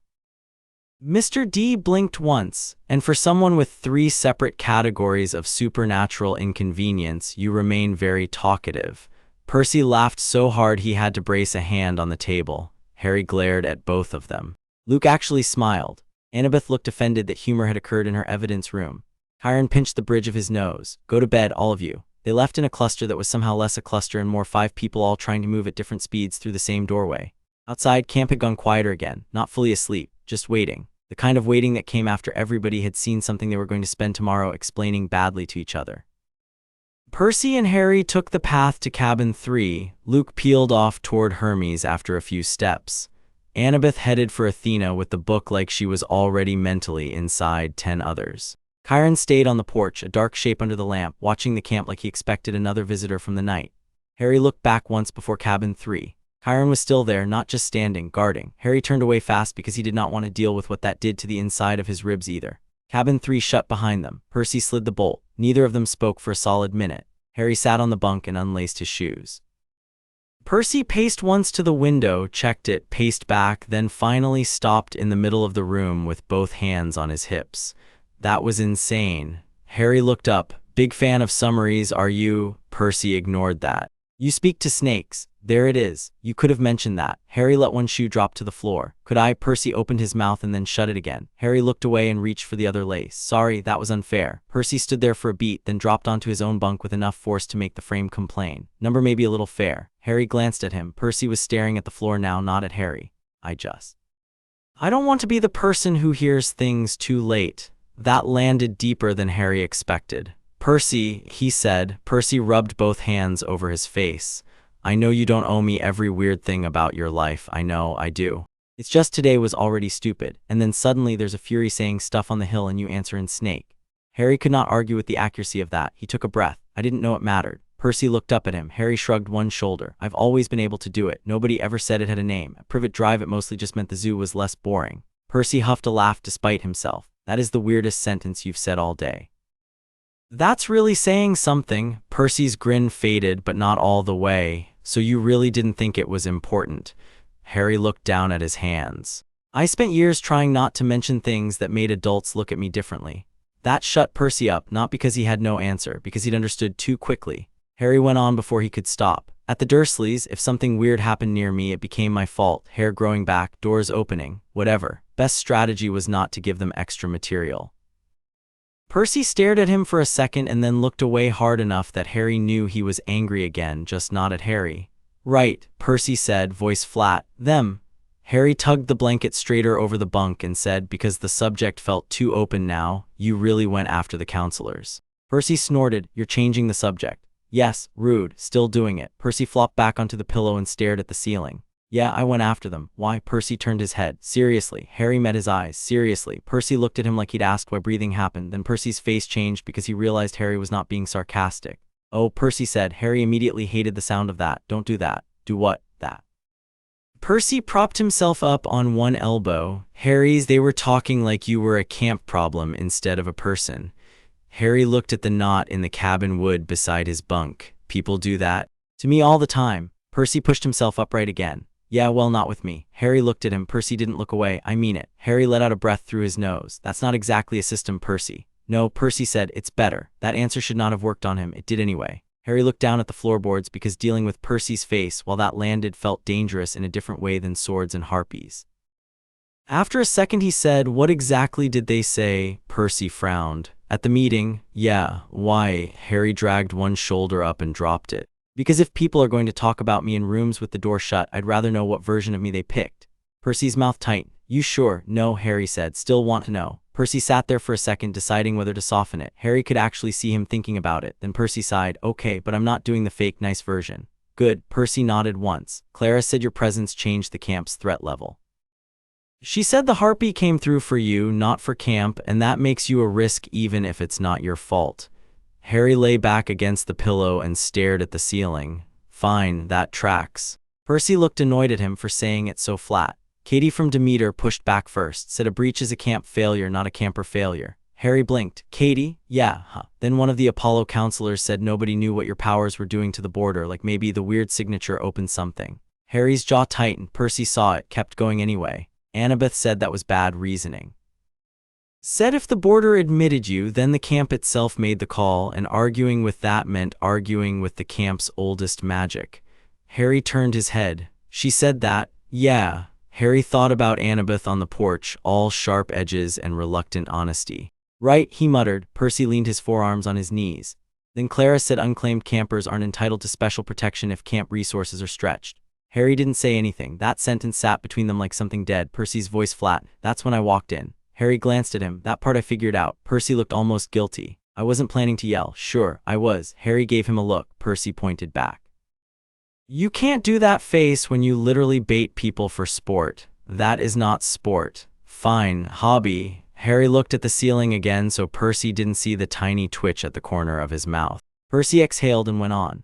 I said if camp starts deciding who deserves safety after they get here, then it's already messed up. I said nobody voted on me when I showed up and blew up bathrooms and got chased by monsters. Harry snorted quietly. Blew up bathrooms. Percy waved that away. Long story. Point is, Chiron said the question wasn't whether you deserved safety. It was whether camp was handling the threat right. Harry frowned. That's actually not bad. Yeah, Percy admitted. I know, I was still mad. You never. Shut up. Harry waited. Percy rubbed the back of his neck. Then Clara said if you're causing attacks, you should be moved to the big house or out of central camp until they know more. Harry went very still. Percy saw that too. I know. Did Chiron say anything? Not right away. Harry looked at him. Percy's jaw tightened again. That's why I lost it, because even if Chiron was thinking, it still sounded like people were deciding where to put you while you were outside. Harry looked away first. The cabin had gone so quiet that he could hear the ocean through the walls again. Slow, constant, no opinions, nice change. Percy's voice dropped. I told them if anyone had a problem saying it to your face, then they should stop pretending it was about fairness.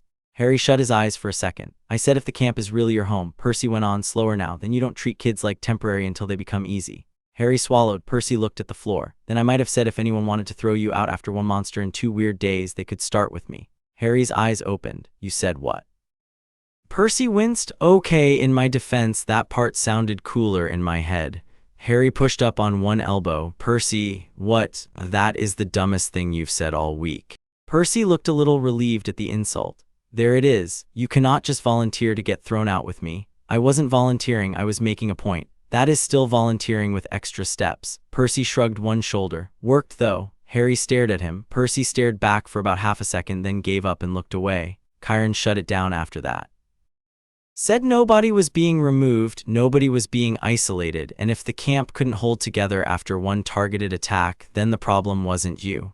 That settled in the cabin between them. Harry turned it over carefully. He could picture the room now. Clarice loud, Annabeth cold, Luke measured. Percy furious, Chiron trying not to let the whole thing become a riot in a nicer room, and Percy somehow putting himself on the line like that because Harry had shown up scared and strange and unclaimed. Harry let out a breath. You're actually serious, aren't you? Percy frowned. About what? That? All of it? Yes. Percy looked genuinely confused by the question. Yeah. Harry sat all the way up. You barely know me. Percy leaned back on his hands against the bunk and looked at him like this was the part he couldn't understand.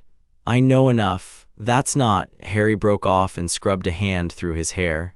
That's not how people usually do things. Percy's expression changed, less puzzled, more careful. Yeah, he said quietly, I got that. Harry looked at him and then immediately at the blanket instead, because there was no good answer to that, no joke, no deflection that didn't sound thin. Percy let the quiet sit for a minute, then he said, my mom does this thing. Harry glanced up despite himself. When she decides somebody matters, that's it. She doesn't do half in, half out. Percy shrugged. I think I got that from her.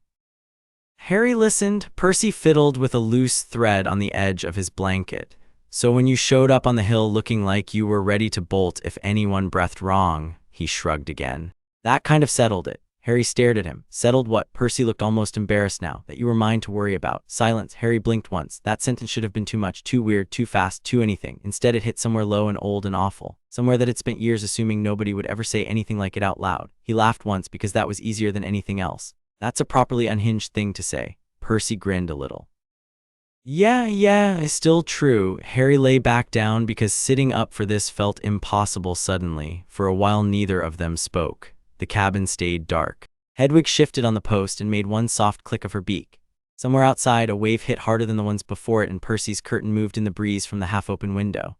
After a bit Percy said more lightly, so, child of the threshold. Harry groaned into the pillow. You cannot possibly be doing names again. I'm not naming you. Ancient weirdos did. That makes it worse. Percy snorted. Yeah, probably. Harry rolled onto his side toward the wall.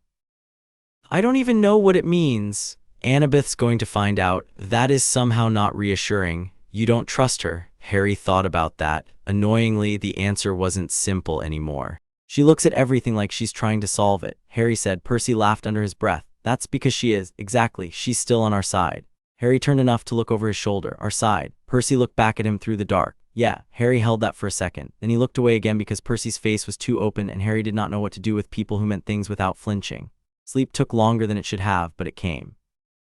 Harry dreamed of the hill, not the camp below it, just the line at the top where the border waited. On one side stood fire, not wild, not spreading, held ancient. Bright in the way old things sometimes felt bright even when they were half ash. On the other side, black water moved without sound. Harry stood between them. Something behind him hissed his name. Something in the fire answered with a language he did not know and somehow understood anyway. He woke up before either could reach him. The cabin was still dark. For one disoriented second, Harry thought the hiss had followed him out of the dream. Then he realized it was the sound of pages turning. He sat up. Percy's bunk was empty. A line of pale light showed under the cabin door. Harry shoved aside the blanket, pulled on his glasses, and crossed the floor. When he opened the door, he found Percy sitting on the front steps in the dark with a plate of leftovers on one knee and a camp map in his hand. Percy looked up. You're awake. Harry stared. What are you doing? Percy glanced at the plate. Midnight food, strategic geography. That's not an answer. Percy took a bite of what looked like cold pie. Sure it is. Harry stepped onto the porch. Night air hit cooler now. Camp mostly asleep. A few patrol lights moving in the distance near the hill. You couldn't sleep, Harry said. Percy pointed the fork at him. Projection. Harry sat down beside him because apparently this was becoming a thing. Percy handed over the plate without asking. Harry took it and discovered it was actually decent. Camp food really was unfairly good. Percy looked down at the map. I was checking how many paths lead from the cabins to the hill without crossing open ground. Harry chewed, swallowed. That's normal. Nope, good. Percy grinned a little. I was thinking, dangerous. Yeah, about the Fury. Harry leaned his elbows on his knees. Me too. Percy tapped one section of the map. If something shows up at the border again and you're in central camp, the fastest way to get you to the big house is this route. If you're at the cabins, it's behind Poseidon and through the training yard. Harry looked at him. You mapped evacuation routes. Percy shrugged like it wasn't a big thing. Could be useful. That's still insane. Probably. Harry looked down at the map spread across Percy's knee, then at the patrol lights moving by the hill, then at Percy's hand where he'd drawn little arrows in the margin in pencil and crossed one route out because it passed too close to the Aries cabin. Harry did not know what to do with that either, so he took another bite of pie instead. Percy looked sideways. You mad? At what? All of it. Harry considered lying. Didn't? Yes. Percy nodded. Fair. I'm mad at the Fury. I'm mad at Clarice. I'm mad at camp meetings. I'm mad at tree messages. I'm mad at whatever the old flame is. I'm also mad at you a bit. Percy blinked. Me. Harry ate another bite before answering. You keep doing things like I'm supposed to know what to call them. Percy stared at him for a second, then looked back down at the map. Oh, yeah, that sounds bigger than I meant. Harry huffed a laugh. That's because it is. Percy folded the map in half, then half again. I'm not trying to make things weird. Harry looked at the side of his face. You are bad at that. Yeah, I know. A patrol lantern crossed farther down the green and vanished behind Hermione's cabin.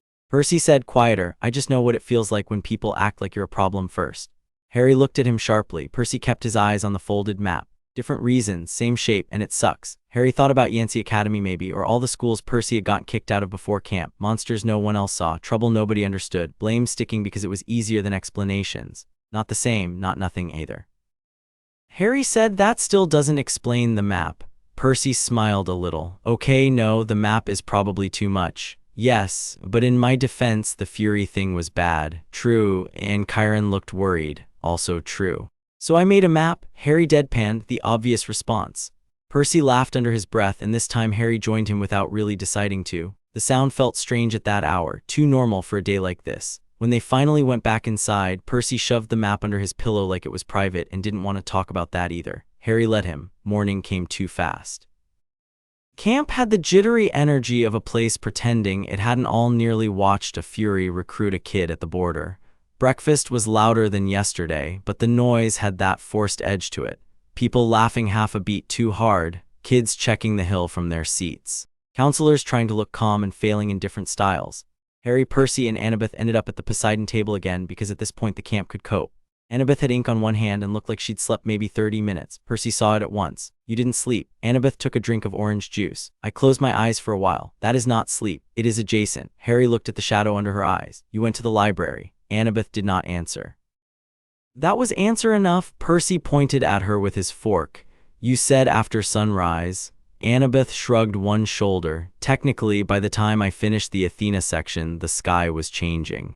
Harry stared. That's the most Annabeth sentence I've ever heard. Percy nodded. Absolutely. Annabeth set down her cup. I found 2 bad things and 1 worse thing. Harry sighed. You should work on openings. That was the short version. Harry looked at Percy. See, this is why nobody sane wants her delivering news. Annabeth ignored both of them. The Children of the Threshold references are inconsistent, but the pieces line up more now. Boundary powers, claiming interference. Cross-system inheritance. Harry frowned, claiming interference, meaning if one divine structure should claim you, another may block or distort it. Percy looked from her to Harry. So that's why nobody's claimed him. Annabeth nodded, maybe, or part of why. Harry dropped his spoon into the porridge. Right, because one impossible reason wasn't enough. Annabeth went on anyway. The worst thing is the old flame. That got both boys' attention in full. Percy leaned in. What is it? Annabeth's face tightened. I don't know exactly. Harry stared at her. She lifted a hand before he could start. I know. But I found one passage from a damaged ritual index that uses the phrase. It references the old flame kept where 2 tides meet and the child of no single hearth. Harry's scar throbbed once, small and mean. He looked down at the table. Percy said 2 tides meet where? Annabeth looked frustrated enough to bite something. That's the problem. It could be literal. It could be symbolic. Rivers, coasts, divine domains, underworld crossings. Harry held up a hand. Stop, please. Annabeth actually stopped. Harry rubbed at his forehead. You found a phrase, not an answer. Yes, good, because if you'd found an answer before breakfast, I was going to leave. Percy nodded. Fair. Annabeth's fingers tightened around her cup. There's more. Percy groaned. Of course there is. The old records don't describe threshold children as weapons, she said. They describe them as decisions. Harry looked at her. That word again? It keeps coming up. What does it mean? Annabeth met his eyes. It means the old sources treat them less like people with powers and more like points where systems have to choose what passes. Harry stared. Percy frowned. That sounds gross. Yes, Annabeth said. Harry let out a slow breath. Good, just checking we were all hearing it. Annabeth nodded once. I hated it too. That helped weirdly. Across the pavilion, Clarice was glaring at Harry over a plate of bacon like she wished lightning would be more efficient. Harry ignored her on purpose. By noon, camp had found a new way to be annoying. Now it was whispering about snakes. Not openly, not usually, because Chiron had clearly put the fear of actual consequences into the campers. Still, Harry caught enough of it in passing. Did you hear it? He answered in the same language. Maybe it was a curse. No, my brother says some heroes could do animal speech. Snakes aren't animals. Pretty sure they are. Shut up, you know what I mean. One younger Hermes camper asked Harry if he could settle an argument about whether garden snakes like strawberries. Harry said number. The kid looked disappointed enough that Harry nearly laughed. Instead, he walked faster. Percy caught up halfway to the training yard. Camp S being weird. Harry looked at him. A new insight. Percy shoved his hands into his pockets. You know what I mean? Yeah. They walked side by side in silence for a stretch. Then Percy said, you ever talk to any snakes here? Harry glanced at him. That is an insane question. Percy shrugged, still asking. Harry thought about it. Number, there aren't exactly loads of them wandering around. That seems like a design flaw. You say that because you want camp to get worse. Maybe a little. Harry shook his head. That should have been the end of it. Instead, Percy said, if there is one, I want to hear. Harry stared. Why? Percy looked delighted by the obviousness of the answer. Because that'd be awesome. Harry laughed. You are impossible. Still true. The afternoon passed in smaller annoyances until Annabeth found Harry again near the edge of the training field, looking like she had walked straight out of a battle with books and maybe lost on points. I need the archives key, she said to nobody in particular, which meant Harry. Harry blinked. Why are you telling me? Because Chiron said number. That sounds like a Chiron problem. Annabeth folded her arms. He thinks I need more evidence before I start digging in the locked section. Harry stared. You have a problem with more evidence? Yes, that's genuinely upsetting. Percy, arriving late with a stolen orange from somewhere, looked between them. What locked section? Annabeth answered without looking at him. Old war records, burned texts, fragment copies. Percy bit into the orange, and Chiron said number. Yes, then maybe let that mean number. Annabeth turned her head slowly. Are you concussed? Percy chewed, swallowed. I'm saying maybe stop trying to break into the ancient doom cabinets for one day. Annabeth's expression flattened.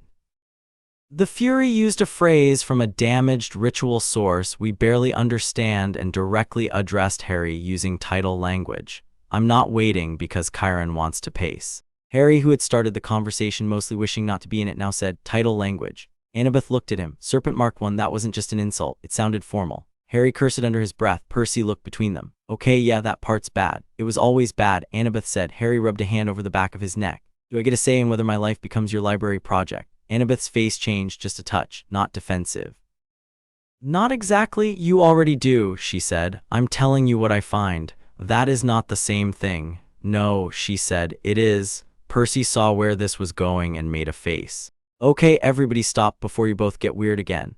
Harry looked at him. Again, you know what I mean. Annabeth pinched the bridge of her nose. Fine, Harry, do you want me to keep digging? He hadn't expected her to actually ask. That wrong-footed him enough that he answered honestly. Yes, Annabeth dropped her hand. Then I'll keep digging. Harry stared. That was too easy. She gave him the closest thing to a real smile he'd seen yet. Small, gone fast. I'm not always difficult on purpose. Percy pointed at her with the orange. Statistically false. She ignored him and headed toward the big house. Percy waited until she was out of earshot and then said, you know that was basically a friendship moment, right? Harry looked at him flatly. Never say that again. Percy grinned. Too late. That night the camp felt stretched thin. Patrols doubled. Chiron stationed senior campers at the hill in shifts. Mr. D actually stayed on the porch after dinner instead of disappearing, which people pretended not to notice because admitting a god was worried would have made everyone worse. Harry found that he could not sit still. Cabin 3 was too quiet, the campfire too loud, the beach too open. He ended up walking the path behind the cabins until Percy caught him on his third lap and fell in his step without a word. Harry noticed after maybe 10 seconds. You don't always have to do that. Do what? Follow. Percy glanced sideways. Would you prefer I called it pacing support? That's not better. Still doing it. Harry let out a breath through his nose. I can't settle. Percy's tone lost the joke at once. Because of the Fury. Because of everything. They walked a little farther. Harry kicked at a stone on the path. At least with Clarice, I know what she wants. Percy looked at him. Punching privileges? That and simple answers. What do you think the Fury wanted? Harry thought of the hiss, the old flame, the way it had smiled when he answered. Not me, he said slowly. Not exactly. Percy frowned. What does that mean? Harry looked toward the hill, though they couldn't see it from here. It wasn't trying to drag me over the border then and there. It was delivering something. A threat, yeah, but one aimed through me. Percy was quiet for a second. The old flame. Harry nodded. Percy rubbed the back of his neck. You really have no idea what that is. Number, you think it's a person? Harry shrugged. Could be a place. Could be a weird magic bowl. This camp is not helping my standards. That got a laugh out of Percy. Then a voice came from the dark by the armory wall. He's right about one thing. Luke stepped into the lantern light, not enough to startle either of them because apparently both Harry and Percy had heard him 2 steps back and chosen not to react first. That probably said something terrible about the camp. Percy frowned. Can't you arrive like a normal person? Luke spread his hands. I was already here. That does not help. Harry looked at Luke. You said one thing. Luke came closer, easy as ever on the surface. The Fury wasn't there to collect you. If it wanted an attack, it would have pushed the line and died trying. It came to make sure a message got heard. Percy crossed his arms. Yeah, we got that. Luke glanced at him. You got most of it. Percy bristled. What's that supposed to mean? Luke looked back at Harry. Messages like that aren't just words, they're tests. Harry frowned. Tests of what? Whether you answer, whether you understand, whether camp panics. Percy muttered. It did all 3. Exactly. Harry watched Luke's face, still calm, still charming if you didn't know to look under it. Harry knew to look now. You sound familiar with this, Harry said. Luke's mouth twitched. Monsters and gods both like information, they just collect it differently. Percy shifted. Now you sound villainous again. Luke laughed. You're really committed to that bit.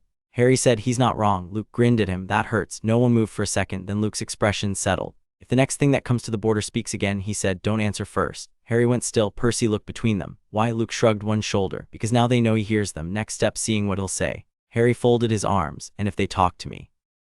Luke held his gaze. Then make them work harder. Percy stared. That's actually not bad. Luke looked pleased. Write it down. Rare event. Harry looked at him a second longer than necessary. You really think there's a next thing? Luke's face gave away nothing at all now. I think people who send messages don't stop after one reply. That landed hard enough that Percy stopped joking entirely. Harry looked toward the dark path, the sleeping camp beyond it, the hill somewhere up there under patrol lights. Great, he muttered. Luke pushed off the wall. Yeah, he started to go, then paused and glanced back. Try not to let Chiron or Annabeth box you in completely. They mean well. That doesn't always make the box smaller. Percy opened his mouth to argue. Harry beat him to it. And you'd know. Luke gave him that sharp little smile again. Told you, charming. Then he was gone back toward the armory shadows and the path beyond. Percy watched him leave, then looked at Harry. I hate when he says useful things. Harry stared ahead. Yeah, because then I have to admit it. Also, yeah, they headed back toward cabin 3 in silence after that. Harry didn't like how much Luke's warning fit, didn't like how much of Luke fit actually. Enough truth to matter, enough charm to hide knives. Enough bitterness to make Harry wonder what room Luke had once stood outside of while other people decided things about him. Cabin 3 was dark when they got in. Percy bolted the door again on pure habit now. Harry lay down fully expecting sleep to refuse him. Instead, exhaustion got there first. He woke hours later to the soft sound of pages again. This time it was Percy. The cabin was dark, Percy's breathing steady from the other bunk, Hedwig a pale shape on the post. No pages. Harry sat up slowly. The sound came again in his memory only. He rubbed a hand over his face and decided that if his brain started producing ghost libraries now, he was done. Across camp in a lit room no one sane used at that hour unless they had a problem. Annabeth Chase sat alone at a long table in the library with 6 books open around her, 2 scrolls cracked flat under paperweights and 1 burned fragment laid on a square of linen like it might bite. A lantern burned low by her elbow. Ink stained the side of her hand. She had already broken 2 of Chiron's rules tonight, maybe 3, depends how anyone counted lock picks. She did not care. The locked archive cabinet had coughed up older records than the public shelves. Most were useless. Battle tallies, half-burned cabin census lists. Divine correspondences written in ceremonial Greek thick enough to make her want to set something on fire. Then she'd found the fragment. Not because it was labeled clearly. Nothing useful ever was. Because the catalog mark on the edge matched a citation from an index she checked earlier, and that citation had included the word threshold. Now the fragment lay under her hand, browned at the edges, 2/3 gone, with the remaining lines written in tight old script and 1 illustration inked in faded red. Annabeth read it again, then once more slower. She translated under her breath as she went, because hearing the words helped sort them. When the child stands, no single hearth shall claim. She shifted to the next line. The old flame answers not to throne or temple, but to the meeting of missing text. Burned away, her jaw tight, she kept going. They cannot be claimed because they are claimed by all. They cannot be governed because they have already survived the severing. Annabeth went cold. She bent lower. The illustration beside the text showed a small figure between 2 circles. 1 circle marked with wave lines. 1 with a jagged starburst. Between them, the child stood with 1 hand raised and a line drawn in front of them, not weapon, not wall exactly, just a boundary. At the bottom of the fragment, half obscured by scorch marks, 1 last sentence remained.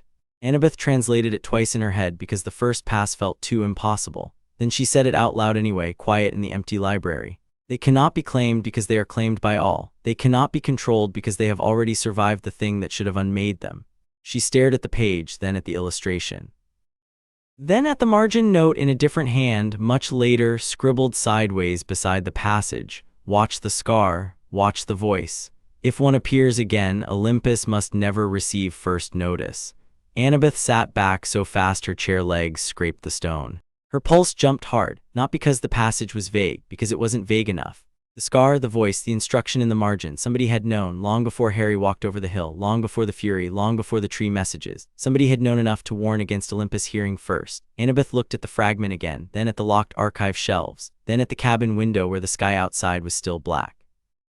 Her whole mind reorganized itself around one ugly possibility after another. Someone at camp had to have seen this before, or someone had hidden it on purpose. She closed the book too hard, stood up, and whispered to the empty library, "Oh, number chapter 3 and chapter 4. What gods don't say out loud." Annabeth moved so fast leaving the library that one of the lower cabinet doors swung back open and smacked the shelf behind it. She didn't go back to fix it. The fragment stayed folded in the crook of her arm with 2 other copied pages and a notebook she'd already filled halfway through. Her sandals slapped stone, then porch boards, then the packed dirt path between Athena cabin and the big house. Camp slept around her, or mostly slept. A couple of patrol lanterns crossed the hill line in slow loops. Somewhere near the stables, a Pegasus made a noise like it disapproved of the entire world. Good, it'd taste. She hit the porch steps of the big house 2 at a time and found Chiron already there. Of course he was. He sat in one of the porch chairs with a blanket thrown over his shoulders and a lamp beside him, reading some old field report like camp had not just had a fury at the border and a child answering it in snake language. Argus stood off to one side in the dark, half visible and somehow still seeing everything. Chiron looked up before Annabeth spoke. "You went into the archive, not a question." Annabeth stopped at the top step. "Yes, you picked the lock, yes." After I said number, yes. Chiron closed the report without looking away from her. And Annabeth held out the fragment. That got him up. He took the pages from her, moved closer to the lamp, and read in silence while the porch stayed completely still around them. Annabeth watched his face, not the text. That was always the better source with Chiron. He could smooth his voice better than most people. His eyes took longer. He hit the margin note, stopped, read it again. His jaw tightened. Annabeth folded her arms. That note wasn't added recently. The ink's older, different hand from the main text. Someone flagged the scar and the voice before Harry ever got here. Chiron looked down at the pages a while longer. Then he said, "Who else has seen this?" "No one, not even Percy." "Number, good." Annabeth hated how immediate that answer was. "That's your first reaction." "My first reaction," Chiron said, still looking at the fragment, "is that whoever wrote this understood enough to fear Olympus receiving first notice. That deserves caution." Annabeth stepped closer, "Or it deserves action." Chiron looked at her then, not angry, more tired than that. "The difference," he said, "is why you are not in charge at 12. Annabeth's mouth flattened. "You're going to use the age line now?" "Yes, that's lazy. That does not make it wrong." She wanted to argue. Normally she would have. Right now there were too many other pieces moving, so she said, "The Fury used title language. The fragment names the scar and the voice. The old flame phrase matches. And if threshold children really interfere with claiming." A sound cut across the porch from above. Not thunder, wing. Annabeth and Chiron both looked up. A golden eagle dropped out of the dark and landed on the porch rail hard enough to shake the wood. Its eyes were too bright, not animal bright. Divine bright. There was a tube strapped to one leg with silver cord. Argus moved half a step closer. Chiron swore under his breath in Greek. The eagle held up its leg. Annabeth said, "That's not for you." "No," Chiron said, "it is not." He untied the tube and slid out a rolled piece of thick parchment sealed in blue wax with the lightning bolt of Olympus pressed deep into it. Annabeth stared at the seal. Of course this happened now. Chiron broke the seal. "Read," then read again slower. When he looked up, his expression had gone past concern and into something harder. Annabeth's stomach dropped. "What?" Chiron handed her the parchment. The script was formal, rigid, and offensive in the way only divine messages seem to be. By decree of Olympus and under the authority of the throne, the child known as Harry Potter is to be brought to Olympus for examination and formal assessment without delay. Delay will be treated as obstruction.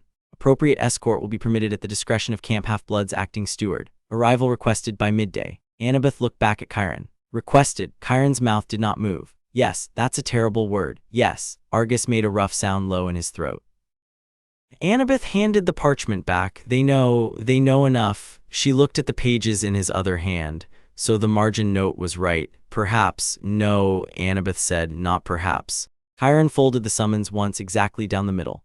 "Wake no one yet." Annabeth stared at him. Chiron, I need to think. That's what got us here. Chiron's gaze snapped to hers, sharp enough to stop anyone else. Annabeth did not look away. After a second he said very quietly, Annabeth. The tone got her farther than the warning did, not because it won, because she heard the thing under it. He was scared too. That did not happen often. Annabeth exhaled through her nose. He isn't going alone. Number Percy will insist. Yes. And if Olympus says no? Chiron looked out over the dark camp, toward where cabin 3 sat quiet and dark under the trees. Then Olympus will have to learn that Percy Jackson is not one of the things that obeys well. Annabeth would have laughed if everything else hadn't been so bad. Instead she said, I'll wake Harry. No, Chiron said, I will, because you think he'll take it better from you. Chiron did not answer. That was answer enough. Harry woke to Percy cursing softly from the other bunk. He cracked one eye open. Gray morning. Cabin 3 window half lit. Percy was halfway into his shirt and trying to button it one-handed, which was going about as well as expected. Harry sat up. Why are you dressed like the world's ending? Percy looked over. Chiron wants us at the big house. Now. Harry rubbed sleep out of his face. That's a very bad sentence before breakfast. Yep. Did he say why? Percy's jaw tightened. Nope. Harry was out of bed before he'd fully registered deciding to move. Hedwig on the post ruffled once and stayed put like she'd already judged the whole day. What time is it? Harry asked, pulling on his glasses and missing one arm of the frame twice because he was still half asleep. Too early. Helpful. Percy shoved his feet into shoes and yanked the door open. Chiron stood outside on the path like he'd materialized there from the morning itself. That answered the "how serious is it?" question in about 1 second. Harry grabbed his shirt from the floor and dragged it on while walking. You going to actually tell us on the way, or do we do mystery dread till the porch? Chiron turned and started toward the big house. Olympus has sent for you. Harry almost tripped. Percy stopped outright. What? Harry looked at Chiron's back. Sent for me how? Official summon. Harry's whole chest went tight. Not panic, worse. The kind of cold that made your body start making plans before your brain got all the facts.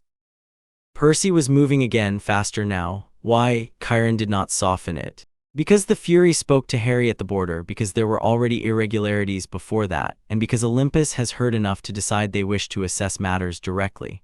Harry barked one ugly laugh. Assess? Yeah, Percy said, furious already. Number that word sucks. Chiron did not answer. He hit the porch steps first and held the door open for them.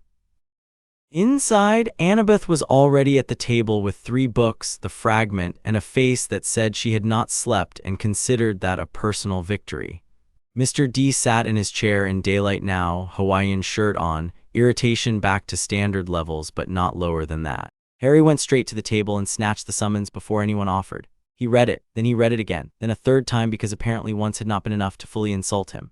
Requested, Harry said flatly. Mr. D sipped coffee, a charming Olympian custom, means ordered. I guessed. Percy leaned over Harry's shoulder and scanned the parchment. Without delay, he looked up. That's not even pretending. No, Annabeth said. Harry set the summons down very carefully. And if I don't go? Nobody spoke. Harry looked around the room. That's a question. Chiron answered. No one refuses Olympus lightly. That's not an answer. It is the answer I have. Harry laughed once, short and hard. Right? Percy stepped closer to the table. He's not going by himself. Mr. D looked at him. You do enjoy beginning with demands. Percy ignored him. I'm serious. Obviously, Mr. D said. Chiron clasped his hands behind his back. The summons allows escort at my discretion. Percy pointed at himself. Discretion. That is not how grammar works, Annabeth muttered. It is now. Harry looked at Chiron. What exactly happens on Olympus? Mr. D answered before Chiron could. Depends who's bored. Percy snapped. That's not funny. I was not joking. Harry stared at Mr. D for one beat and then shifted his attention back to Chiron because at least Chiron sometimes acted like children were made of human material. They'll question you, Chiron said. Attempt to identify the source and nature of your powers. Determine whether there are larger risks to camp in Olympus. Harry looked at him. Source, nature, risk. You all really know how to make people sound like a disease. Annabeth's eyes flicked up from the fragment. He's not wrong. Percy stared at her. Thank you. That wasn't support for you. Still taking it. Harry laid both palms flat on the table. The wood felt cool, solid. Something ordinary in a room that had stopped being ordinary a while ago. If I go, he said slow and clear, then Percy comes. Chiron nodded once. I expected that. Harry was not done, and Annabeth. That got everyone looking at him differently for a second. Annabeth blinked. Me. Harry looked at her. You know more than anybody else in this room except maybe Chiron, and half the time Chiron talks like a locked cabinet. Percy barked a laugh. Chiron's beard twitched.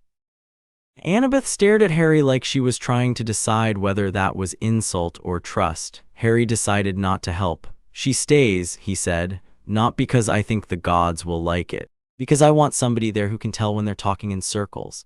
Percy pointed at Annabeth. That's fair, actually. Mr. D looked bored by all of it. How very democratic. Chiron looked from Harry to Percy to Annabeth, then he nodded once. Very well. Percy lit up in pure immediate triumph.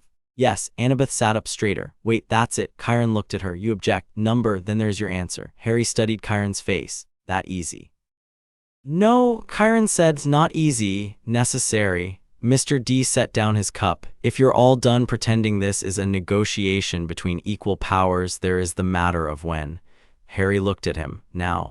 Midday, Chiron said, we leave before noon. Percy frowned. Leave how? Mr. D gave him a look that somehow made Percy seem even younger for a second. I despair. Annabeth said, Olympus access from the city. Percy groaned. Right, the Empire State Building thing. Harry looked between them. The what? Percy winced. Yeah, forgot you don't know that one. Harry folded his arms. I know none of your ones. Mr. D looked at Chiron. Perhaps now is the moment to let the child know that the gods remain aggressively tacky in their choice of headquarters. Harry frowned. He keeps doing that. Percy pointed. I know. Chiron reached for the summons and rolled it back up. We will discuss details on the road. Harry laughed. Of course, always the road, always later. This time Chiron did not let that slide. He looked directly at Harry and said, because right now I am trying to balance giving you truth with not overwhelming you before I hand you to the most powerful and least emotionally mature beings in the Western world. The room went still. Harry stared, and despite himself, he said, that is the most useful thing you've said to me since I got here.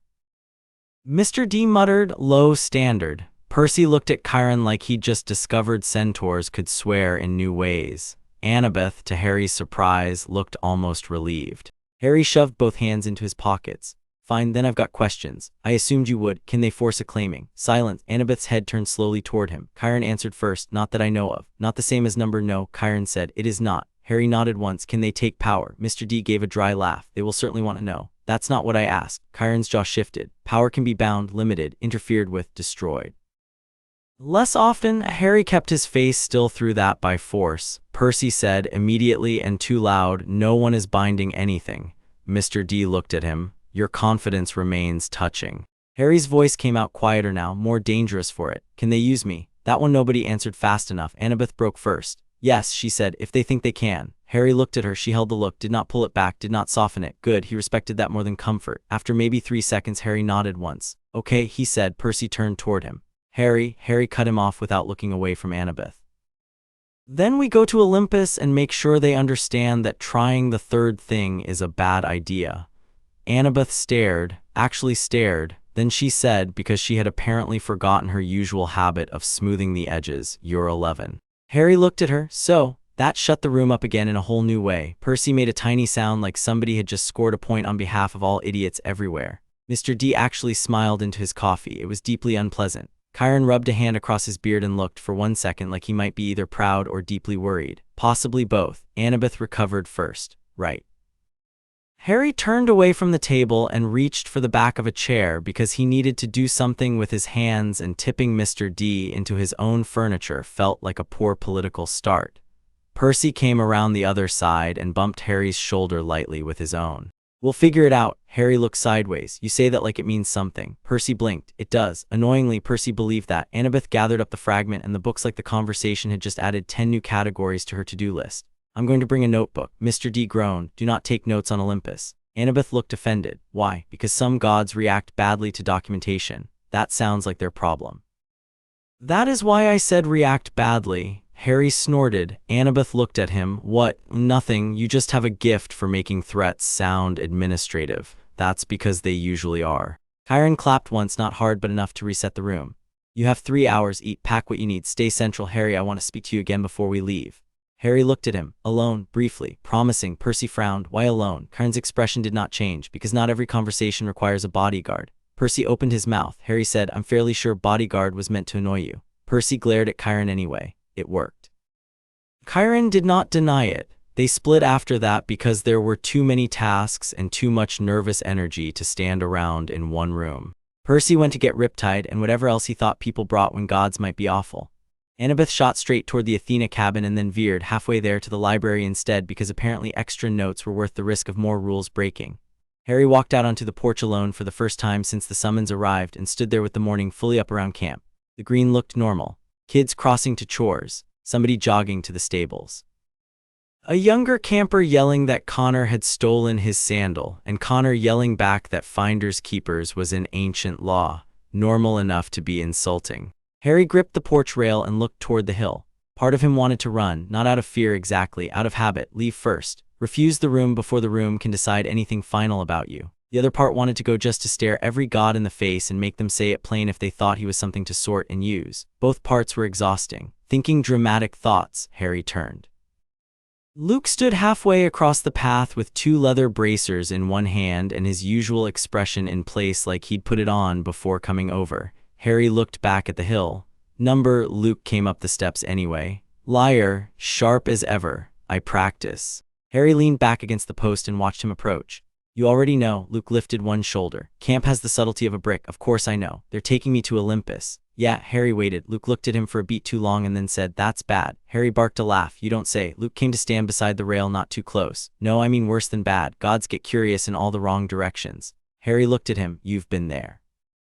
Luke's mouth twisted. Yeah, how bad? Luke was quiet for a second. Then, depends whether they see a person or a tool first. That answered enough. Harry folded his arms. Very comforting. Not trying to comfort you. Good, you're bad at it. Luke grinned without much humor. Fair. They stood there in the morning sun while camp moved below. Harry watched a pair of Apollo kids lugging archery targets and wondered for one stupid second what it would be like if this was really all camp ever was. Chores, meals, fights with Clarice, Annabeth going feral in libraries, Percy making disaster plans with maps and cold pie. Then he remembered Furies in Olympus and stopped doing that. Luke rolled one bracer between his hands. You know they'll try to put you somewhere. Harry looked at him. What does that mean? It means gods hate uncertainty. They'll want a title, a cabin, a claim, a use, something that lets them point and say, there, that's what he is. Harry stared out across the green. Annabeth said something like that. Luke's brows went up. Then you should definitely worry. Harry snorted despite himself. Luke's expression leveled out again. Listen, when you get up there, don't let them set the shape of the conversation before you speak. That sounds like a trick. It is a trick. Harry looked at him. Luke pushed off the rail and held out one of the bracers.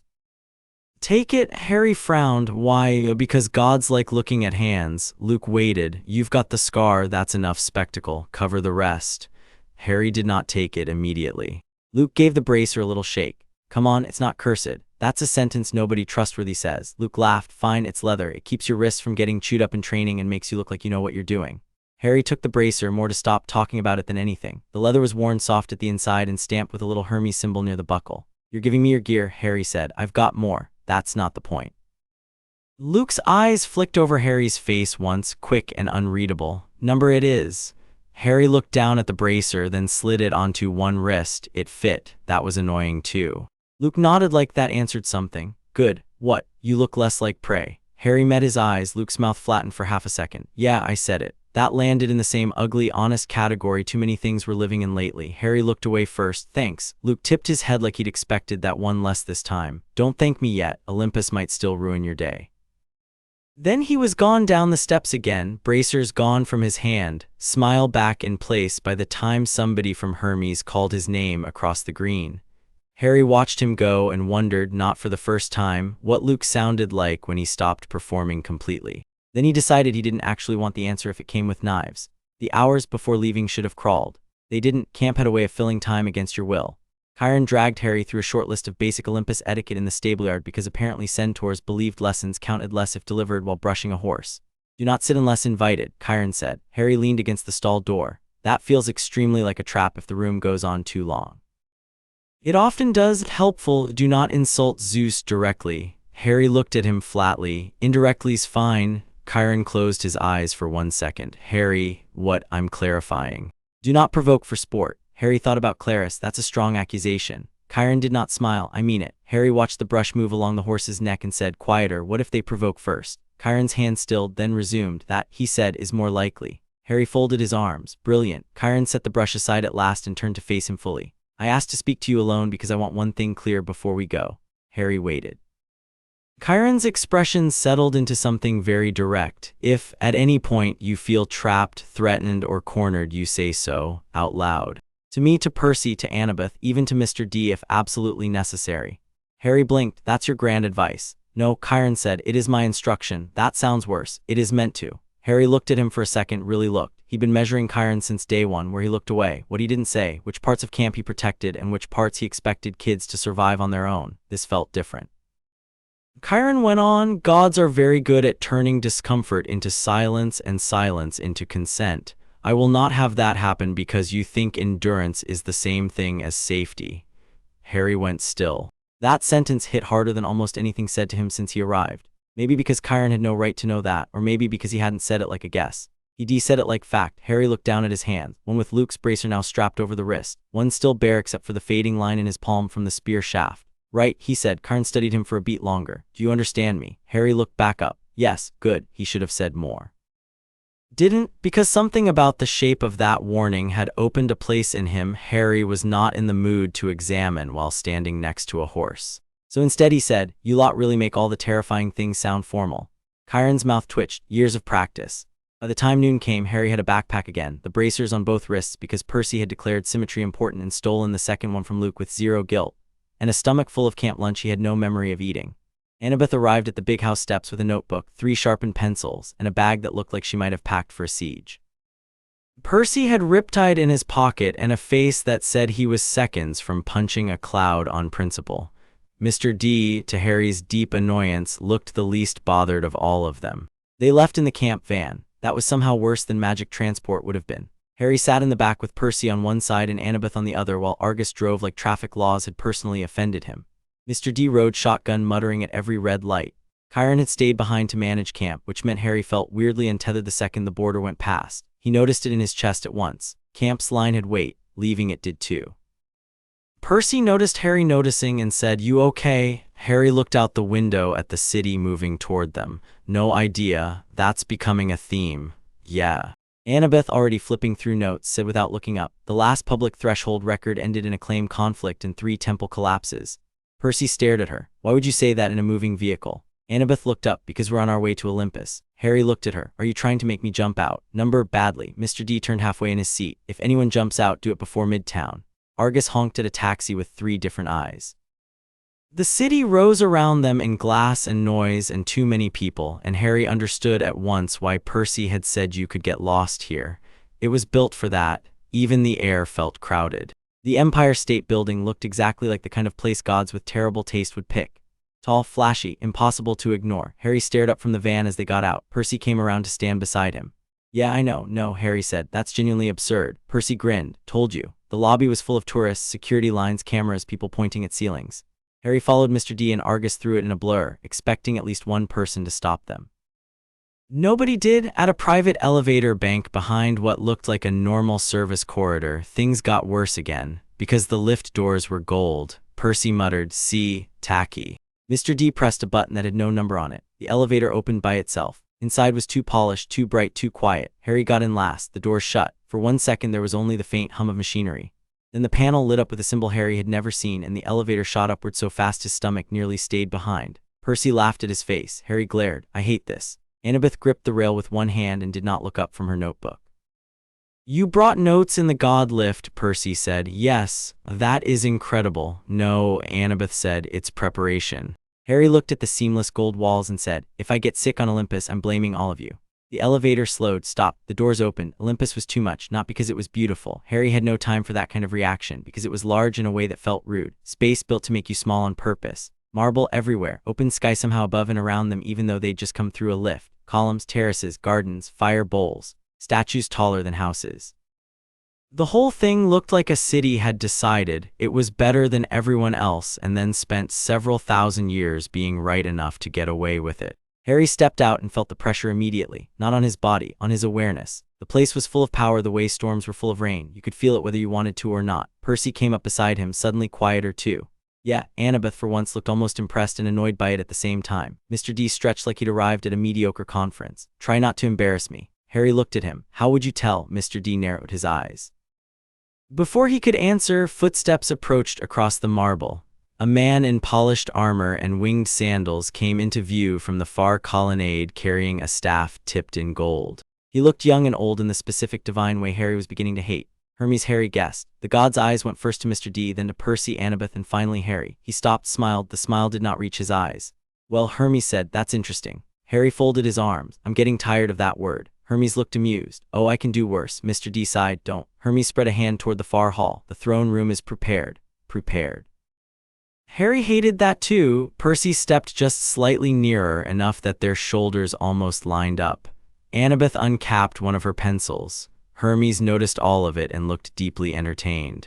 "Bring the boy," he said. Harry looked at him flatly. "You can say my name." Hermes's brows rose. "Can I?" Percy made a noise low in his throat. Mr. D cut in before that became a scene.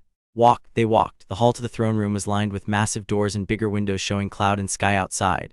Gods passed them going the other direction sometimes. One looked like a runner made of sunlight. One like a woman in silver mail who glanced at Annabeth and then looked away too quickly. Another like a man with flames moving just under his skin. Every single one looked at Harry. Not one of them looked normal about it. By the time they reached the throne room doors, Harry's skin felt too tight. Hermes put one hand to the bronze and the doors opened inward.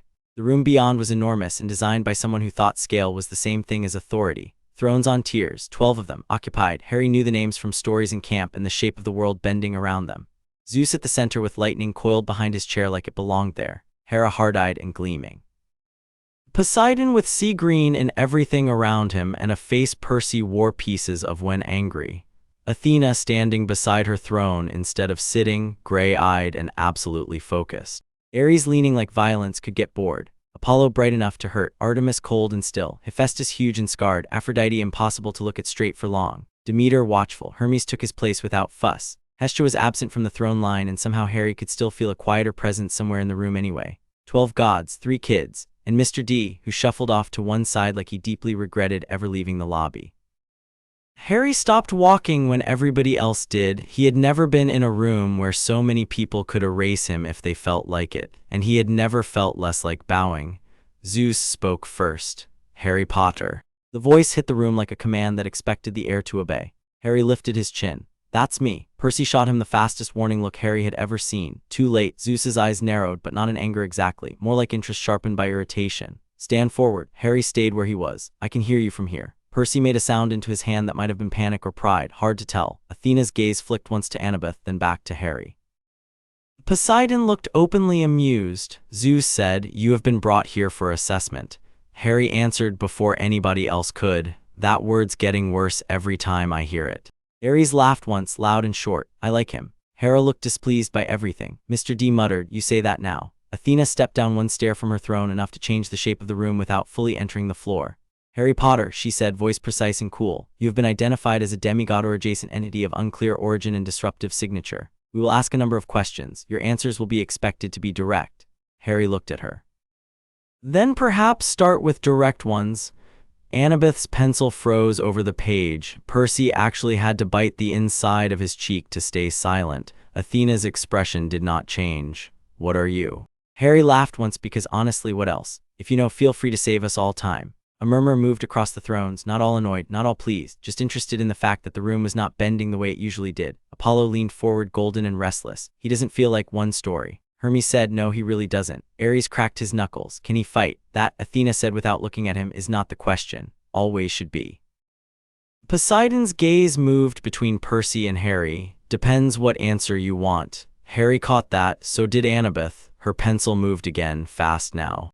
Zeus lifted one hand and the room quieted at once. "Name your divine parent." Harry looked at him. "I can't. That is not the same as do not know." "No," Harry said, "it means no one's claimed me." He heard Percy shift beside him, heard Annabeth's breathing change. They both knew he was making choices now, not just answering. Zeus's mouth went hard. "All God-born children can be identified." Harry met his eyes. "Then your system's having a rough week." The room went very still.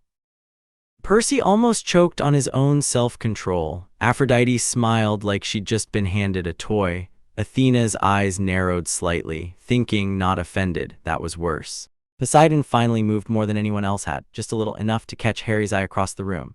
He gave one small nod, no smile, no speech, just that. Harry did not know what to do with it, so he did what he learned to do with useful information. He stored it. Apollo came down 2 steps before Zeus could start again. "Let me try something." Zeus looked disgusted. "Must you?" "Yes." Apollo grinned and then his whole face changed when he turned toward Harry, more serious, sharper. "Less show. I'm going to ask you one question," Apollo said. "Answer honestly, don't reach for anything." Harry frowned. "That sounds fake." Apollo ignored him. "What waits for you where 2 tides meet?"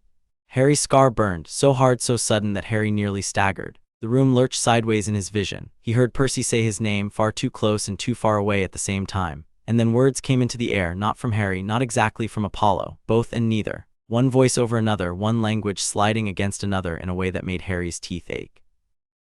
The old flame waits where the unclaimed river bends, where no single god may shut the gate, where blood remembers what temples burned, the sound cut off. Harry sucked air back into his lungs. Annabeth's pencil snapped clean in her hand. Apollo stepped back, pale in a way gods probably hated admitting they could be. Well, Ares stood up from his throne. That was fun. It was not, Hera said sharply. Athena had gone very, very still. Zeus rose halfway out of his throne and lightning cracked somewhere behind the hall. What was that? Apollo rubbed at his own temple with 2 fingers. Not a full prophecy. Then what? Apollo looked at Harry, not at Zeus. A split channel. Nobody in the room liked that answer. Harry could tell because every divine presence in there went tight in a different way. Percy whispered, Harry. Harry looked at him. Percy was half turned toward him, one hand open and tense like he might grab Harry if he tipped over. Harry was not tipping over. He was focusing very hard on staying upright and not throwing up in Olympus. I'm fine, he lied. Annabeth from his other side said under her breath, no you're not. Harry said, helpful. Athena stepped farther down from her throne at last. Again, Apollo snapped, number that shut the room up harder than Zeus had managed. Apollo looked around like he'd just realized who he'd used that tone on. Then he did not apologize, which Harry respected more than he should have. The channel almost tore, Apollo said. I'm not running it again on a child whose pattern we don't understand. Zeus's face had gone dangerous. Poseidon said mildly, the boy remained standing. That seems a useful sign. Harry looked at him again. That nod earlier had not been random then. Poseidon was not exactly helping, but he was not stepping away either. Athena's attention settled back on Harry with full force. Describe what you felt. Harry stared at her. Percy turned so sharply he nearly hit Harry's arm. What? Annabeth looked up from her broken pencil stub. Athena's expression did not change. Explain. Harry folded his arms because suddenly he needed a barrier that was not made of magic.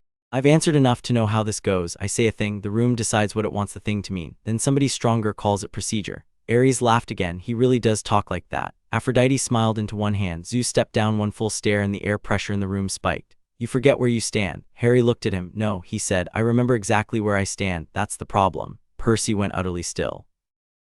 Annabeth's whole body locked in a different way, not fear, readiness. Poseidon's face changed very slightly. Still not a smile, something else, approval maybe just recognition. Athena said, cool as ever, then state your terms. Harry blinked. The room did too in its own divine way. Annabeth stared at her mother like she just sprouted wings. Athena kept her gaze on Harry. You have resisted every framing offered so far, therefore if you intend to cooperate at all, state the conditions under which you will do so. Harry looked from Athena to Zeus to Poseidon and back. He had not expected that, so he answered before the room could close up again. Percy stays, he said. Annabeth too. No separate rooms. No touching my head, no trying to claim me to see what happens, and if I say stop, it stops. The silence after that felt almost clean. Hera looked scandalized. Good. Ares looked entertained. Less good. Hermes looked like he wanted popcorn. Zeus said, you presume greatly. Harry said, you asked. Percy's face had done something strange and fierce and proud all at once. Annabeth's eyes had gone wide and then narrowed in thought, probably already remembering every word. Athena was the first to answer. Accepted, she said. Zeus turned toward her. Athena, she cut across him without looking away from Harry. If you want answers from a threshold child who clearly associates compliance with danger, coercion will reduce clarity. That was the most Annabeth thing Harry had ever heard from someone who was not Annabeth. He hated that it made sense. Poseidon spoke next. Reasonable. Apollo nodded. Yes. Hermes lifted a hand. Honestly, this is the most productive structure we've had in ages. Ares shrugged. I still say let him hit something. No, said 6 gods at once. Mr. D muttered, shocking unity. Zeus looked like he wanted to strike the whole process from existence. Then with visible effort he sat back in his throne. So be it. Harry did not relax, not even slightly. The examination went on anyway. Questions came fast and from different directions. When did the scar first react? What did he know of his parents? Had his powers ever responded to divine names? Did wand-based magic and boundary effects feel different? Could he hear the mist or see through it? Had he ever crossed other magical barriers? What dreams had he had? What did snakes say when they spoke first? Harry answered what he chose, refused what he didn't, and kept Percy and Annabeth in the edges of his vision the entire time. Percy did not speak unless he had to. That might have been the hardest thing Harry had seen him do yet. Annabeth said almost nothing, but every time a god phrased a question in a way that sounded less like inquiry and more like trap, Harry caught the smallest shift in her posture before it landed. Enough warning to be useful. She was good at that, better than she should have been at 12. At one point Athena asked, "Do you perceive the camp border as a wall or an agreement?" Harry looked at her for a second and then said, "That sounds like a trick question. It is a precise question." "It felt," Harry said slowly, "like a place deciding not to stop me." Athena went still. Across the room Hestia appeared, not with noise, not with thunder or fanfare. She was simply suddenly there by the central hearth, younger looking than the others, with flames reflected in her eyes and no throne at all. Harry had not seen her arrive. No one else reacted much, which somehow made it more unsettling. Hestia looked at him once, not through him, at him. Then she looked at Zeus and said, "Enough." The room obeyed, every god in it. Harry noticed that too. Hestia's gaze returned to him. "The child is not a specimen." No one answered her immediately. Then Zeus said, with the tight patience of someone being corrected in public, "No one suggested." Hestia looked at him. He stopped. Percy's mouth twitched. Harry almost understood why. Hestia turned back to Harry, and for the first time since he'd reached Olympus, someone's voice in the room did not sound like authority first. "You are tired," she said. Harry stared at her. "Yeah, then this is enough for today." Athena's expression shifted, calculating around the interruption. Zeus looked ready to object. Poseidon watched Hestia and did not intervene. Mr. D from the side actually looked relieved. Hestia said to the room at large, "You know enough now to fear your own ignorance. Do not mistake that for certainty." Then she was gone, no flash, no smoke, just absence where she had been. Harry blinked once and decided he was adding that to the list of god things he hated. Zeus rose fully at last. "The boy will remain under provisional camp status," he said. "His condition is unresolved. He is to be monitored. Olympus will be informed of any further manifestation, contact, or anomaly." Harry looked at him. "That's a lot of words for 'we don't know.'" Percy made a tiny helpless sound like his soul had left his body and come back laughing. Ares laughed openly. "I definitely like him." Athena's mouth flat, but not at Harry. Zeus ignored the comment. "You may go, just like that, no claim, no answer, no nice summary, just a label that meant watched and unfinished." Harry hated it, but they were leaving. That mattered more. The walk out of the throne room felt different from the walk in. Not better, just more dangerous in a complicated way. More people knew now. More power had touched the edges and failed to sort him cleanly. Harry could feel that in the looks the gods gave as they left. Apollo looked like he wanted 3 notebooks and a nap. Athena looked like she had already started 3 strategies and hated all of them. Poseidon met Percy's eye once and gave the slightest nod. Percy went straighter after that. Harry filed that away too. The outer hall beyond the throne room felt almost human by comparison. Almost. Percy exhaled so hard once the doors shut behind them that it sounded like he'd been holding his breath for an hour. "That," he said, "was the worst room I've ever been in." Harry rubbed at his scar. "Strong agree." Annabeth had already replaced the broken pencil with another and was writing while walking. Apollo called it a split channel. Hestia intervened. Athena accepted terms. Zeus used provisional instead of unclaimed or guessed. "That matters." Percy looked at her. "How are you doing homework right now?" "This isn't homework." "It absolutely is." Harry glanced at her notebook. "Anything helpful in there?" "Not yet." "Brilliant." Mr. D walked ahead with the full swagger of a man escaping paperwork he hadn't wanted in the first place. "The good news is Zeus did not throw lightning at anyone." Percy stared at his back. "That's your good news." It was on the table. They turned a corner into a long outer hall lined with banners and windows overlooking cloud. Hardly anyone else was there. The quiet after the throne room felt off. Too clean, Harry noticed first. He slowed. Percy did too at once, reading that without words. "What?" Harry looked up and down the corridor. "Too empty." Mr. D kept walking. "This is Olympus, not a shopping mall." Annabeth capped her pencil. "He's right. That got everyone's attention." At the far end of the hall, 3 figures stepped into view, demigods, older than them, maybe 15, 16. Camp orange under travel cloaks, but the orange looked wrong in this place. One had a scar across her mouth. One carried 2 knives low and loose. One looked terrified and furious at the same time. They spread without looking like they were doing it. Harry felt the trap 1 second before the first blade came out. Percy drew Riptide in a blur. The girl with the mouth scar pointed straight at Harry. "Traitor." Harry blinked. "What?" Then all 3 rushed them. "Great." Percy snapped. Mr. D swore and backed sideways instead of forward, which Harry filed under interesting and deeply unhelpful. The first attacker came for Harry, not Percy. That told Harry enough. He pivoted left. The knife cut air where his ribs had been. Annabeth slammed her notebook into the attacker's wrist hard enough to knock the second knife wide, then drew her own blade from somewhere in that bag, because of course she had one. "What did I miss?" Percy shouted, blocking a strike from the second demigod. "Apparently everything." Harry shouted back. The terrified one yelled, "You led Kronos to the hill." Harry stared at him. "I absolutely did." That was when Annabeth's head jerked up, not from the blade in front of her, from the sentence. Harry knew that look on her face now, a connection locking into place. She slashed low, drove her attacker back one step, and yelled, "They were told." Percy parried, shoved his opponent into a column, and snapped, "Told what? Who told you?" Annabeth shouted to the terrified demigod. The boy lunged instead of answering. Percy ducked under the blade and shoulder-checked him into the wall hard enough to crack marble. Harry got pressed back toward one of the tall windows by the girl with the scar. She was good, not Luke good, fast, mean, trained enough to punish hesitation. Harry had no weapon, which felt like a design flaw all of a sudden. The knife flashed at his face. He ducked and grabbed her wrist on instinct. Pain shot through his palm where the old spear scrape hadn't fully healed. He ignored it and drove his elbow into her shoulder. She hissed and slammed her knee toward his stomach. Harry twisted, took it on the hip instead, and nearly lost balance. No room, and no line yet. Percy shouted his name. Harry looked up in time to see the third demigod breaking off Annabeth and coming in from Harry's blind side. Everything narrowed, same as the well, same as the hill. Harry reached for the thing under his skin and for one vicious second decided not to hold it small. The shield did not come as a wall, it came as release. A hard white sweep blasted out from him in a curve, not bright exactly, just absolute. The two attacking demigods hit it and went backward like the floor had rejected them. One slammed into the window frame. The other hit the banner pole hard enough to rip silk loose from the wall. Every torch in the corridor flared. Every divine ornament along the hall hummed. Percy actually stopped mid-fight and stared. Annabeth did not stop moving. Smart. She kicked the knife from the boy by the wall and shoved him flat with the heel of her hand against his throat. "Don't move," she snapped. The girl with the scar had gone still on the floor, eyes wide, looking at Harry like she was no longer sure what category to attack. Harry was breathing hard, not shaking, not apologizing. That was new.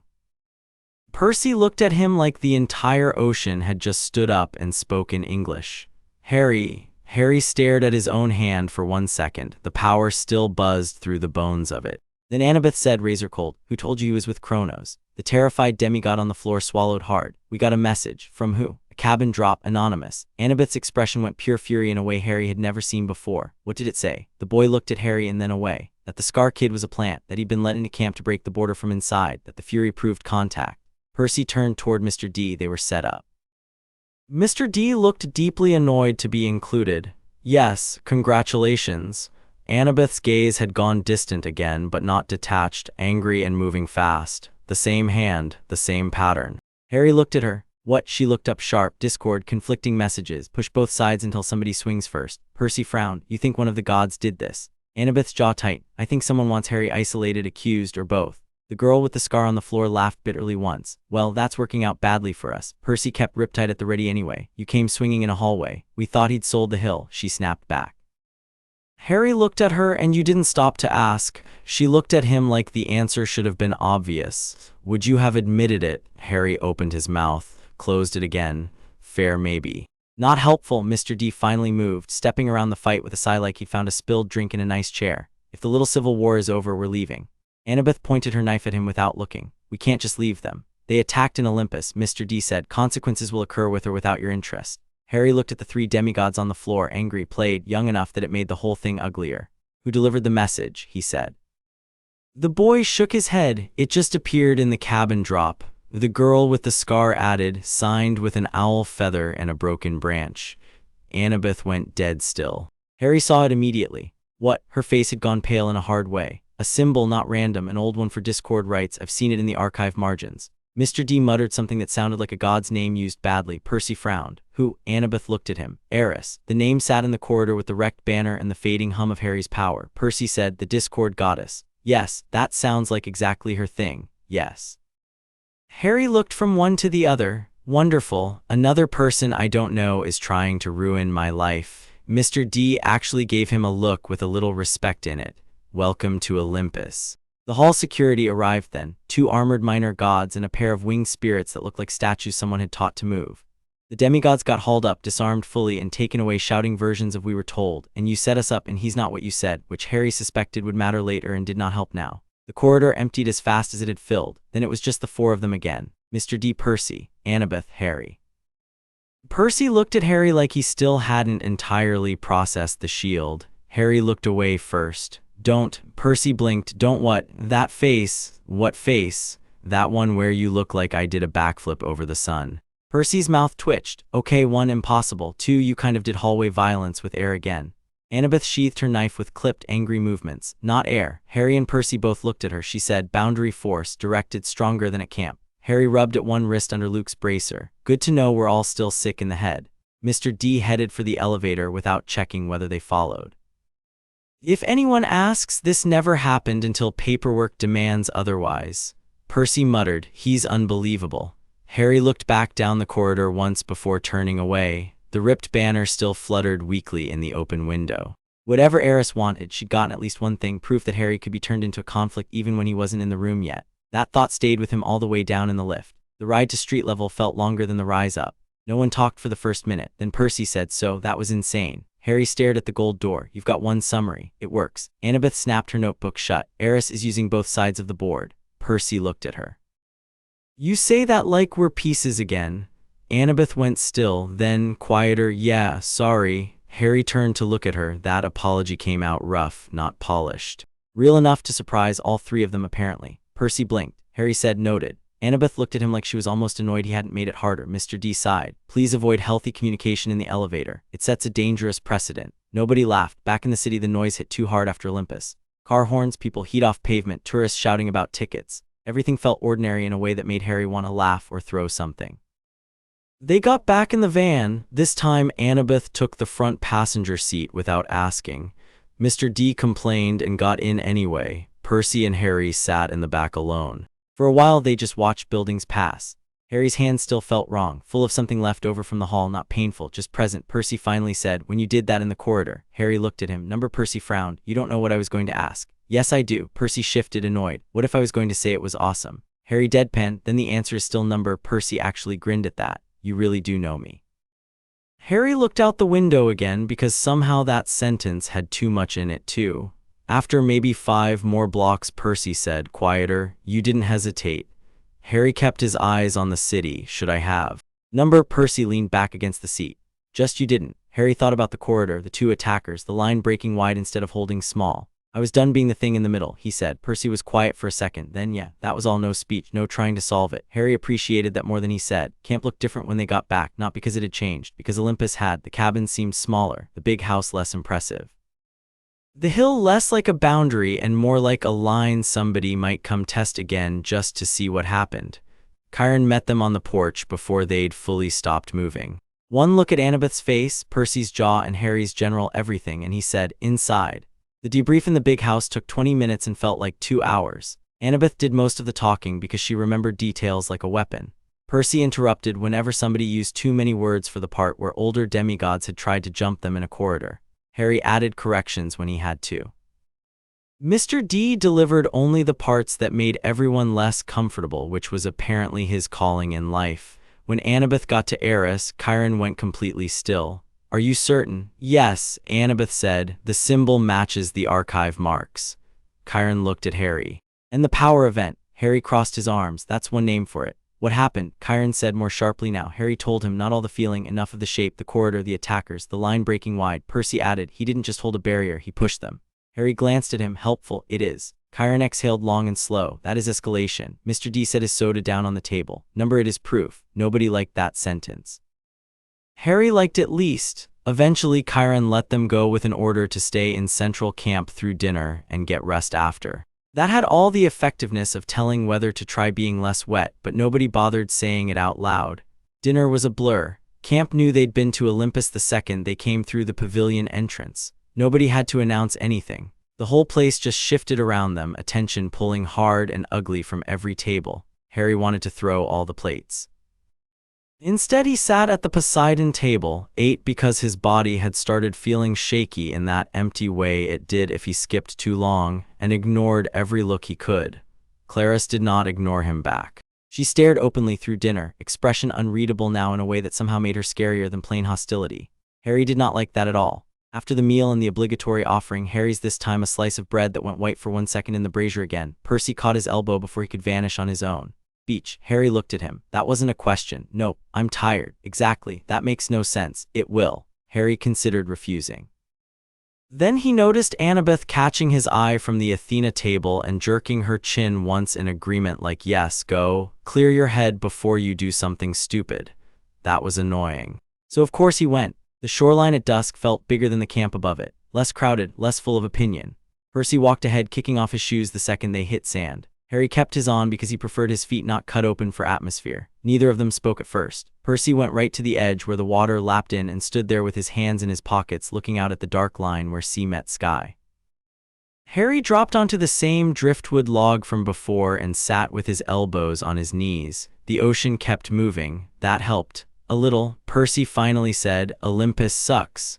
Harry looked at his back. You live in a world where that needs saying. Percy half turned, grinning without much humor. You know what I mean. Yeah. Percy walked back up the sand and sat beside him. You want to talk about it? Harry snorted, not remotely. Cool, me neither. That got a real laugh out of Harry, brief but real. Percy pointed at him. There, don't. Can't help it. They sat in silence again. Then Harry said before he could stop himself, Poseidon nodded at me. Percy turned. What, in the throne room? Percy frowned. Like, at you? Yes. What kind of nod? Harry looked at him flatly. I'm sorry, was I meant to classify the nod?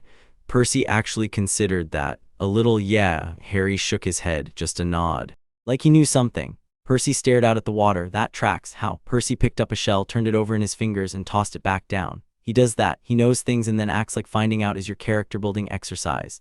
Harry looked at him. You say that about your father very casually. Percy shrugged one shoulder. He's my dad, also God. Those are separate problems. Harry thought about Zeus's face when Harry refused to move. Athena giving terms. Hestia stepping in, Poseidon saying almost nothing and still somehow shifting the room anyway. Weird family, Harry muttered. Percy barked a laugh. Understatement. Harry rubbed at his scar. Less pain now, more memory than anything. He was about to say something else when a voice came from farther up the beach. You should have stayed out of Olympus. Harry and Percy were on their feet before the sentence finished. Luke stood near the dune line with a sword already in his hand, not drawn in panic, not brandished, just present. Percy's whole body went tight. What are you doing? Luke looked at him, then at Harry. Trying one last time before this gets worse. Harry felt everything in him go cold and focused all over again. Worse how? Luke came a few steps closer, still not rushing. You think that room today was an assessment? It was a sizing up. They'll push again. Percy's hand went riptide in his pocket. Back up. Luke's eyes flicked to the movement. See, that's the problem. You still think this is a camp argument. Harry looked at the sword in Luke's hand. Then what is it? Luke met his eyes. A choice. Percy snapped. Oh, come on. Luke ignored him. Olympus won't leave this alone, Harry. They can't. Gods don't do unfinished. You go back up there enough times and eventually they stop asking. Harry's jaw tight. You don't know that. Luke's smile came and went in one fast, ugly flicker. Yeah, I do. That shut Harry up. Percy stepped forward. Put the sword away. Luke finally looked at him properly. Number riptide snapped into Percy's hand in a flash of bronze and celestial edge. The surf hissed up the sand behind them. Harry stayed still. No sword, no line drawn yet. Luke shifted his stance just enough that the fight started before the first swing. Percy saw it too and moved first, blade up. Luke met him. The sound of metal hitting metal on the beach at dusk did not belong with waves and gulls and open sky. It sounded wrong, too hard, too personal. Percy was good. Luke was better. Not by a little, by the kind of margin that came from years and pain and practice Percy had not had time for yet. Luke beat his blade aside on the second exchange, turned and clipped Percy's shoulder with the flat hard enough to make him stumble back 3 steps. Harry moved in automatically, sand kicking under his shoes, and grabbed the driftwood branch nearest the log because standing empty-handed while 2 idiots cut each other up had become unreasonable. Luke saw him pick it up and almost laughed. Really? Harry swung anyway. Luke caught the driftwood against his blade and shoved. The branch split near Harry's grip. Harry threw the broken half at Luke's face. That bought half a second, enough for Percy to come back in low and fast. Luke had to turn to meet him. Good. Harry backed up 1 step, eyes moving, cataloging the fight. Luke's footwork, Percy's anger, the places where sand made things less steady. The waterline 3 yards down, the moonlight just bright enough to track blade edges. Percy slashed high. Luke parried, spun, and would have tagged Percy's ribs if Percy hadn't dropped and rolled under it in a move that looked messier than graceful but worked. Luke was already turning again before Percy got his feet under him. That was the scary part, not speed. Not strength. Harry had seen both. It was how little Luke wasted. Every shift had purpose. Every step put him somewhere useful. He wasn't angry the way Clarice got angry. He was controlled, which somehow felt worse. Percy came in again, harder this time, and Luke gave ground for exactly 1 step. No more. Their blades rang once, twice, 3 times in quick hard hits that sent sparks of sound over the surf. Harry moved left, not toward them, around them. Luke noticed. Of course he noticed. Don't, Luke said, catching Percy's downward slash and shoving him wide. Harry kept moving anyway. Luke twisted, disarmed the angle before Harry even got there, and for 1 second Harry saw the whole thing clearly. Luke wasn't trying to hurt Percy badly. Not yet. He was trying to control space. Keep Percy busy. Keep Harry from getting a clean decision. Harry hated being managed. Percy lunged again and Luke finally lost patience enough to show it. He knocked Riptide aside and slammed the pommel of his sword into Percy's shoulder. Percy staggered back with a sharp curse. Harry was there at once, grabbing Percy by the arm before he hit the sand fully. "You good?" Percy hissed through his teeth and yanked himself upright. "Nope." Luke lowered his blade a fraction. "This is what I'm talking about. You two think this is still camp." Percy barked a laugh that had no humor in it. "You ambushed us on a beach with a sword. I came to talk." Harry looked at the sword. "You're terrible at it." Luke's face tightened for half a second. "I came to make sure you listened." That landed worse, because Harry believed him, not the whole thing, not the clean version, but enough. Luke hadn't come here frothing for blood. He'd come here because something had pushed him past the point where charm alone felt fast enough. That didn't make him safer, it made him more dangerous. Percy rolled his shoulder once, grimacing, and got Riptide back up. "Move." Luke looked at him. Harry stepped in before Percy could go again. "What do you actually want?" Percy snapped his head toward Harry. "What are you doing?" "Trying the talking thing since apparently nobody else can." Luke's eyes stayed on Harry. "I want you to stop walking into their rooms like you owe them answers." Harry laughed once. Amazing timing for that. "I'm serious." "So am I." Luke took one step forward. Percy matched it instantly, blade up. Luke ignored Percy. "You think they accepted terms because they respect you. They accepted terms because it let them keep you in the room." Harry folded his arms, not because he felt relaxed, but because his hands wanted to do something stupid. "And your answer is what?" "Run." Luke's jaw shifted. "My answer is choose before they choose for you." "Say that again in plain English." Luke almost smiled, but there was nothing light in it. "Leave before the collar closes." Percy's whole face changed. "There it is." Harry looked at Luke. "Collar." Luke didn't back off the word. "You think provisional camp status is harmless? Monitored. Further manifestation. They've already started writing the bars, Harry." Percy snapped. "That doesn't mean you get to jump us on the shore and act like some freedom pamphlet with a sword." Luke's gaze flicked to him at last. "You really still think this is about rules? What's it about then?" Luke's expression flattened completely.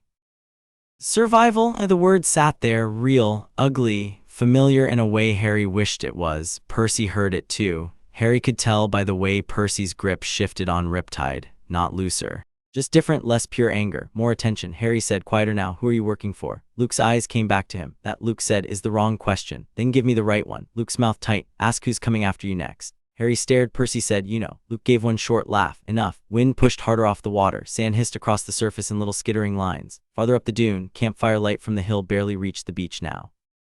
They were just far enough out that camp sounded distant. That suddenly felt very stupid. Harry said, "Then say it." Luke looked between him and Percy. Then he did something Harry had not expected. He lowered the sword, not put it away, just lowered it. "The gods are not the only ones watching now," Luke said. "Olympus made that worse today. You think you left with a vague label and no answers. What you actually left with is attention." Percy lowered Riptide by about an inch. "From who?" Luke looked out at the water for 1 second, then back. "From anyone who thinks a threshold kid can break a balance." Harry said, "Threshold kid is getting high on the list of things I hate hearing." Luke ignored that. The corridor attack was a test, not just by Eris, by whatever's pushing underneath all this. How you react. Whether you can be isolated, whether Percy stays predictable, whether Annabeth can be turned. Harry blinked. "Turned into what?" Luke looked at him. "A lever." Percy made a disgusted noise. "You really do talk like a villain." Luke's mouth twitched, then flattened again. Maybe villains just say the ugly part faster. Harry felt that one too. He hated how many things Luke said sounded almost right if you turned them in your hand too long. That was its own danger. Harry said, "Why tell me this?"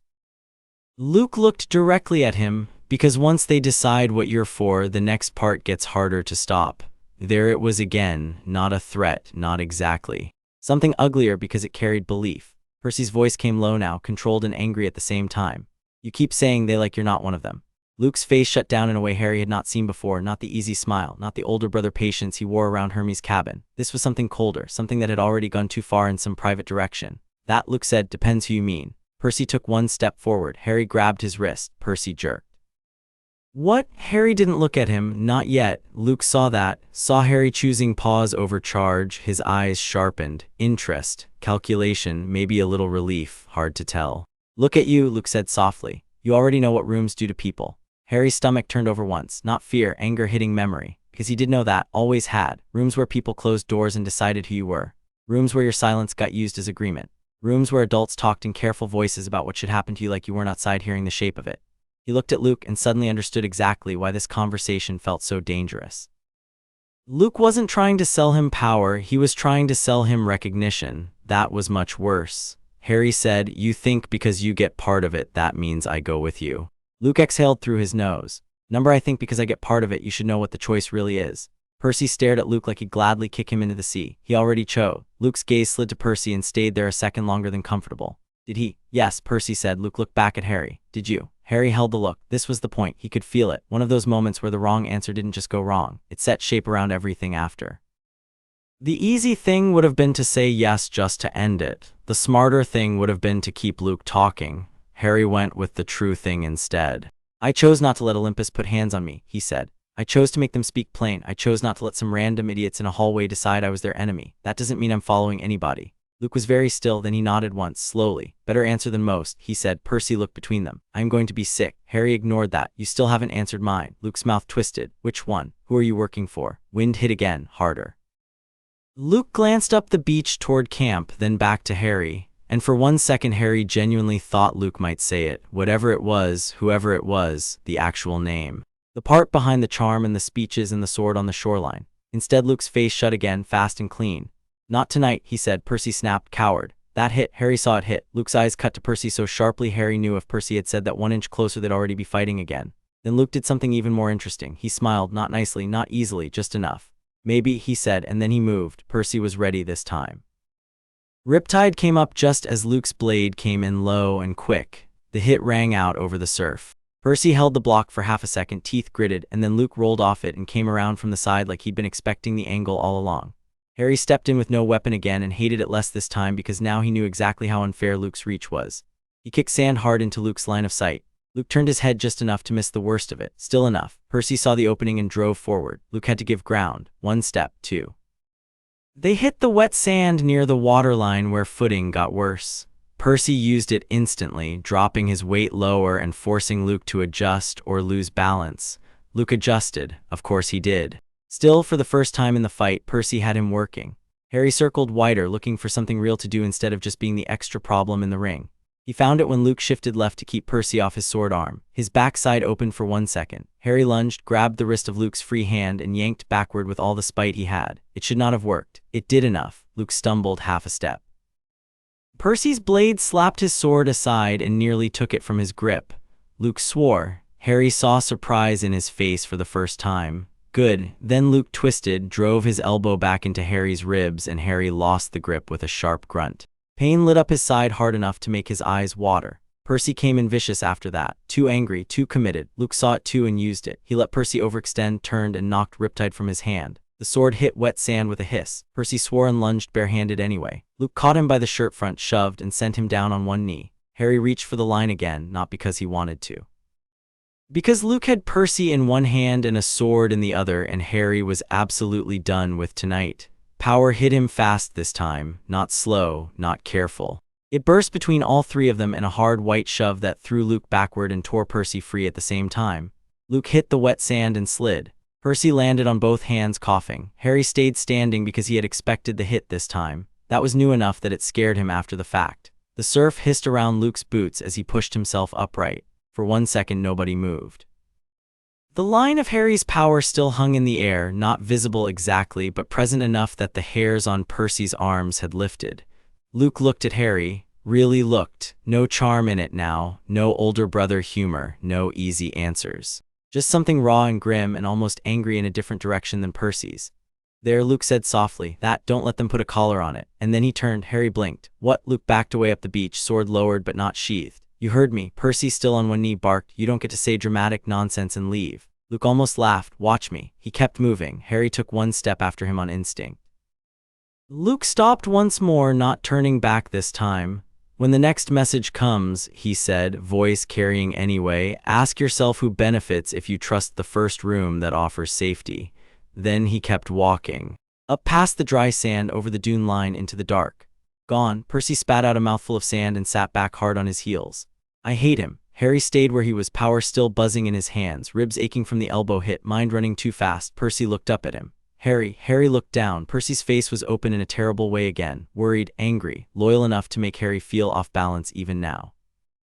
Harry sat down on the wet sand because suddenly his legs had lost interest in being useful. Percy scrambled up and came over at once. You okay? Harry laughed once, breathless and sharp. Apparently that question is immortal. I'm serious. Yeah, Harry said. I know. Percy crouched in front of him. Did he hurt you? Harry pressed a hand to his ribs and winced. Bit. Percy looked murderously toward the dark dune. I'm going to kill him. No, you're not. He pulled a sword on us. Harry looked at him. You pulled one back. That's different. Not from where I was standing. Percy scrubbed a hand through his hair and left sand in it. He's lying, right? Harry knew exactly what he meant. The collar line, the not tonight. The whole rotten shape of it. I don't know, Harry said. Percy's face tightened. I hate that answer. Same. Percy sat down beside him in the sand and dug his heels in, breathing hard. The sea washed up close enough to soak the edges of both their trainers and then dragged back out. For a while they just sat there listening to the water and the wind and the blood still settling after too much adrenaline. Then Percy said, You pushed him. Harry looked at the surf. Yeah, that was different from the well. Yeah, Percy glanced at him. Did you do that on purpose? Harry thought about it. The line had come fast, faster because he'd reached clean. No panic, no surprise, just decision. Sort of, he said. That's not comforting. Nope. Percy was quiet for a second. Then he said very matter-of-factly, You know you're not going with him. Harry turned his head. What? Percy stared out at the water. In case he got in your head even a little, you're not going with him. Harry looked at him. There was no panic in Percy's voice now, no pleading, no room for negotiation, just certainty. Harry should have been annoyed by that. Instead, he felt something in his chest unclench and then immediately tense again because that was even worse. What if he's right about some of it? Harry asked. Percy answered without hesitation. Then we deal with that part. Doesn't mean we go with him. Harry looked down at his hands. Sand stuck to the damp skin over Luke's bracers. The power under the bones had quieted, but not all the way. He knew things, Harry said. Yeah, he said, things that fit. Percy nodded once. Yeah, Harry stared at the black line of sea. That's the annoying bit. Percy huffed a laugh. Definitely. They sat a little longer. The wind had shifted now, colder, cleaner. Percy dug his fingers into the wet sand beside him and then almost absently pulled. The seawater nearest shore responded. It slid around his hands instead of over them, curled in a line across the sand and circled his ankles without wetting them. Harry had seen Percy do smaller things before. Little not quite tricks, water touching and pulling back, cups refilling weird, that kind of thing. This was different. Percy was not showing off. He was thinking with it. The water moved with his mood, restless, fast, then slower when he exhaled. Harry watched for a while, then without really deciding to try, he reached down and put his fingertips into the edge of the water. The sea paused, not fully still, just aware. Harry felt it, not command, not control like Percy had, recognition, like the ocean knew he was there and had not decided yet what that meant. Percy stopped moving too. He looked at Harry's hand in the water. Then at the little line of foam that had curled around Harry's fingers and stayed there instead of washing away. Then back at Harry. Did you just do that? Percy said. Harry stared at the water. I don't know. That's getting old as an answer. Yeah, Percy leaned closer, watching the sea. No, seriously, it's reacting to you. Harry pulled his hand back. The water did not rush to fill the space the way it should have. It waited one beat, then slid in gently. Harry looked at Percy. Maybe it liked the drama. Percy didn't laugh. That got Harry's attention more than the water had. Percy was staring at him with a very strange expression, not shock now, not just awe either. Something warmer, more cert. What? Harry said. Percy let out a breath, looked back at the water once, then at Harry again. I'm pretty sure you're my brother, he said. The sentence landed in the dark between them and sat there. Harry blinked once. There were about 15 easy answers to that, most of them jokes, some deflections. A couple of you've definitely got a head injury. He could feel all of them lining up. None of them came out, because Percy hadn't said it like a theory about gods. He hadn't even said it like he needed proof. He said it like he knew what he meant and didn't need the world to certify it. Harry looked away first because the force of that was too much to take head on. You don't know that, he said, and the words came out thinner than he wanted. Percy shrugged one shoulder. Don't care. Harry laughed once, helpless and annoyed in something else. That's not how this works. Maybe not for gods. Harry turned back. Percy was still looking at him the same way, steady. No taking it back because it got awkward, no hiding behind a joke after all. Percy, Harry said, and then stopped because he had absolutely no idea what came after that. Percy saved him from trying. I'm not talking about paperwork, he said, or claiming, or whatever Athena wants to call it, I mean. He broke off, made a frustrated face, and shoved both hands through his hair. I mean, you're not by yourself in this anymore, and if I get any say at all, you're family. That's what I mean. Harry stared at him. His first thought was that this was insane. His second was that Percy meant every word. His third was the dangerous one. He wanted it to be true. That was the one that made his throat feel too tight all of a sudden. So he did what he always did when something mattered too much. He reached for sarcasm. Bit fast, he muttered. Percy actually grinned. Yeah, probably. Harry looked at the sea again. The water moved in and out, quiet now, touching the shore in long, slow pulls. He thought of Privet Drive, the cupboard, Vernon's hand, Petunia's eyes sliding away, Dudley yelling get him like it was a game, then of camp, Annabeth on the porch, Luke in the woods. Chiron saying endurance wasn't the same as safety. Percy in a room full of counselors saying if anyone wanted to throw Harry out, they could start with him. Harry let out a breath, then very quietly because saying it any louder felt impossible. Nobody has ever said that to me before. Percy's face changed instantly. Not pity, never pity, just a fierce kind of softness Harry had no training for at all. Well, Percy said just as quietly, somebody should have. Harry looked down at his hands and laughed once because otherwise he was going to do something ridiculous like believe in things. Percy nudged his shoulder. Not hard, just there. Harry didn't move away. They stayed on the beach until the cold got annoying enough to matter. Then they stood, brushed sand off themselves badly, and started back toward camp side by side. At the dune line, Percy said, "You know, if Annabeth asks what happened, we have to leave out like 40% of it." Harry glanced at him. Which 40? The part where Luke was maybe making sense, the part where you blasted him sideways, and definitely the part where I got kicked into the sea in spirit, if not technically. Harry barked a laugh. In spirit, absolutely, and the brother thing. Percy nearly tripped over his own feet. Harry kept walking. Percy caught up 2 steps later. Wow, what? That was evil. You'll live. Percy shook his head, grinning helplessly. Yeah, okay, fair. By the time they reached the cabins, camp had gone mostly quiet. A lantern still burned on the big house porch. Patrol shifted near the hill. The whole place looked normal enough that if Harry hadn't lived the day himself, he might have believed in it. Annabeth sat on the steps of Athena cabin with her notebook open and one leg tucked under her. She looked up as they passed and narrowed her eyes. What happened? Percy answered instantly, nothing. Annabeth gave him a look. That's false. Harry kept walking. We went to the beach. You're both wet. Percy looked down at his cuffs. It's a beach. Annabeth stood up. Why does that sound like a crime scene defense? Harry turned just enough to look at her over his shoulder, because you hear one in everything. Annabeth stared at both of them, then her eyes landed on the split in Harry's camp shirt near the ribs where Luke's elbow had hit and the cloth had pulled. Her expression changed. What happened? This time she was asking properly, not for information, for truth. Harry thought about deflecting. Then Percy said before he could, Luke.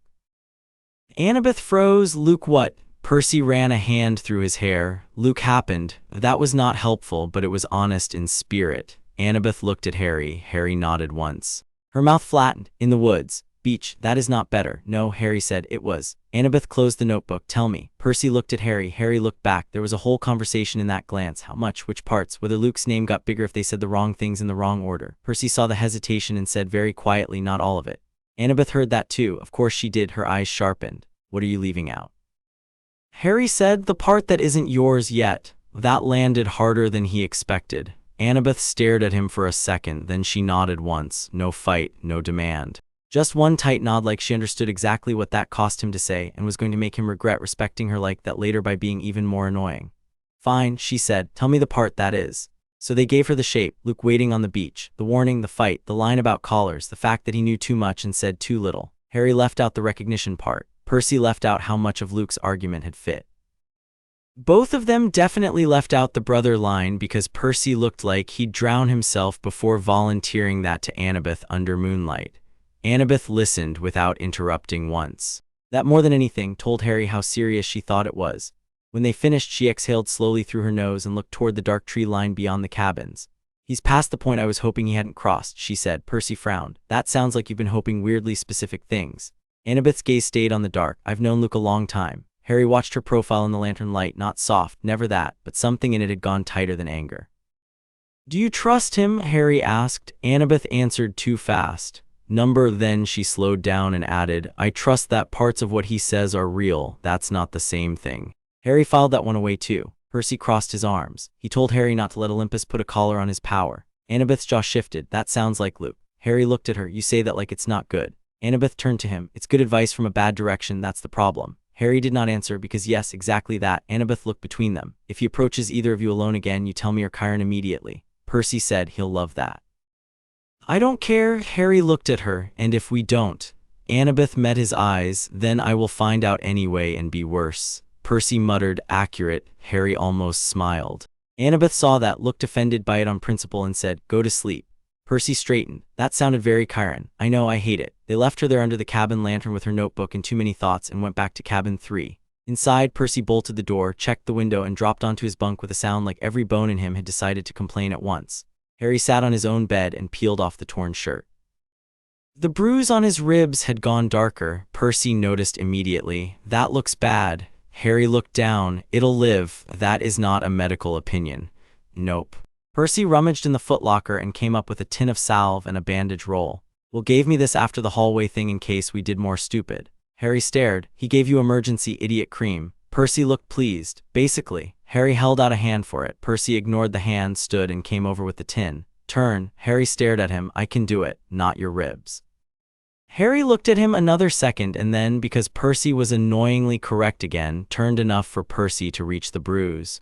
Percy dipped 2 fingers in the salve and frowned at the dark mark. Luke's really fast. Harry stayed still. Yeah. Percy spread the salve more gently than Harry expected from someone who solved most problems by charging them. He shouldn't have done that. Harry let out a breath. Percy's hand paused for half a second on his side. You know I'm not asking permission next time, right? Harry glanced back over one shoulder. For what? For hitting him harder. Harry snorted. That's not new. Percy grinned. Fair. When Percy was done and Harry had pulled on a clean shirt, they both dropped into bed with the sort of exhaustion that felt more like collapse than sleepiness. The cabin went dark, quiet. Harry stared at the ceiling for a while. The day ran in loops behind his eyes. Zeus's face. Hesh's interruption, the hallway blast, Luke on the beach, Percy saying family like it was a fact instead of a risk. Eventually Percy said into the dark, you awake? Harry sighed, yes, cool, a beat. Then Percy said, still mean it. Harry turned his head toward the other bunk though he could barely see Percy's shape. About what? Percy yawned once. Brother. Harry stared into the dark. Then he rolled onto his side facing the wall because that made answering possible. Yeah, he said quietly. I know. Percy made a small sound that might have been a laugh. Then, after a second, good. That was the last thing either of them said before sleep finally took them. Much later, after both boys were out and the cabin had gone still but for the sea and Hedwig's occasional feather shift, another part of the night moved in a different room entirely. Annabeth sat at her desk with the lamp turned low and the fragment spread open under one hand. She had copied the margin note 3 times now. Watch the scar, watch the voice. If one appears again, Olympus must never receive first notice. She'd already gone over every possible reason for that line and disliked all of them. Now she was on the worst part, the archive mark. It belonged to a recatalogued set from decades ago, not ancient, not original. Someone at camp had handled the fragment, filed it, marked it, put it in the locked section. Someone at camp had known enough to hide it within reach, but not in sight. Annabeth tapped the edge of the page once with the pencil and looked at the name she'd scribbled in the margin beside a list of old librarians, stewards, and record keepers. Not many possibilities, not many at all. She shut the notebook and looked out through the Athena cabin window toward the dark hill, toward the cabins. Toward where Harry and Percy were sleeping in cabin 3, because Chiron still thought temporary arrangements stayed temporary if he refused to say otherwise. Annabeth looked back down at the fragment and said, to no one and entirely too late at night for this level of certainty. This is bigger than camp. Then she reached for a fresh page and started writing names. Chapter 4 and Chapter 5 in Conversation History. User message. Provide a detailed story outline for a fan fiction titled, What If Harry Arrived at Camp Half-Blood After Escaping the Dursleys and Percy Jackson Became His Brother. Include story overview, main themes, character arcs, and overall story arc structure. Create exactly 5 chapters. For each chapter list, chapter title, setting, key, events, 3-4 bullet points, character development notes. Hook cliffhanger, follow the specified writing style. Casual, slang Y, energetic, fast-paced, show not tell, avoid info dumps, no atmospheric openings, lecture-style exposition, training montages, metaphors, or overly formal dialogue. Each chapter, when written, must be 10-12 words, but only the outline is required now. Do not write the actual story text, only the outline. Assistant response, story outline for a Harry Potter Percy Jackson crossover. Overview, Harry, 11, escapes the Dursleys, wanders to Camp Half-Blood, passes the magical barrier, and meets Percy. Harry's magic doesn't fit demigod or wizarding systems, marking him as a child of the threshold, a being claimed by multiple mythic lineages. Main themes, chosen family, identity under pressure, power without origin, institutions versus individuals, cost of survival. Character arcs by Chapter 5, Harry, from guarded survivor to leader who embraces his unknown power and accepts Percy as family. Percy, from goofy, impulsive son of Poseidon to deliberate protector who declares Harry his brother. Annabeth, from skeptical strategist to protector who learns Harry's true nature and vows to guard that knowledge. Luke, charismatic, resentful demigod who tries to recruit Harry, later warns him not to be collared by the gods. Antagonist Eris, goddess of discord, manipulates events from behind the scenes, setting traps and adjusting plans. Story arc structure: 5 chapters: arrival, integration, fracture, escalation, threshold. Chapter summaries. Chapter 1: Wrong lightning strike, right place. Harry flees Privet Drive, walks through the camp barrier, meets Percy. Chiron's intake fails. Harry is placed in an unclaimed bunk. Hook, cryptic warning scratched on a tree. Chapter 2: Unclaimed, untrained, unfair. Harry's combat skill shocks campers. Annabeth questions him. Luke scouts him. Harry unintentionally creates a non-Greek shield during a harpy attack. Chapter 3: The vote that wasn't. Council debates Harry's fate. Percy barges in and wins the right for Harry to stay. Luke shares bitter truths. A Fury delivers a Parseltongue warning. Annabeth discovers reference to Children of the Threshold. Chapter 4: What Gods Do Say Out Loud. Olympus summons Harry. He negotiates terms, securing Percy and Annabeth as witnesses. Luke ambushes them on the shore, warns against a caller. Percy acknowledges Harry as his brother. Chapter 5: The Name No God Wrote Down. Olympus examination ends with gods labeling Harry an anomaly. Eris's trap of corrupted demigods fails thanks to Annabeth's insight. Harry's power fully erupts, humming divine artifacts. Back at camp, Percy gives Harry a piece of sea glass as a token of belonging. Eris recalculates her plan. Harry receives a mysterious letter hinting at his true name and a solstice quest. This outline provides the essential plot beats, character developments, and hooks needed to continue writing Chapter 5 and future chapters. User message: now write Chapter 1 of this story in full. Requirements: minimum 10 words. Title format: Chapter 1 title. End the chapter with Chapter 1 end. Write immersive, detailed scenes, no summaries. Start immediately, no preamble. Write Chapter 1 now. Assistant response: Chapter 1: Wrong lightning strike, right place. Harry lives under the Dursleys, planning a secret escape but never acting on it. One morning, Vernon and Petunia complain about missing mail. Strange envelopes addressed to Harry Potter appear, first intercepted by Vernon, then delivered after an owl crash. Vernon attacks Harry for the letter. Harry grabs the envelope and flees, stealing Hedwig's cage. He runs through Privet Drive, jumps a window, and escapes on foot, eventually boarding a bus to London with only a handful of crisps and a few dollars. In London, he buys a sausage roll, reads the Hogwarts acceptance letter, and realizes he is a wizard.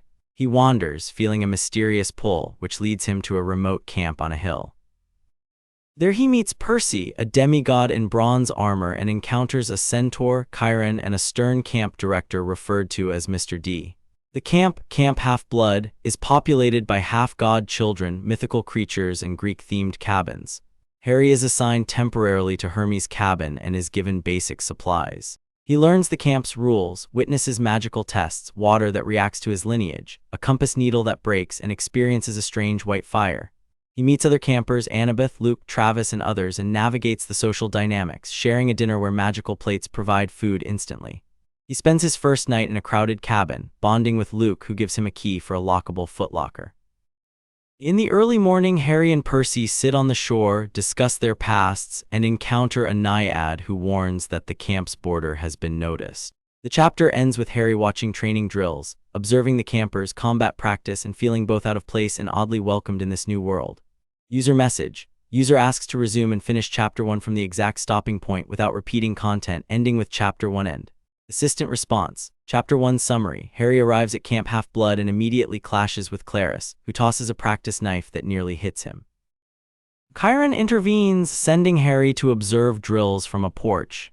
Harry watches campers of different cabins showcase their styles: aggressive Ares kids, tactical Athena kids, trickster Hermes kids, and disciplined Zeus kids. He bonds with Percy, meets Satyr Grover, and learns about a mysterious border incident.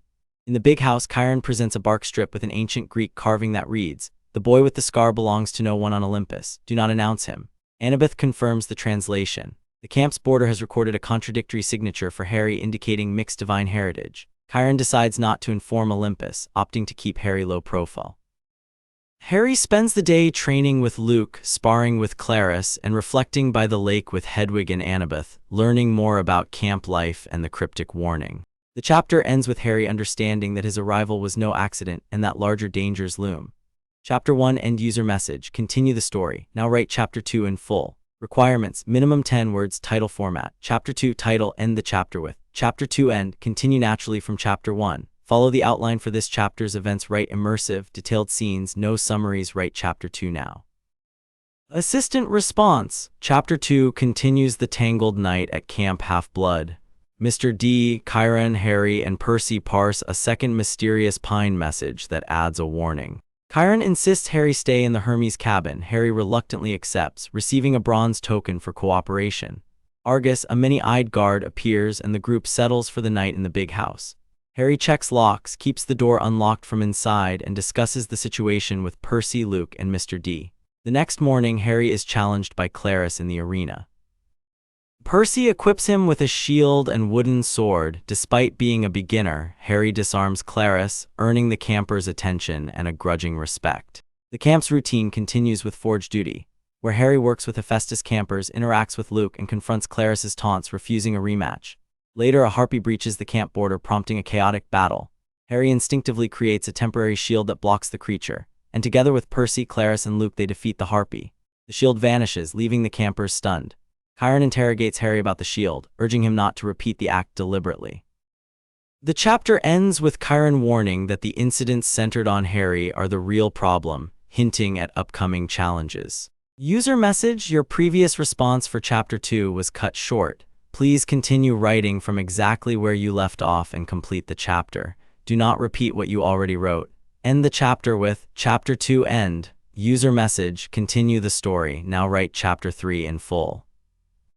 Requirements: minimum 10 words. Title format. Chapter 3 title. End the chapter with Chapter 3 end. Continue naturally from Chapter 2. Follow the outline for this chapter's events. Write immersive, detailed scenes. No summaries. Write Chapter 3 now. Assistant response. Chapter 3 the vote that wasn't Harry is awakened by pebbles at his cabin window. Annabeth confronts him, demanding he be up for a meeting with Chiron before breakfast. Harry drags a reluctant Percy up, and the trio heads to the big house where Chiron has called a senior counselor meeting about Harry's status, whether he stays, is restricted, or is expelled. Annabeth explains 3 possible outcomes: a harmless security logistics framing, limited access restrictions, or total removal because his presence draws attacks.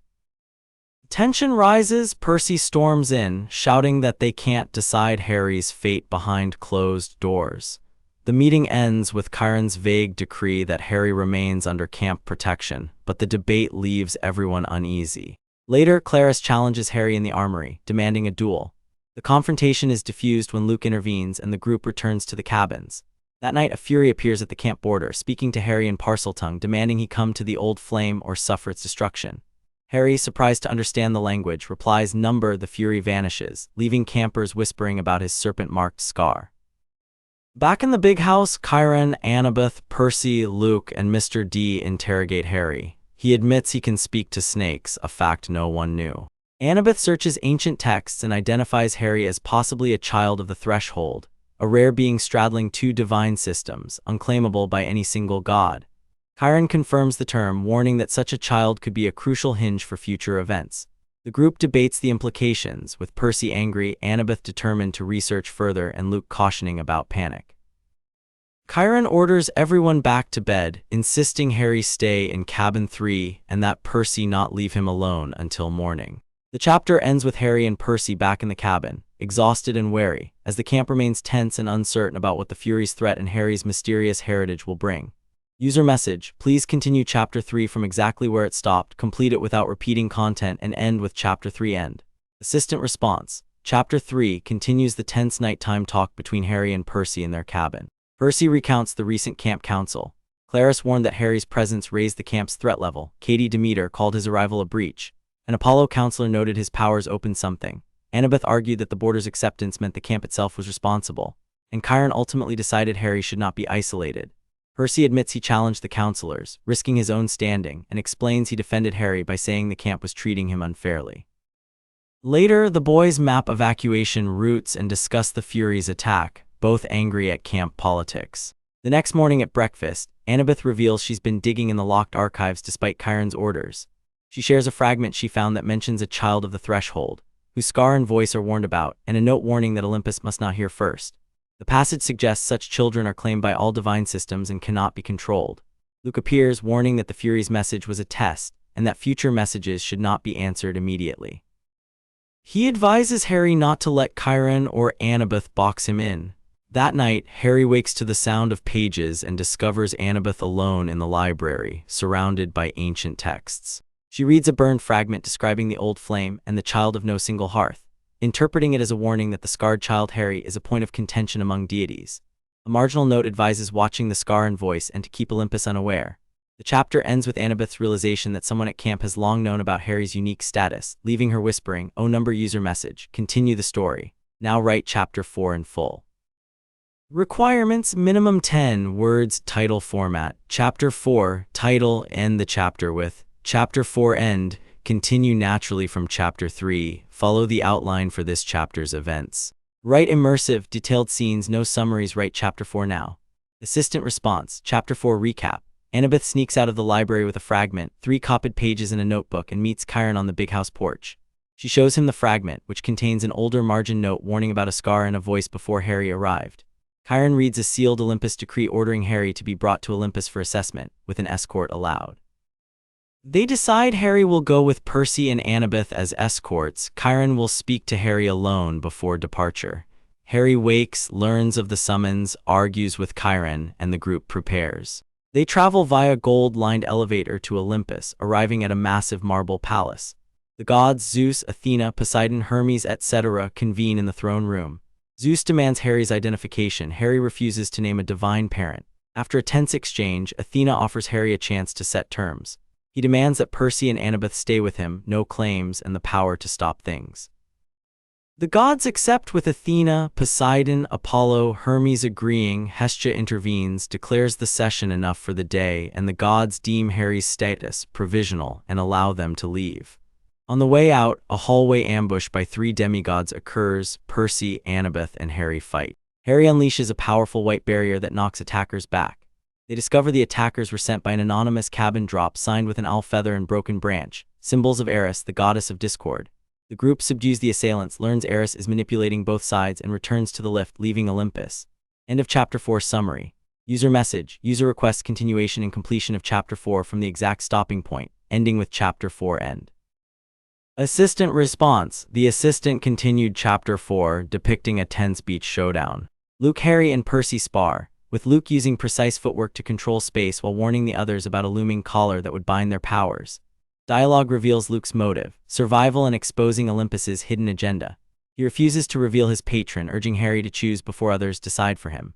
After a brutal exchange, Luke's sword strikes, Percy's riptide clash, and Harry's accidental power burst. The 3 pause. Luke tells Harry don't let them put a collar on it, then departs toward the dunes, leaving Harry and Percy to process the warning. The boys return to camp, discuss the fight with Annabeth, who presses for the full story. They disclose the beach encounter, Luke's cryptic warnings, and the risk of a collar. Annabeth acknowledges the danger, advising they report any future contact with Luke. Back in Cabin 3, Percy treats Harry's rib injury with salve, and they share a quiet night, contemplating Luke's words and their brotherly bond. The chapter ends with Chapter 4 end. User message: continue the story. Now write Chapter 5 in full. Requirements: minimum 10 words. Title format: Chapter 5, title, end the chapter with continue naturally from Chapter 4, follow the outline for this chapter's events. Write immersive, detailed scenes, no summaries. Write Chapter 5 now. Chapter 5, the name no god wrote down. Harry woke up because Hedwig bit him. Not a love nip. Not a hey, good morning, give me a treat kind of nudge. A full, deliberate chomp right on the meat of his thumb, hard enough to draw a bead of blood. He yanked his hand back with a hiss, sat upright, and found the owl standing on his footlocker with her feathers puffed up to roughly the size of a volleyball, staring at the door of Cabin 3 like it had personally offended her. What? Harry started. She's been doing that for 10 minutes, Percy said from across the room, already dressed, already holding Riptide in its pen form between 2 fingers. He was sitting on the edge of his bunk with his feet flat on the floor and his eyes aimed at the same door. I figured you needed the sleep more than you needed the warning. The warning being my owl eating my hand. Yeah. Harry looked at the door. It looked normal. Pine boards, iron hinges, the bronze latch. Percy had shown him how to flip on his second night here. Nothing wrong with it. Except Hedwig was still staring and the feathers hadn't dropped, and Harry had learned fast that Hedwig's threat assessment was basically never wrong. You hear anything? Harry asked. Number, that's the problem. Harry understood that immediately. Camp Half-Blood at 6:30 in the morning was not quiet. There were always birds in the trees on the hill, always the distant crash of waves down the beach, always some Apollo kid doing vocal warm-ups at an obnoxious volume outside their cabin. It was part of the rhythm now, woven into his sleep cycle whether he wanted it to be or not. Right now he heard nothing except Hedwig's soft, hostile clicking breath. He grabbed his glasses off the floor where they'd fallen during the night, shoved them on, and stood. His ribs pulled, the bruising from Luke's fight on the beach was still deep purple and deeply unpleasant, but he breathed through it and crossed to the window, tilting his head to angle his sight along the outside wall. The clearing between the cabins was empty. The fire pit in the center of the amphitheater seating area had burned down to coals. The path to the dining pavilion was deserted. "Where's everybody?" Harry said. "Chiron sent a notice last night. Breakfast is at the pavilion early, all cabins." He called it a general safety assembly. "When did that notice go out?" "After we went to sleep." Harry turned around. Percy's expression said everything. "We weren't invited to that notice. Chiron had us put to bed and then called a meeting we don't know about." "Right," Harry said. He grabbed his hoodie off the footlocker. Hedwig stepped aside for it without breaking her stare at the door and pulled it on. "So either Chiron is giving everyone a briefing on the Olympus visit before we can shape the narrative, or something else happened last night after we got back and he's telling everyone without us in the room." Both bad, Percy agreed. Harry laced his trainers, stood, and looked at Hedwig. "You staying or coming?" She looked at him like that was a deeply stupid question, spread her wings, and landed on his shoulder with her talons gripping his hoodie collar. He winced. She was heavier than she looked, but didn't argue. If she wanted to be on his shoulder, she was going to be on his shoulder. That was the deal with Hedwig. Percy pocketed Riptide and opened the door. The path to the dining pavilion was maybe 200 meters of packed dirt that cut between the cabins and then opened onto the marble-columned structure that overlooked the beach. Harry had walked it a dozen times. He'd never done it in this particular silence before. No other campers, no noise, just him and Percy with their footsteps on the dirt and the coals of the amphitheater fire glowing orange off to their left. So Percy said, "Olympus called. I know, not like in our heads, like literally. I found it on my pillow this morning. A folded square of gold leaf, which is apparently how they do formal written communication up there. Gold leaf, you know how much that costs? A lot. Infinite dollars. It says Harry Potter is required to present himself at Olympus at the 10th hour for formal examination and classification by the Divine Council. Signed by Zeus." Percy paused. "Your name's in italics. Of course it is." "Yeah," Harry absorbed that, formal examination and classification, which meant the provisional status Hestia had granted them at the end of the last visit, the breathing room, the "we'll assess this properly," had run out, and now Olympus wanted to put him in a box and label it. He'd known this was coming. Annabeth had essentially predicted it the moment they got back from the hall fight last night, sitting at the foot of Percy's bunk with dried blood on her elbow and a cut above her eyebrow, saying they'll reconvene. The provisional status was just Zeus buying himself time to frame the argument on his terms. He hadn't slept great after that. The dining pavilion came into view. Every camper in the place was seated at their cabin tables, and Harry could tell from 30 meters out that the vibe was not good. Shoulders were stiff, no one was talking, at least not above a murmur, and the magical plates in front of everyone were untouched. Chiron was at the head of the pavilion, not in his wheelchair disguise, fully centaur, standing at the head of the marble steps with his arms folded. Annabeth was not at the Athena table. She was sitting on the top step beside Chiron, which meant she'd been here a while, which meant she'd known about the assembly before them too. Harry felt his jaw tighten. Okay, so that's how it is. He walked in anyway. The Hermes table, his table technically, had a few open spots, and Travis Stoll moved his cup immediately to make room. Harry sat. Percy peeled off to the Poseidon table, which was just him alone, which always looked vaguely absurd when 12-year-old at a long marble table set for 12. Chiron's eyes moved to Harry the second he sat down. "Good," Chiron said, "now we may begin. Olympus has formally requested Harry's attendance for what they're calling a classification hearing." Chiron let that land. "The word they've used is examination. A full council vote will determine how he is categorized within the existing divine framework." Harry's table immediately started talking. Clarice wasn't even trying to whisper. "What does classified even mean? Like, what are the categories?" "The categories are mortal, demigod, monster, and divine," Annabeth said from the step. She had her gray cap off and was turning it in her hands, which meant she was stressed but trying to look like she wasn't. If they can't place Harry in any of those categories, they have to create a new one, which she paused. They really don't want to do that. Why? This from a girl at the Aphrodite table Harry didn't know well. Bright pink cabin, way too many throw pillows, consistently excellent hair. Because creating a new category means acknowledging a gap in the framework, which means acknowledging that the framework has gaps, which means Zeus has to admit he didn't know about something. Percy called from across the pavilion, which he hates deeply and personally hates. Chiron did not disagree with that. He just tilted his head slightly in the direction of "let's not editorialize," and continued. Harry will go. The question before this assembly is who, if anyone, accompanies him. Harry had not been asked if he wanted to go. He noticed that. He also noticed that the question was framed around who accompanied him, not whether Harry had any opinion on the hearing itself. He was the subject of the discussion. He was not, apparently, a participant in it. He leaned forward on his elbows. "Can I say something?" "Quiet." "Yeah, actually," said Travis, nudging him. "This is your whole deal, man. Go for it." Harry stood up. He didn't love public speaking. Years of Dursley conditioning had turned it into something that felt physically risky.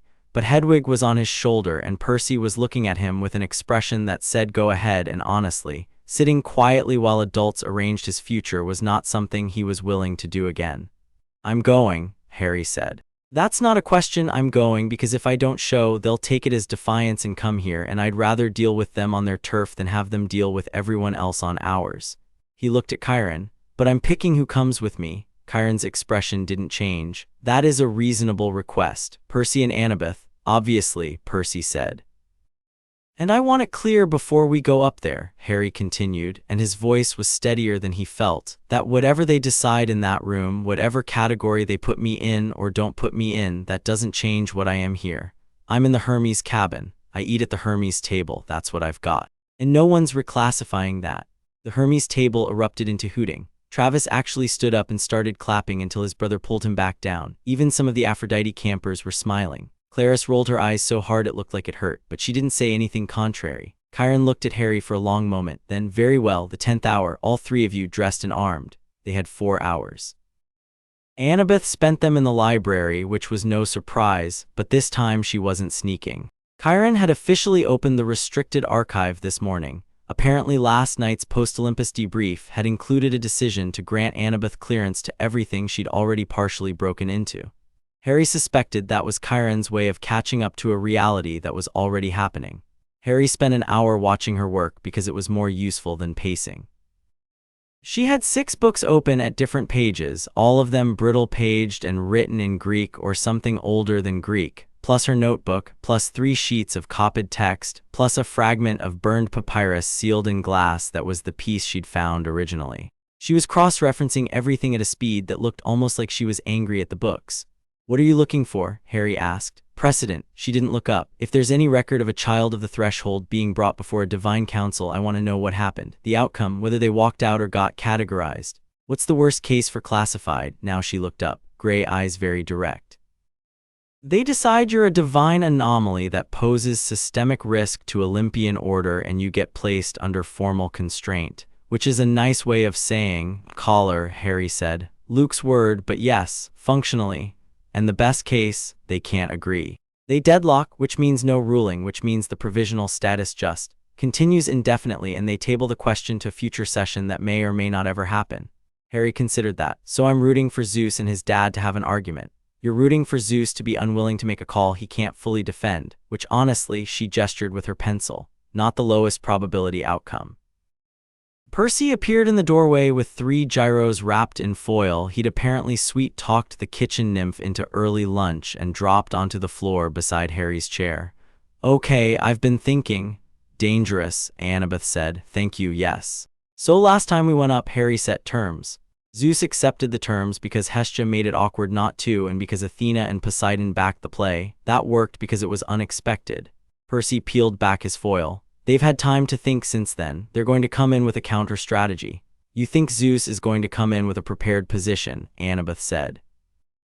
"I think Athena is going to come in with a prepared position and Zeus is going to adopt it as his own, which is how that relationship works." Annabeth was quiet for a second, then, "That's actually a really good read. I have moments." "So Athena's angle," Harry said. "What is it? What does she want?" Annabeth tapped her pencil on her notebook. "Athena doesn't want disorder. She wants systems, structures. If you're a child of the threshold, something that straddles multiple divine lineages, the orderly outcome from her perspective is that you belong to all of them equally, which is the same as belonging to none of them, which means Olympus collectively has oversight." She paused. "Which is actually better than belonging to one god. Belonging to all of them means all of them have a stake in your protection. But it also means all of them have a stake in your control." "So she'd push for a collective claim," Harry said, "probably framed as a protection measure. We're all responsible for this child's safety. which sounds fine until you realize the flip side of that is we're all responsible for this child's actions. Percy ate half his journal in one bite, chewed, swallowed, and said, "So when you go in there, you don't fight the collective claim outright. You accept protection and reject oversight." "Can I do that?" "I did it once," Percy said. "Kind of. It's mostly about how you say things. You just have to be really specific about which parts you're agreeing to."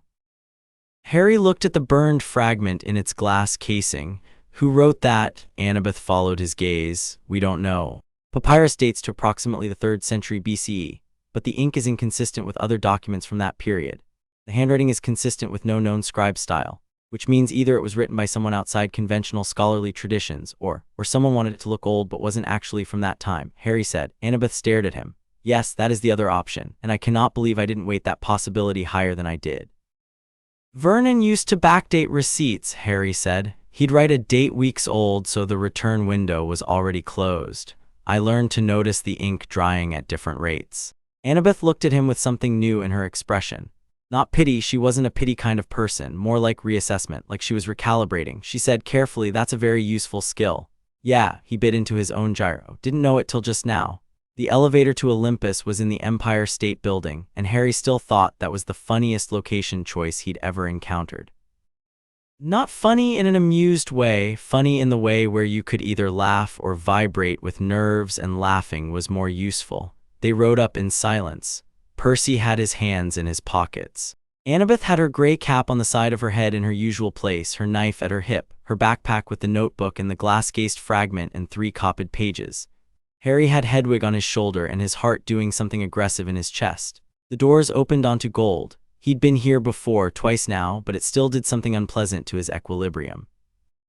The throne room of Olympus was proportioned for gods, which meant everything was scaled to make humans feel like they were standing in a valley. The ceiling was out of sight. The columns were each wider than the cabin 3 footprint. The thrones were made of materials Harry didn't have names for and set in a rough circle that was somehow also a hierarchy. You could tell the higher-ranked thrones by the way they caught light that didn't appear to be coming from anywhere specific. They were all filled. Every single throne was occupied, which Harry was pretty sure hadn't been the case at any previous visit. The 12 Olympians, all present, all at some level of formal arrangement. Zeus in the center throne, enormous, white-bearded, in the kind of composed stillness that was actually more threatening than motion. Hera beside him, perfect posture, expression somewhere between neutral and judgmental. Poseidon across the room, he caught Percy's eye and gave a very slight nod, dressed in sea blue, his trident leaning against his throne. Athena in silver, with an owl perched on her armrest that matched Hedwig for composure if not size. Hermes in his caduceus engraved blazer, seated with his ankles crossed and looking like he was resisting the urge to check his phone. Apollo, bright enough to look at directly only because he'd apparently dialed it back for the occasion. Artemis with her crescent moon pin and a look that said she was present under protest. Hephaestus in the furthest seat, enormous and rough-hewn, watching Harry with the particular attention of someone who builds things and is trying to work out what something is made of. Demeter, arms folded. Dionysus, who was Mr. D, who looked annoyed to be here at all. Aphrodite, who was beautiful in the blinding sense and completely unreadable. Ares, who was the only one who looked actually pleased about this. He had the expression of someone who'd been waiting for a good fight. And Hestia. Not on a throne, standing between 2 of the columns in simple gray, with a small flame burning in her cupped hands. She looked at Harry when he came in, and her expression was the only warm one in the room. "Harry Potter," Zeus said. His voice was thunder that had learned to use language. Every syllable landed in Harry's chest like a hand pressing down. "Yeah," Harry said. The room went fractionally stiffer. Percy made a noise that was very carefully not a laugh. "You are called before this council for formal classification and determination of status within the divine framework," Zeus continued. "You will answer the council's questions directly and completely. You will not obfuscate. You will not negotiate." "We negotiated last time," Harry said. "You accepted terms. Athena seconded them. Poseidon backed them. Hestia called the session. Those terms included no unilateral claims, which means I get to speak." Zeus's eyes, which were the white at the center of lightning, genuinely, Harry had to stop looking directly at them, narrowed. "Those were provisional terms. You didn't put an expiration date on them." Hermes snorted, actual audible snort. He turned it into a cough immediately and became very interested in the hem of his blazer. Apollo said, "He's got a point, Dad." "No one asked you, Apollo. I'm just saying." "Apollo," Artemis, cold as anything. "Not now." Athena had not moved. Her owl had not moved. She was watching Harry with an expression that was not hostile. It was calculative, which was somehow more nerve-wracking than hostile because it meant she was doing something with every data point he gave her in real time. "Child," she said, not unkind, not warm, exact. We are not here to diminish you. We are here to understand you. The divine framework is not merely a structure of control, it is a structure of protection. A being that falls outside its guarantees. I know, Harry said. Annabeth explained that. Athena's eyes moved briefly to Annabeth, who stood perfectly still and gave nothing away. Then you understand, Athena said, that what we offer today is inclusion, recognition, a place within the framework that carries the protection of all 12 Olympians rather than the obligation of anyone. There it was, exactly as Annabeth had predicted, almost word for word. I understand what you're offering, Harry said. I want to understand what it costs. Nothing costs nothing, Ares said from the far end. He was grinning. Even breathing costs something up here, kid. Ares, Zeus said. What? He's asking smart questions. Give him credit. Ares leaned forward on his throne, elbows on his knees, like a man watching a sport he enjoyed. What do you think the cost is, Potter? Tell me what you think and let's see if you've been paying attention. Harry had known Ares was in the room, had known he'd likely say something, and had decided on the way up that if Ares asked him a direct question, the worst thing he could do was dodge it. Ares respected directness. Annabeth had told him that somewhat grudgingly. The cost is oversight, Harry said. You protect me, which means you also supervise me. Anything I do becomes something all 12 of you have a stake in. My choices aren't just mine anymore, they're council business. And that's bad, Ares asked. For you, number for me, Harry held his gaze. I've spent 11 years having people make decisions about my life without asking me. I'm not doing that again. The room was very quiet. Ares leaned back slowly. He was still grinning, but there was something in it that had shifted, less the grin of a man watching a fight and more the grin of a man who'd just seen a punch land correctly. Said Ares. The child's concern is understandable, Athena said. She had not changed expression once. However, the alternative, no classification, no framework placement, is also a cost. Without protection, the child is exposed to any divine or semi-divine entity that wishes to use him. The lack of a claim is not freedom, it is vacancy. And vacancy invites occupation. That landed. Harry felt it. The word occupation was not metaphorical in this context. Annabeth had gone over the history of unclaimed entities and what happened when they intersected with divine actors who wanted to leverage that unclaimed status. It wasn't pretty.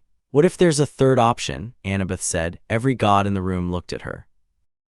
Athena's expression finally changed. It did a very small, very fast movement that might have been surprise, then settled back into calculation. Annabeth Chase, Athena said. Her voice was different when she said Annabeth's name. Not warmer exactly, more weighted. You are here as witness, not advocate. I'm here as someone who's read every text in the Camp Half-Blood archive that mentions children of the threshold, Annabeth said, and her voice was steady as anything. Including the records that were sealed. Those records were sealed for a reason.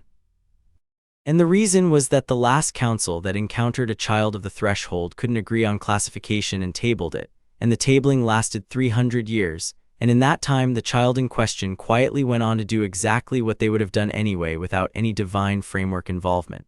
She paused. The third option is formal acknowledgement without formal claim. You recognize that Harry exists and is under camp protection, and that any action against him by a divine or semi-divine entity constitutes a declaration against the council, without any individual god holding proprietorial authority. It's essentially, she glanced at Harry, collective non-interference. Silence. Poseidon was looking at Annabeth with an expression that was somewhere between startled and impressed. Hermes was fully staring at her with no effort to hide it. Athena looked at Annabeth for a long, long moment. Then she turned to Zeus. The look that passed between them was too fast and too complex for Harry to fully read, but he caught the gist. She's right, and you know she's right, and the question is whether you're willing to accept a structure that wasn't your idea. This, Zeus said, would require formal documentation. I'll write it, Annabeth said immediately. It would require a council vote. You have 12 gods in a room, Harry said. Vote now. Apollo, barely containing himself. I'm in favor. Apollo, Zeus started. You said we were voting. I'm voting first. I'm in favor. Annabeth's framework is clean, it's precedented, and frankly I've had an upset stomach about this whole situation since the kid arrived, and this resolves it. Eloquent, said Artemis flatly. Thank you, sis. Poseidon said, in favor. No elaboration. He looked at Percy when he said it, and Percy was standing very still, and Harry could see from the side that Percy's expression was doing something complicated. Hermes, in favor. He dropped the casual pose. He was sitting straight, and his voice was different, less breezy, more the kind of god he actually was when he wasn't performing Hermes the trickster. I have interest in every unclaimed traveler who passes through the world, and this child has been walking unclaimed long enough. Non-interference with recognized protection is the right frame. Hephaestus slowly, like he was weighing every word. In favor. I want to know more about what that shield was, but that's separate from the vote. Demeter quietly, in favor. Aphrodite, who had been silent the entire time and watching Harry with an expression he genuinely couldn't parse, in favor. She looked at Annabeth when she said it, not at Harry. Hestia from her column with her small flame, in favor, as always. That was 8 out of 12. Even without Ares, Hera, Zeus, and Athena, they had 8. Ares, everyone looked at him. He was looking at Harry. Do you fight? Ares said. I'm learning. Harry said. Do you want to fight? Like, is it in you? Harry thought about the beach last night, about blocking Luke's sword, about the arena with Clarus, about the harpy in the clearing and the thing that had come out of his hands without asking permission. When I need to, he said. Yeah. Ares held his gaze. Then, in favor. But I want access to the training reports. Ares, Zeus said. I voted. What do you want from me? Zeus looked at Hera. Hera's expression was composed and contained and said nothing whatsoever, which Harry suspected was its own kind of answer. 9 votes, Zeus said. Athena. Athena looked at Harry for what felt like a full minute, then at Annabeth, then back at Harry. The framework Annabeth Chase has proposed, she said slowly, is structurally sound. It has precedent. It protects the child and preserves council integrity simultaneously. A pause. I am in favor.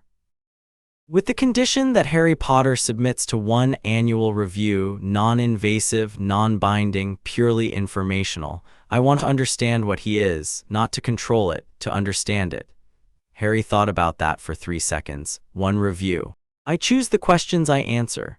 Athena's expression did the small, fast movement again. Agreed. 10, Zeus said. He looked at Hera. Hera inclined her head slightly. Not a vote, not dissent, just your call. Zeus looked at the room, at Poseidon, at Hestia and her small flame, at Harry, specifically Harry, for a long moment. In favor, Zeus said.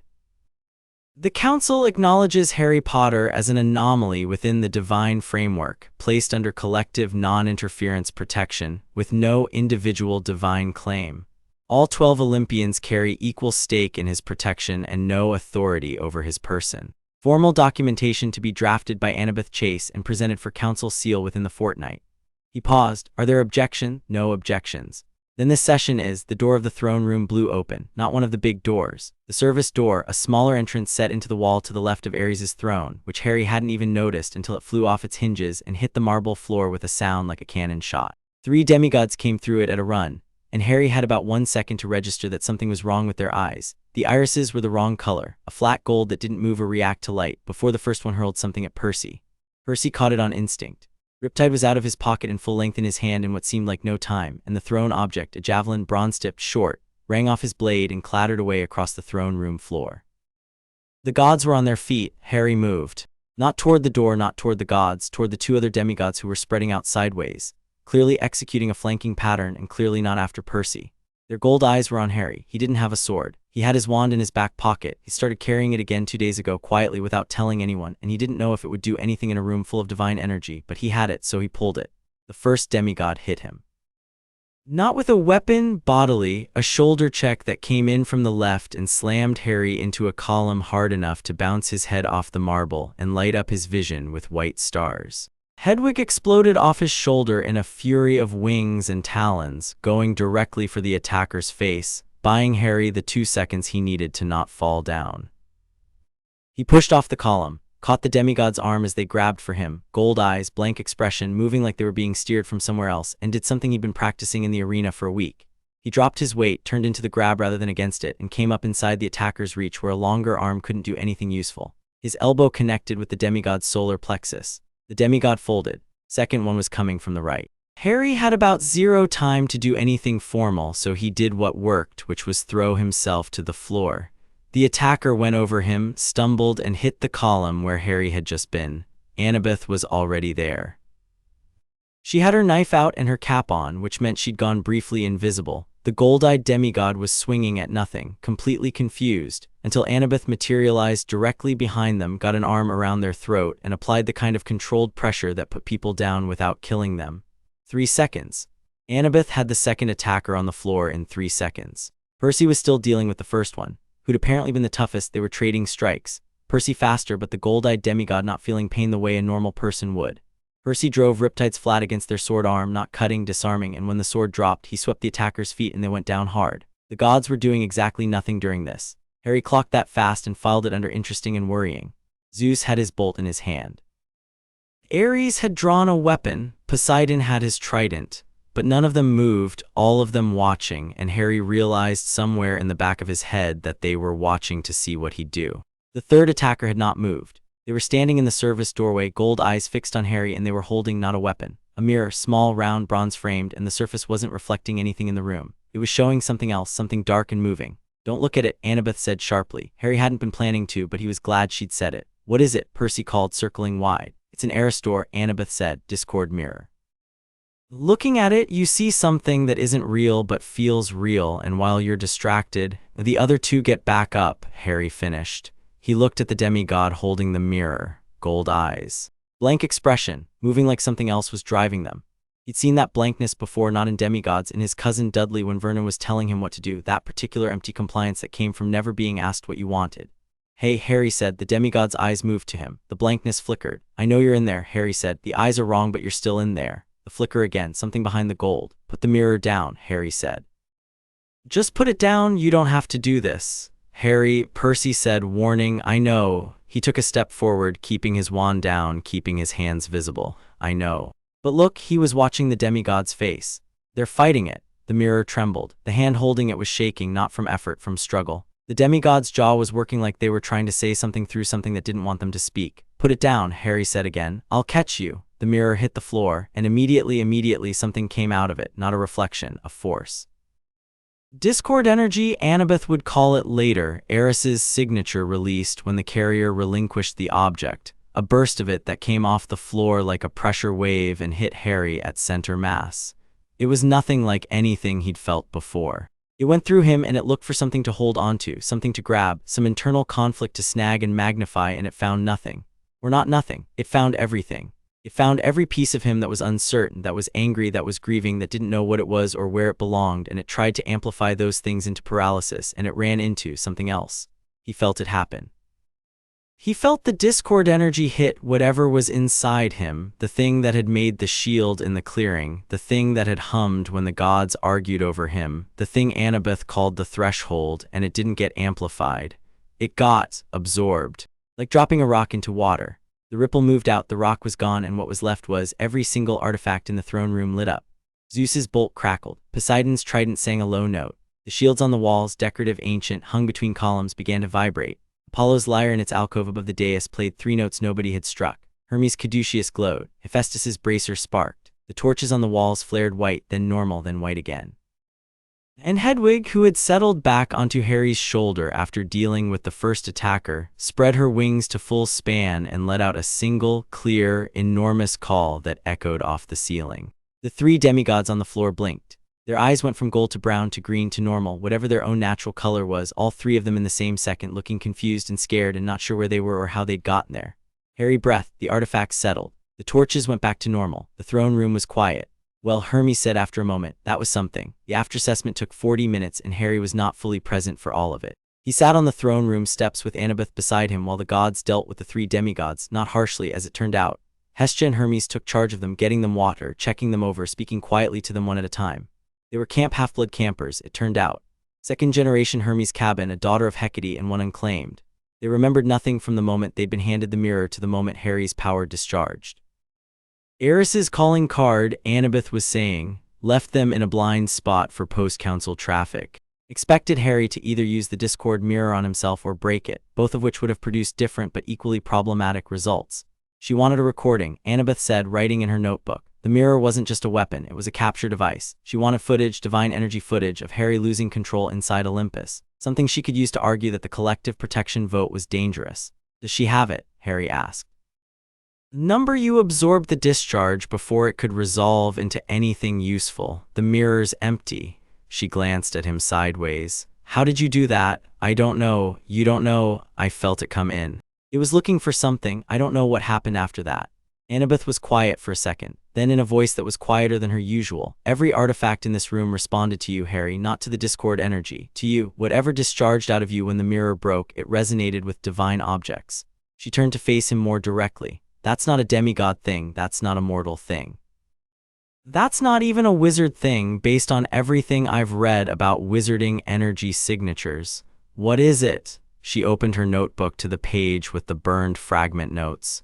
"Children of the Threshold," she said. Old texts describe them as beings whose power doesn't originate in a single divine source. They're resonant, they pick up frequency from everything around them, and I think what happened is you absorbed Eris's discharged energy and then re-emitted it as something else. Something that matched the room. Something that every artifact in this room recognized as she stopped. As what? She looked at him. As kin. Harry sat with that for a moment. That's a lot, he said. I know. That's a genuinely enormous amount. I know. Percy dropped down onto the step on Harry's other side. He'd cleaned the dust off his shirt and had riptide back in his pocket.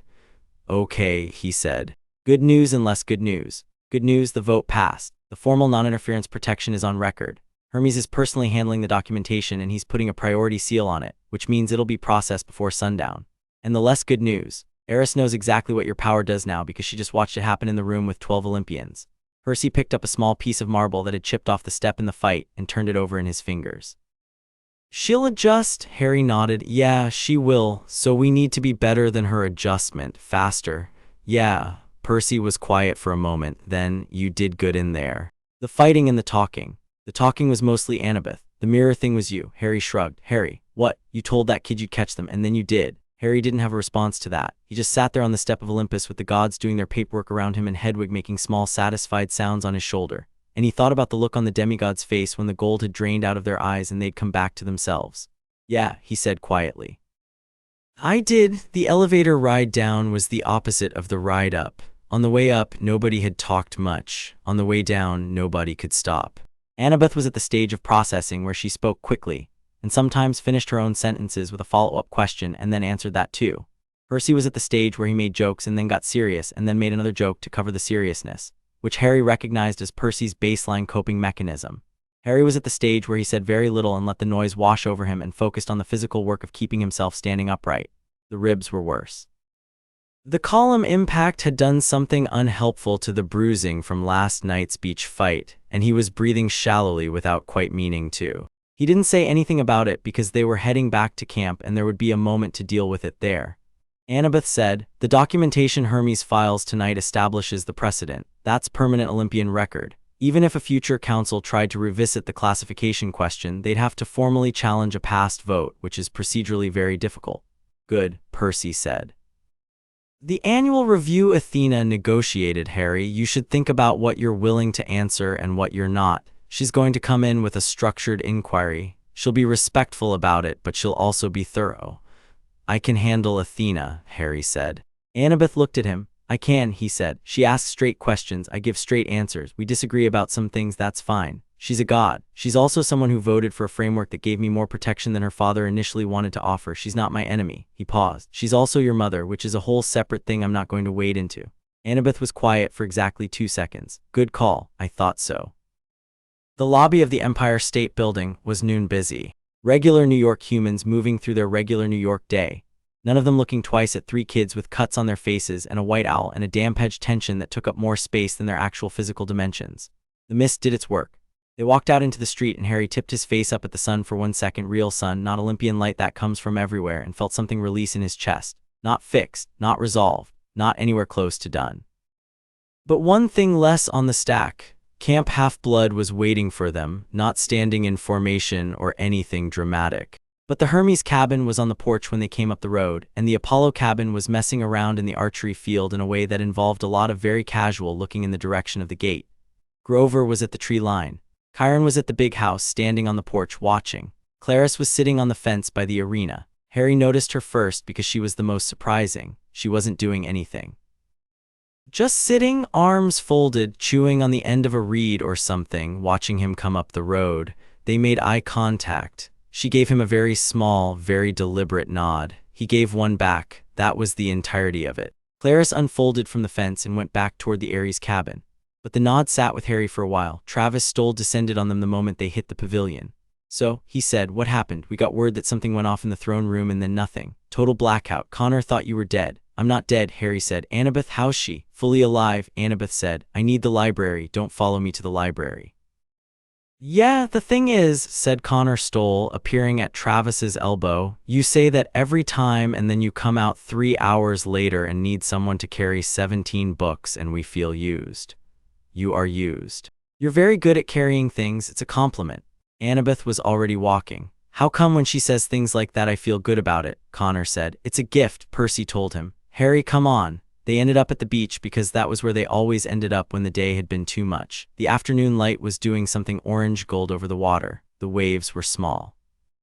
Hedwig had abandoned Harry's shoulder for a piece of driftwood 6 feet away, where she was pretending to be a local resident who didn't know those two kids. Harry sat in the sand with his knees up and his ribs aching, and the Olympian protection vote officially on record, and a goddess of discord recalibrating somewhere out of sight.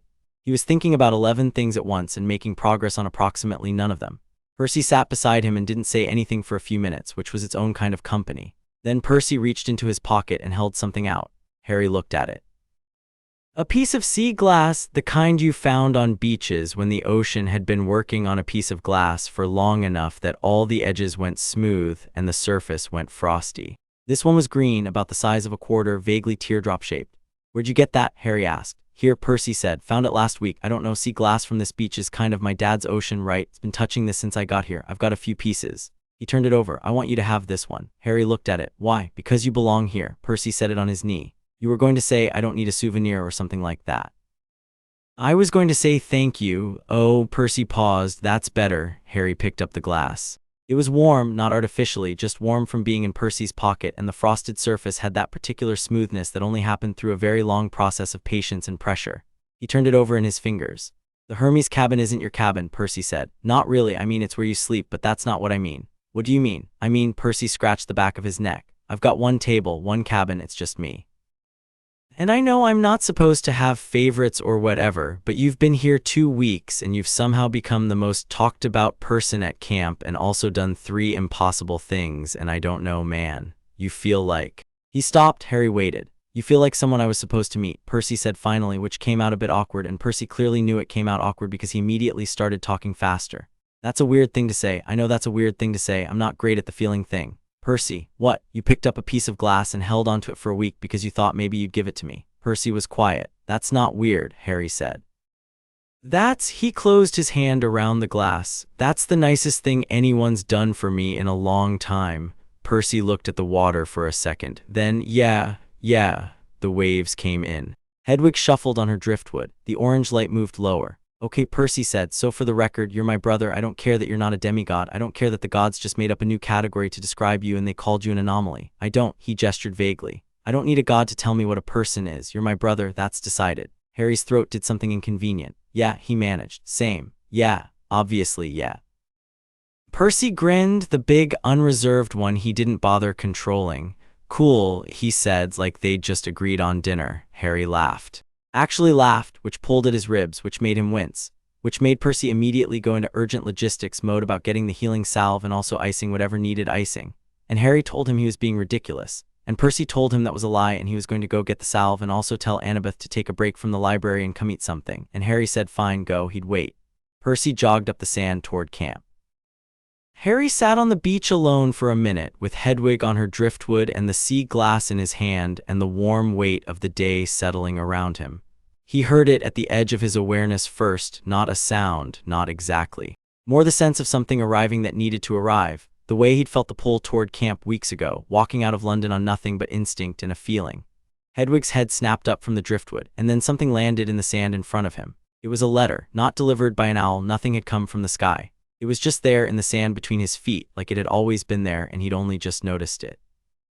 The envelope was made from something that was not quite paper. The surface had a texture between parchment and bark, and it was warm to the touch when he picked it up. The color was off-white shading to gold at the edges, and the seal on the back was neither Hogwarts wax nor divine gold. It was something else. Clear or nearly clear, pressed with a mark he didn't recognize immediately, a circle bisected by a line with a second circle at each end of the line and a small flame in the center. His name was on the front, to the child at the threshold. You know which name is yours. He turned it over, broke the seal. The letter inside was 3 lines. You are not ours to claim, you are not theirs to claim. The name written at the beginning of things is yours, and the solstice will require you to find it. Come to the old flame when you are ready, not when you are summoned. Harry read it twice, then a third time. Hedwig was watching him with the focused attention she usually reserved for particularly important moments, not the threatening presence stare she'd aimed at the cabin door this morning, something different. Something that looked almost like she'd been waiting for this specific moment. Harry said. He looked at the letter. He thought about Hestia standing between the columns in Olympus with her small flame and her expression that was the only warm one in the room. He thought about the fragment Annabeth had found, the old flame, the child of no single hearth. He thought about the feel of the discord energy running through him and finding nothing to catch on, running into the threshold and then out into the room, resonating with every artifact, every divine object in the space. The name written at the beginning of things. The solstice. He folded the letter, tucked it into his hoodie pocket beside the sea glass. Percy came back over the dune with the salve and a wrapped-up roll from the kitchen nymph, and Annabeth was with him, notebook under her arm and a small cut on her chin where she'd apparently walked into a shelf corner, which meant she'd been moving too fast through the stacks. "Okay, shirt up," Percy said, dropping into the sand.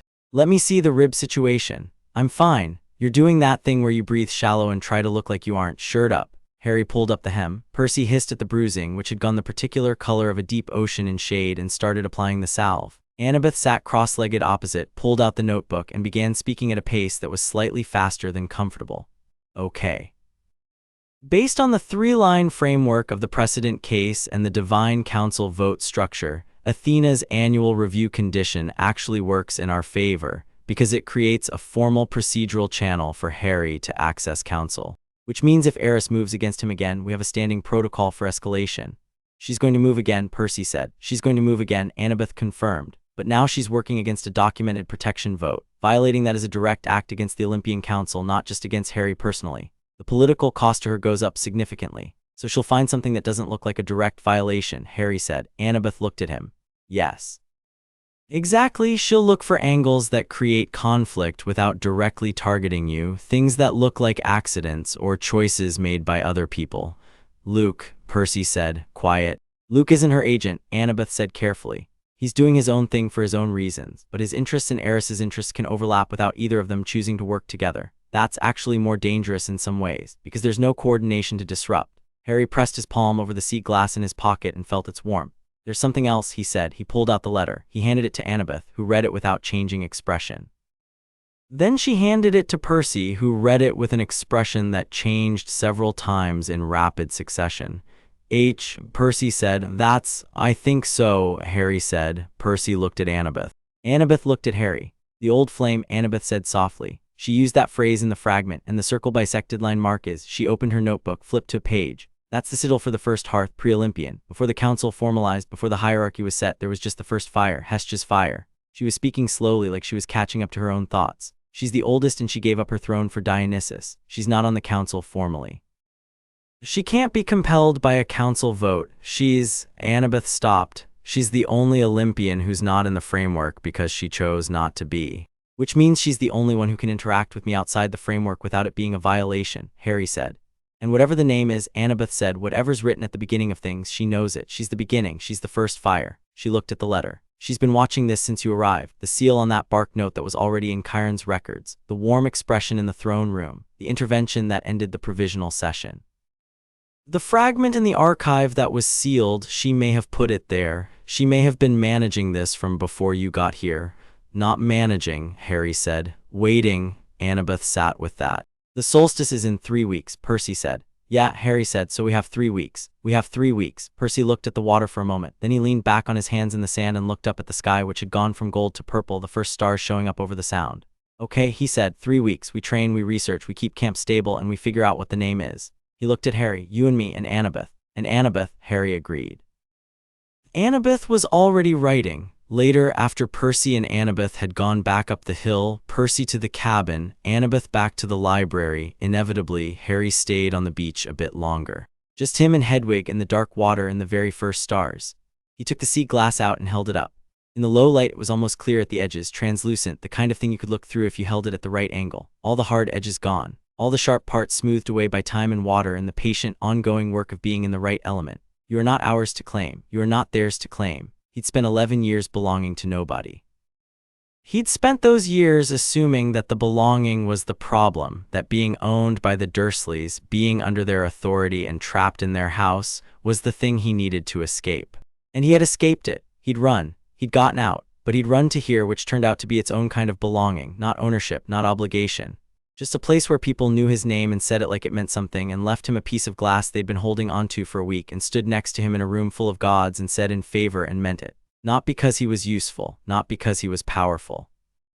Not because he was the boy with the scar or the anomaly in the divine framework or the child of the threshold, because he was Harry, and apparently that was enough. He put the sea glass back in his pocket. Hedwig glided off her driftwood and landed on his shoulder, tucked her head briefly against his cheek, one of her rare affectionate gestures, and then went back to surveying the tree line with professional suspicion. Harry looked at the water for one more minute, then he got up and walked back to camp. In a place that was not quite a location and not quite a time, Eris set down her apple. It was a habit she had when she needed to think seriously. She liked the cold gold weight of it in her palm when she was pleased, but when she needed to actually work, she preferred her hands free. The trap had failed. Not collapsed, she planned for failure at the mirror stage. That had always been the low probability play, more a data-gathering exercise than a genuine disruption attempt. What she hadn't planned for was the resonance, the artifacts, the throne room lighting up like a harp being struck at exactly the right frequency. She'd known the child absorbed contrary energies. She hadn't known the discharge was divine in register, hadn't known it would be recognized as kin by every divine object in the vicinity. She picked up her apple again, turned it over. Children of the threshold were rare. She'd encountered one before, 3 centuries ago, one of Hecate's half-things, and that situation had resolved relatively quietly because nobody on Olympus had wanted to make it their problem. This one was different.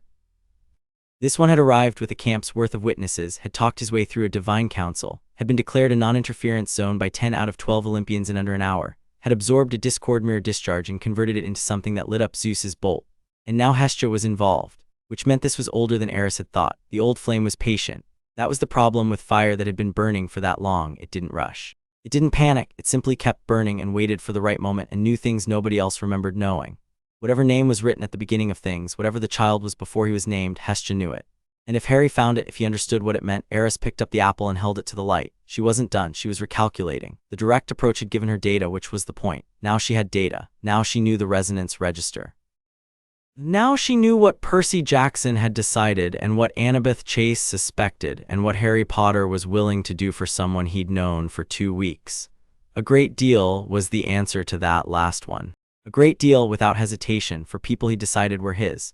She turned the apple over once more and thought about the solstice. 3 weeks. She had angles. She had players. She had Luke, who was doing his own thing for his own reasons and whose own reasons were more compatible with her goals than he currently understood. She had the gods' tendency to protect their vote at the expense of their judgment. She had a world that did not know what name was written at the beginning of things, and she had time. For now, she set the apple down and got to work. That night, Harry lay in the Hermes cabin bunk, his bunk, the one he'd started thinking of as his, and listened to the sounds of camp settling into sleep around him. The usual conversations dropping off, the cabin's particular creaks. Hedwig in her cage with the door open because she'd fight anyone who tried to close it. He had the sea glass on the footlocker where he could see it. He had the letter folded under his pillow. He had 3 weeks and a name he didn't know yet, and a solstice that was going to require something from him he couldn't fully see the shape of. He had Percy Jackson, who had decided they were brothers without asking anyone's permission, least of all the gods. He had Annabeth Chase, who was almost certainly still in the library right now, cross-referencing First Flame symbolism with pre-Olympian hearth records, and writing everything down in a notebook she'd eventually hand to him like a weapon. He had a camp that had called a full assembly safety meeting without him, and yet somehow had also nodded at him across a fence. He had Hedwig, who had bitten him this morning to wake him up and had flown at a corrupted demigod's face to buy him 2 seconds, and had pressed her head against his cheek at the beach because she knew when he needed it. He pressed his hand flat on the pillow where the letter was and thought about the beginning of things. About fire that had been burning long enough to outlast councils. About a name that wasn't claimed, wasn't owned, wasn't written in any god's record, just his. He closed his eyes. He slept. Chapter 5 end.